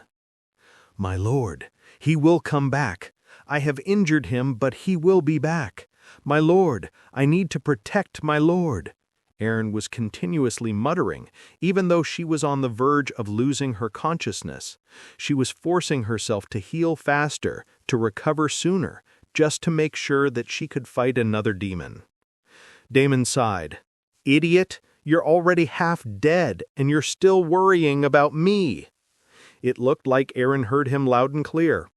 "My lord, your aura is leaking out. It will continue to attract stronger demons. They are all coming for you, my lord. I need to protect you at all costs. I cannot allow these mongrels to disturb your evolution." Damon instantly understood. These demons were probably attracted to whatever happened after he had consumed the blood coral. In all honesty, he hadn't expected the blood coral to be this efficient. Otherwise, perhaps he would have consumed it in a more secure location. Not that there was any such location. In fact, this was just the beginning of his problems. With blood rain out of commission and recovering, and this sudden boost in purity, perhaps not all of his bloodline was hidden any longer. At this rate, every second spent here was only bringing him closer to getting exposed. He needed to wake blood rain up immediately. On the off chance that the other one could help him, he tried asking the snake item spirit, "Can you hide my bloodline?" Damon waited for a moment, but there was no response. Fuck! He inwardly cursed the useless item spirit and was about to move on when the indifferent voice sounded in his mind. "There is no need. You cannot hide forever. You are a mere imitation who possesses only a fraction of an ancient god's bloodline. There is no need for you to hide. You should stand tall and face your tribulation. If you survive, then you will become all the more powerful for it. If you fail, then that is your fate." Damon's face twitched. "Let Jesus take the wheel. Sure, why not? Right after I roll over and let Aiden fuck me again." He sneered and ignored the woman's condescending remark. Damon silently helped Aaron drink one health potion after another until he could finally see her flesh knitting together and her scales regaining their luster. Elora also cast some sort of healing skill on her. After a while, everyone somewhat recovered, except for Aaron, who fell into a deep sleep. "Thank you for guarding me." Damon sincerely thanked the group. Kate lowered her staff and let out a shaky breath, exhaustion etched across her face. She didn't look directly at Damon, but allowed the faintest smile to slip through before she leaned against Mark's massive frame. Mark simply grunted in response, folding his arms. They only did what Damon would have done for them, and there was no need for any gratitude or apology between them. Cale Thorne and Elora both bowed and nodded. Ribbon was missing, and it looked like he was knocked out somewhere. Damon smiled. "Why don't you guys take a break for now? I am here and I got this. You can join me after you rest for a while." Even though everyone's wounds were now healed, the mental exhaustion part was still there, and it mattered a lot. There was no need to push anyone any more than I had already had. Cale Thorne and Elora obeyed the order without saying anything, but Mark and Kate firmly shook their heads. "I will be right here. I am not going anywhere," Mark grumbled and walked away to find another rock to lie down on. "I am not logging out either. I am not leaving you alone," Kate also declared. Damon kissed her forehead and hugged her. Kate then followed Mark's lead and lay down on another spot, taking a small shut-eye break. Damon also walked over and exchanged a few words with the merpeople, asking them to rest as well. Finally, he sat down and closed his eyes. However, he did not go to sleep or meditate. Instead, this time he focused on his senses. He wanted to see just how much his primordial senses had improved after the blood coral. Damon's eyes slid shut, and the world bled away into sensation. His heartbeat slowed as his primordial senses expanded. At first it was not noticeable. It was the usual cacophony of the world noises, of anything and everything that was happening around him. It was way too much for his brain to handle, and Damon was very close to shutting it down. But then something clicked. Like identifying a needle in a haystack, he was able to pick out the strong demonic aura in the distance. Damon forced himself to endure the flood of information threatening to split his skull apart.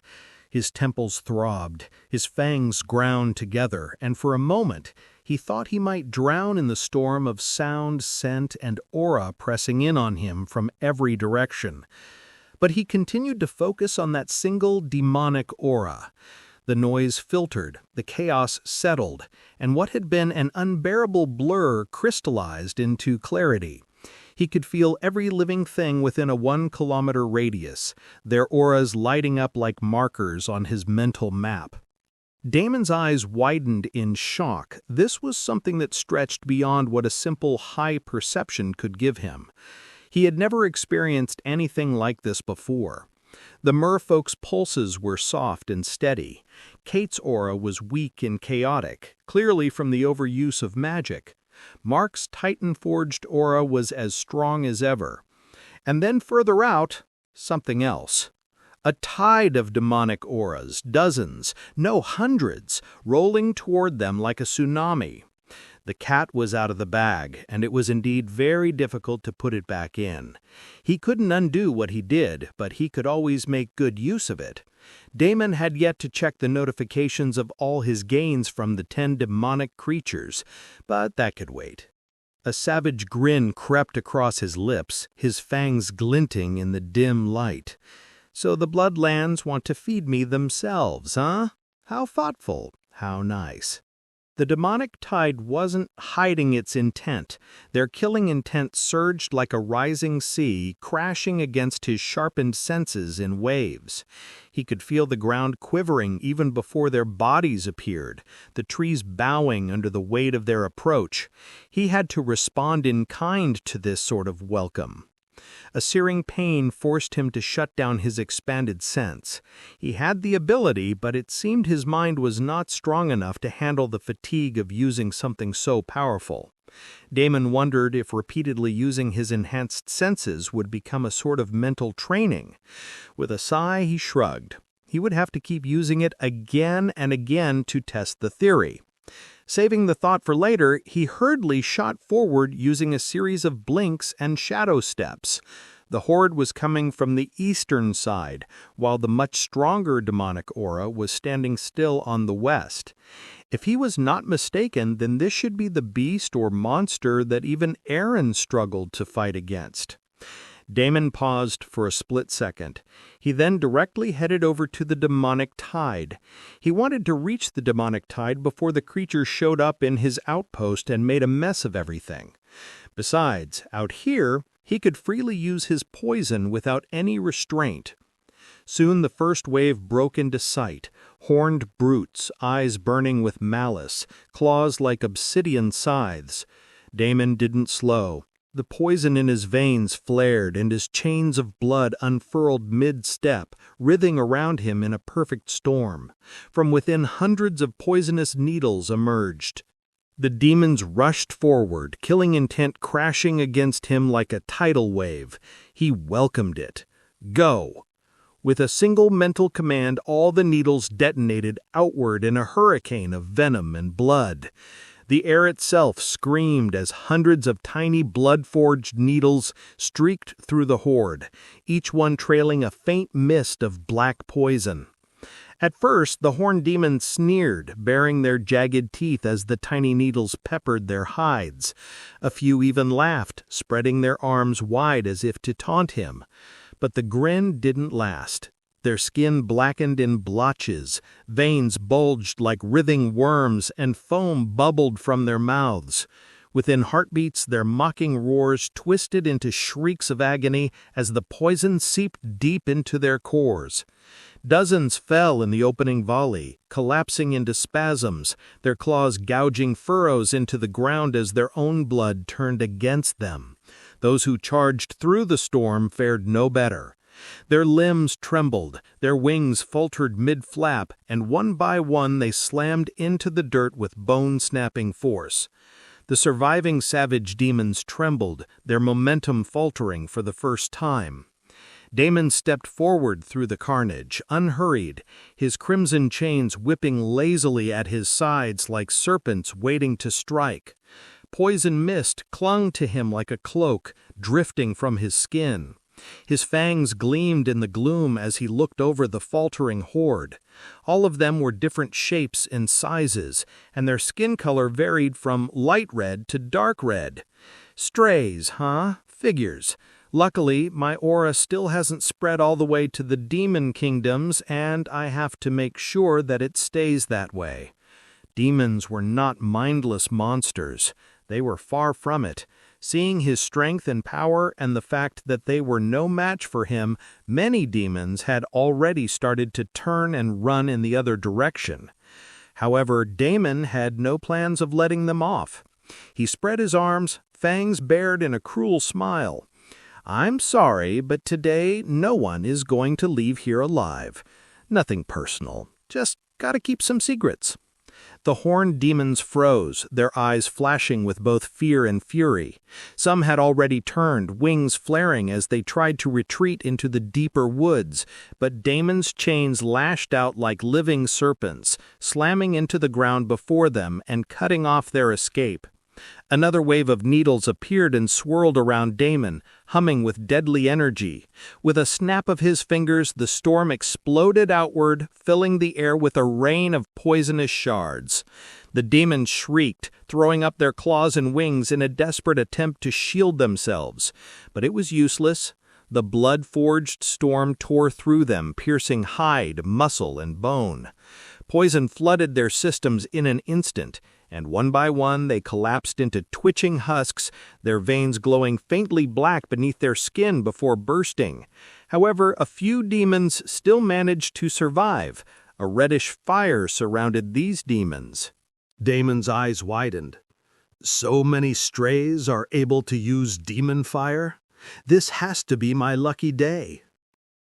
The handful of survivors stood defiant, their bodies wreathed in the sinister glow of demon fire. The reddish flames licked their skin, protecting them from Damon's poison mist and burning away the venom before it could root itself inside.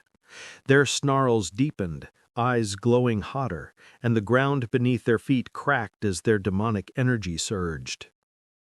One of the demons roared and charged, its entire body bursting into an inferno, claws dragging molten trails through the air.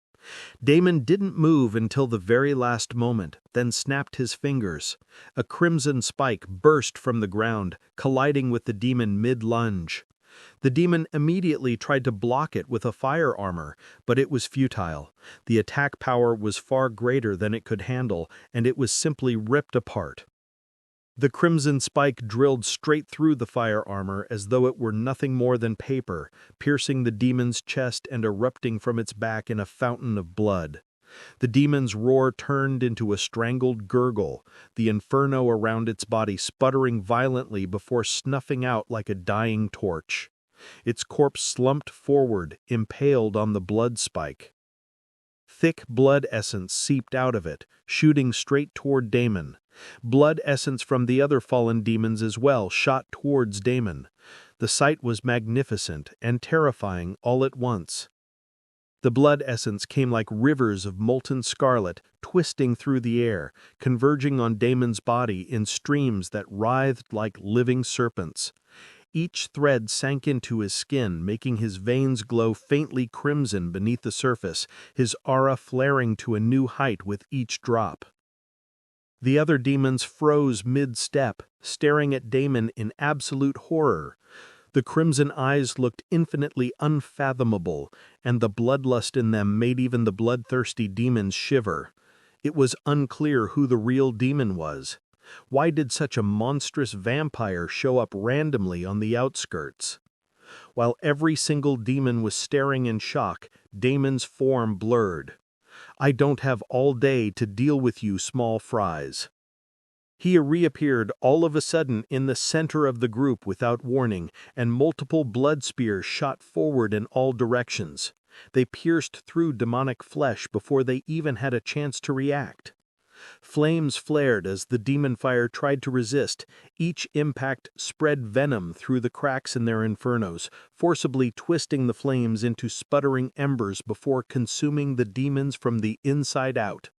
As the last one fell, Damon exhaled, his grin widening. So much blood essence, and it was all for his taking. Stray or not, their bodies were pumped full of blood essence, and now all of it belonged to Damon. Damon closed his eyes and absorbed the strong blood essence as fast as he could. After the bloodline purification, even this process had become a lot faster than before.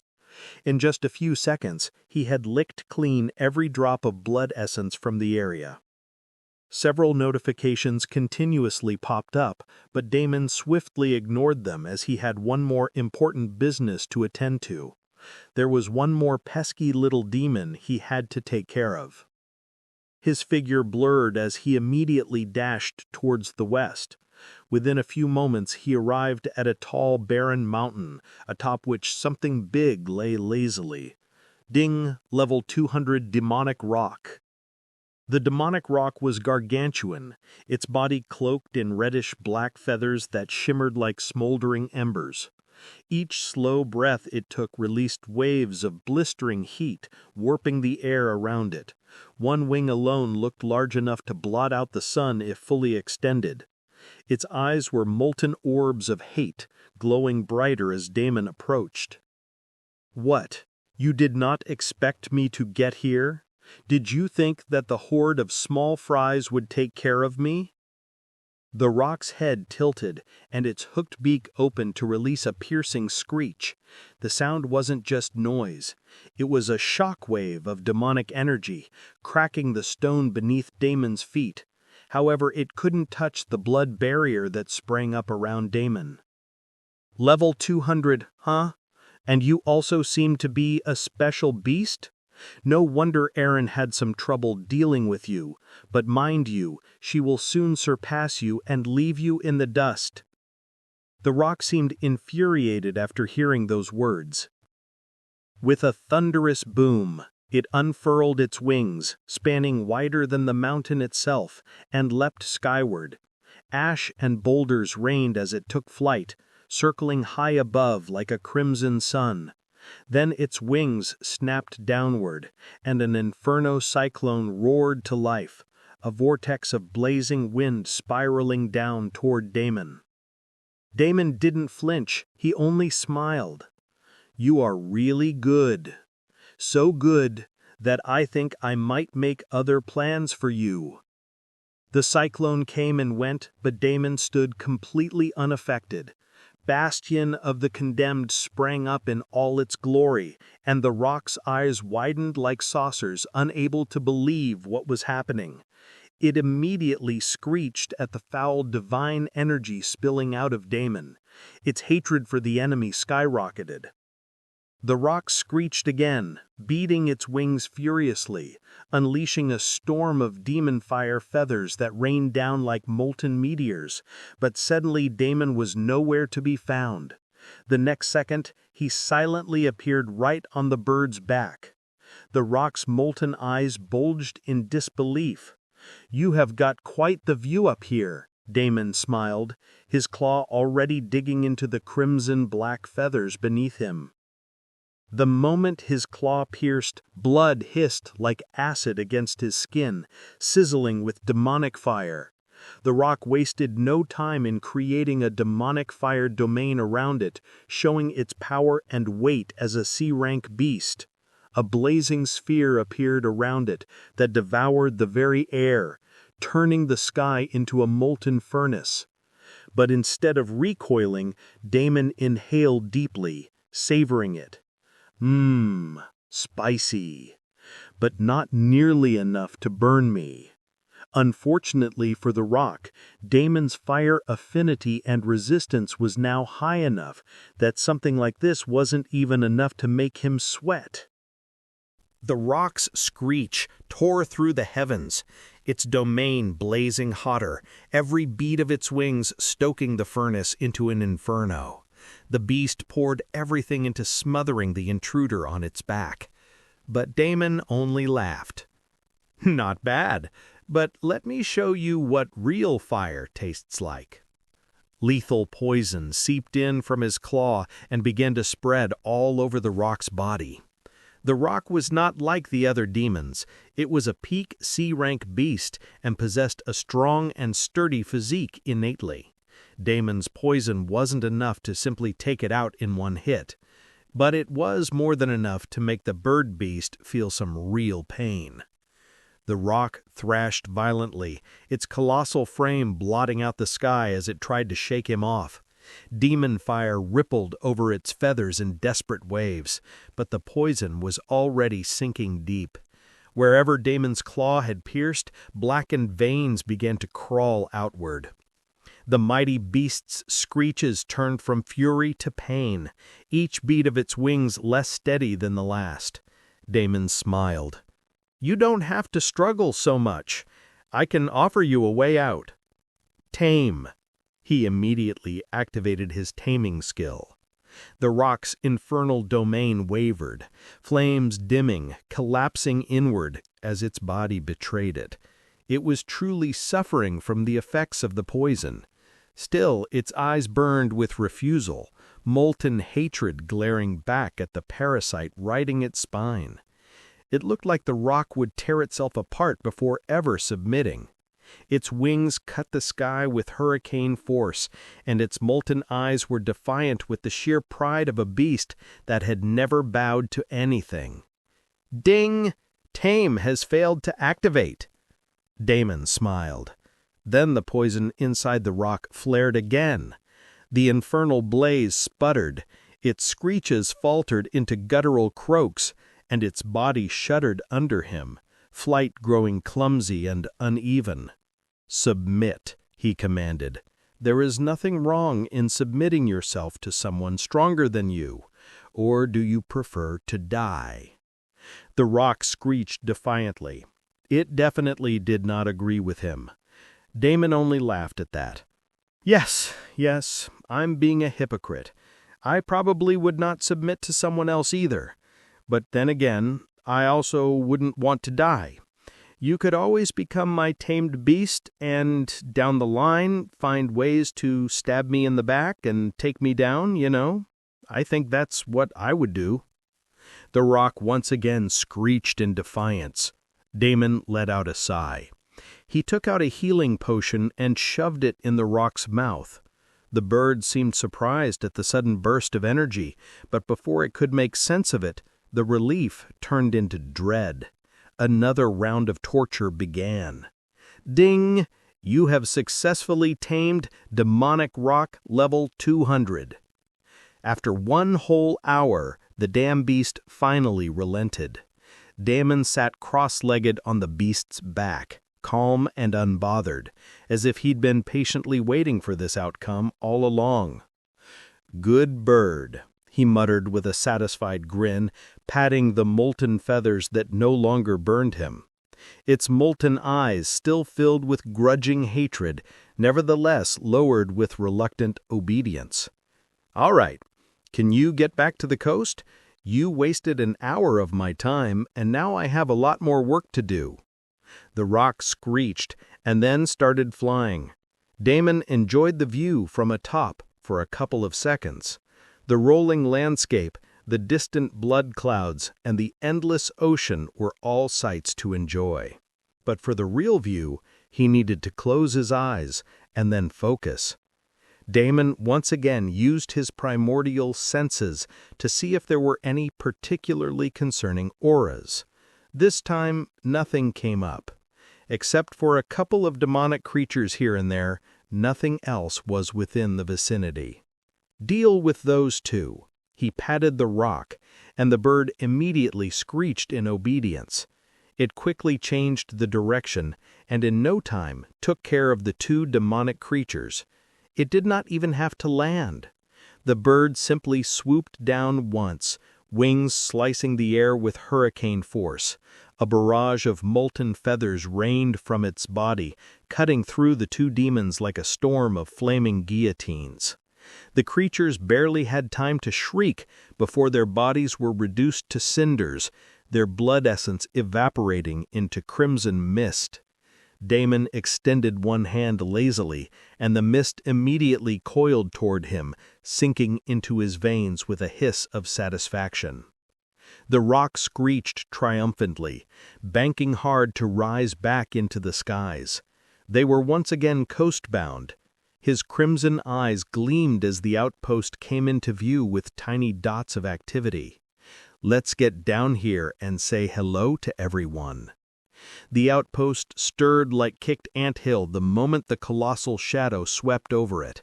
Merfolk scrambled, weapons raised, and even Mark's Titan-forged frame stiffened at the sight of the flaming beast. "This is the same one Aaron was fighting against," mumbled Kate as she too prepared herself. Everyone knew that this fight wasn't going to be easy. Even Aaron, who hadn't yet fully recovered, sensed the bird's presence and quickly steadied herself, her massive serpentine form appearing to compete with the enormous bird. In response, the rock screeched, a thunderous cry that rattled the very bones of those below. But the next second, instead of diving to slaughter, it slowed, wings folding in, and descended with deliberate grace. Dust storms exploded outward as its talons crushed into the earth, and it calmly landed. Just as everyone was wondering what was going on, they finally caught sight of Damon sitting casually atop the beast's molten feathers, one leg propped up as though he were lounging on a throne. He leaned forward and gave the creature a lazy pat, as if rewarding a loyal dog. "No need to panic, guys. This one is ours now." Damon casually jumped from the beast's back and gave a thumbs up, flashing his shameless grin. "Why do you all look so shocked? I can tame a couple of beasts. It's not a big deal," Damon chuckled. Mark sighed and turned around, going back to his rest, while Kate cautiously walked forward to take a closer look at the bird. "You can come as close as you want. She won't bite." Kate's steps slowed as she neared the towering beast. The rock's molten eyes followed her every movement, the heat radiating from its feathers, forcing her to squint against the shimmering air. When she was just a few paces away, the great bird gave a low, rumbling screech, which made her take a step back. "Don't trust the demon, my lord," Aaron immediately snorted in contempt.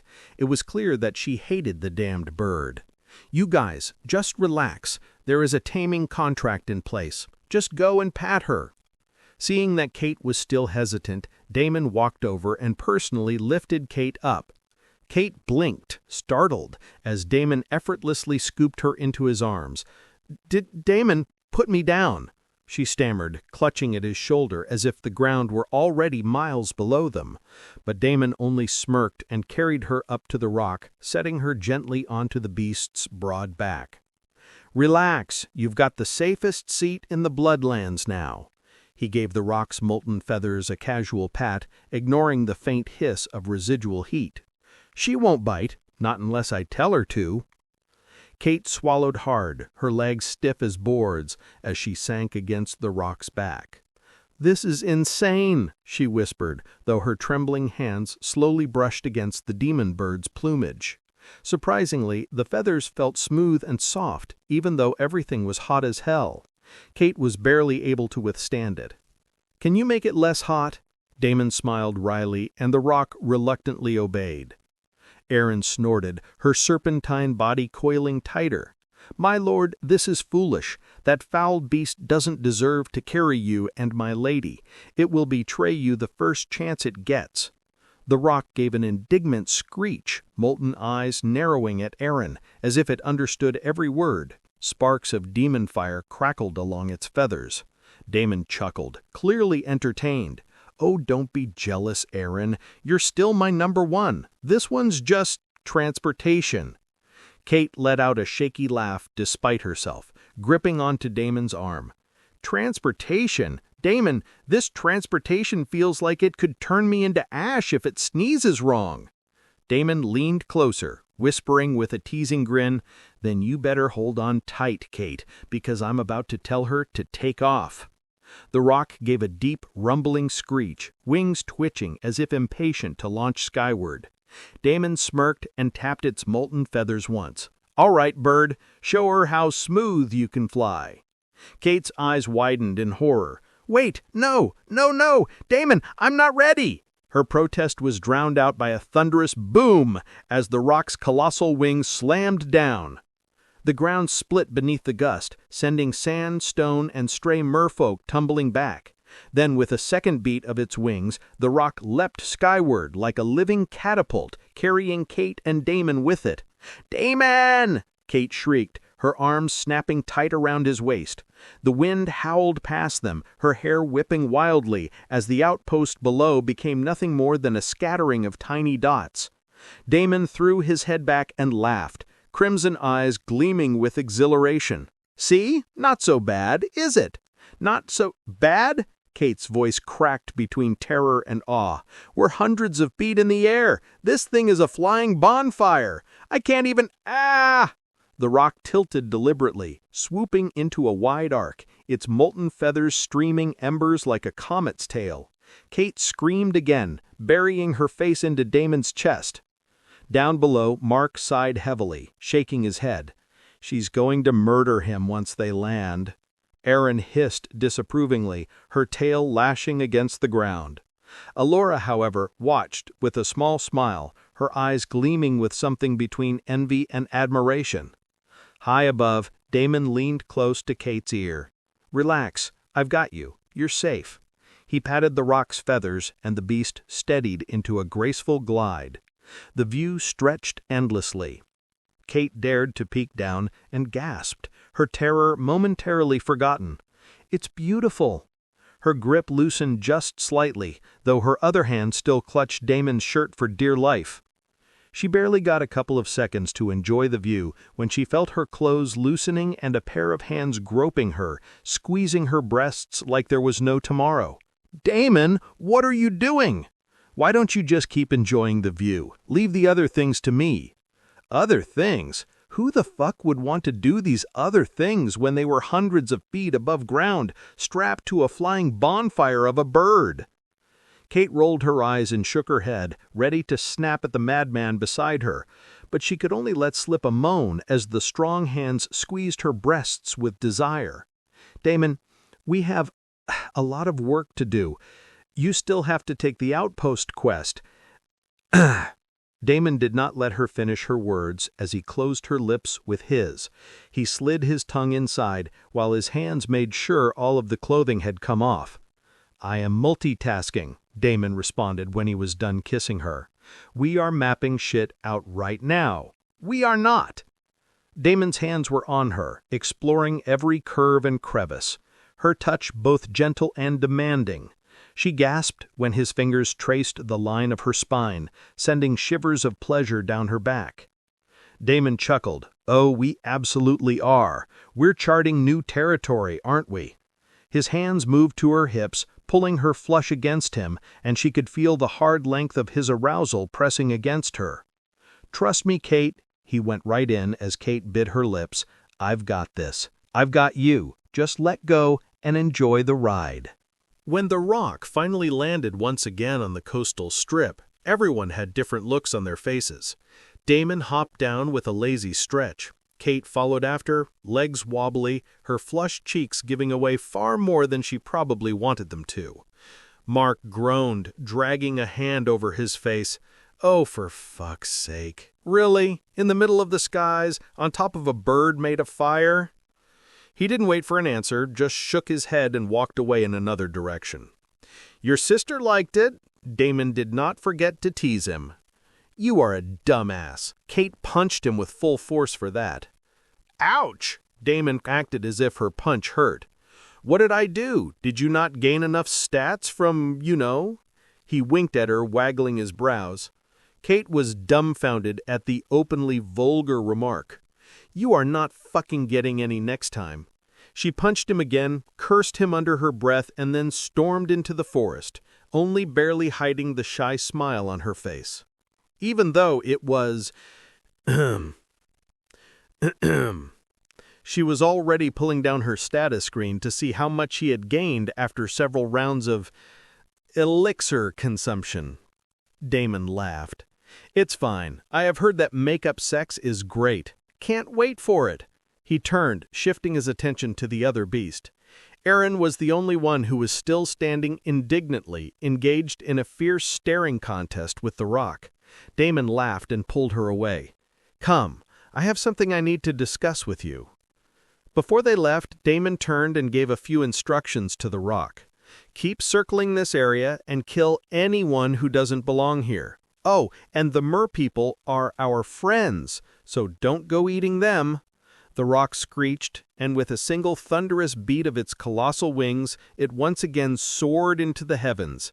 Heat waves shimmered in its wake, molten feathers shedding faint sparks as it climbed higher, circling wide arcs above the coastline. "I should have killed that damned bird when I had the chance," Aaron hissed. Damon smiled and patted the huge serpent, feeling her sharp scales. Aaron immediately switched to her human form, not wanting to inconvenience him. She was only wearing a two-piece bikini this time, her face stunningly beautiful despite the furious mood she was in. Her chest particularly seemed to have undergone some change, and her boobs were enormous right now, jiggling and glistening like heaven rolled into two fun bags. Damon's eyes twitched, but he did not say anything about that. "Aaron, I have a proposition for you. What do you think about becoming my official follower?" Aaron paused and turned to look at Damon with confusion. "What do you mean, my lord? I am already your slave. You can use me as you please. I have no problem if you even want to kill me right here." She eagerly offered up, clearly still in the mood of one-upping the rock. Damon sighed. This snake, on one side she is competing with Allura, and on the other side she is competing with the rock. "Would you just listen to me?" He grabbed her shoulders and shook her to put some sense into her and snap her out of the trance she was in. Her breasts immediately jiggled like wild melons, which made Damon's eyes twitch harder. "I am telling you that I don't want you as my slave any longer. You do not have to constantly try and please me with these two." I touched her breasts just to send the information across. Okay, I slightly squeezed them too, but I quickly let them go. "I mean, do it if it pleases you, do whatever you want, but I'm saying I will give you my blood, you can have my true blessing and become my right hand and stand next to me and fight. You do not have to compete with the others anymore. You can stand right by me like Mark and Kate." Aaron gasped. Her lips parted, but no words came out. Instead, her blue-green eyes gazed at Damon yearningly. "My lord, are you saying that I will be able to serve you as your direct blessed?" Damon was not a god yet, and in fact his level was lower than Aaron's, but the snake was way too shocked to think about how something like this could even be possible. She didn't even care how it was possible. As long as she became a direct blessed, then she would truly be the luckiest person in this entire cosmos. Her blue-green eyes became dazed as she stared at Damon longingly. Damon could only sigh at the woman. He had already expected this sort of reaction, so nothing was new. Waiting for her to calm down was simply a waste of time. He nicked his finger and let the blood drain into a vial. Normally, Aaron would have over-eagerly done something like suck on his finger, or perhaps some other, indecent gesture to get her fill. But it looked like this time she was truly out of it. She simply stood like a statue, watching everything with shock and disbelief all over her face. Damon filled the vial and held it out to her. "Drink this, Aaron." Aaron gulped and accepted it as if she was accepting some sort of immortality elixir. Her hands trembled as she stared at it with reverence. The scent alone nearly drove her mad. It was pure power, divinity, and corruption blended into one intoxicating essence. Her gaze flickered to Damon once more, silently asking for permission. He only nodded. With a slow breath, Erin lifted the vial to her lips. The moment the blood touched her tongue, her entire body convulsed, eyes rolling back as waves of overwhelming heat and power surged through her veins. Crimson markings bled across her skin, snaking up her arms and along her neck as though his blood was branding her. She gasped, her voice trembling with ecstasy and pain alike. "My lord, it's burning me, and yet I've never felt so alive."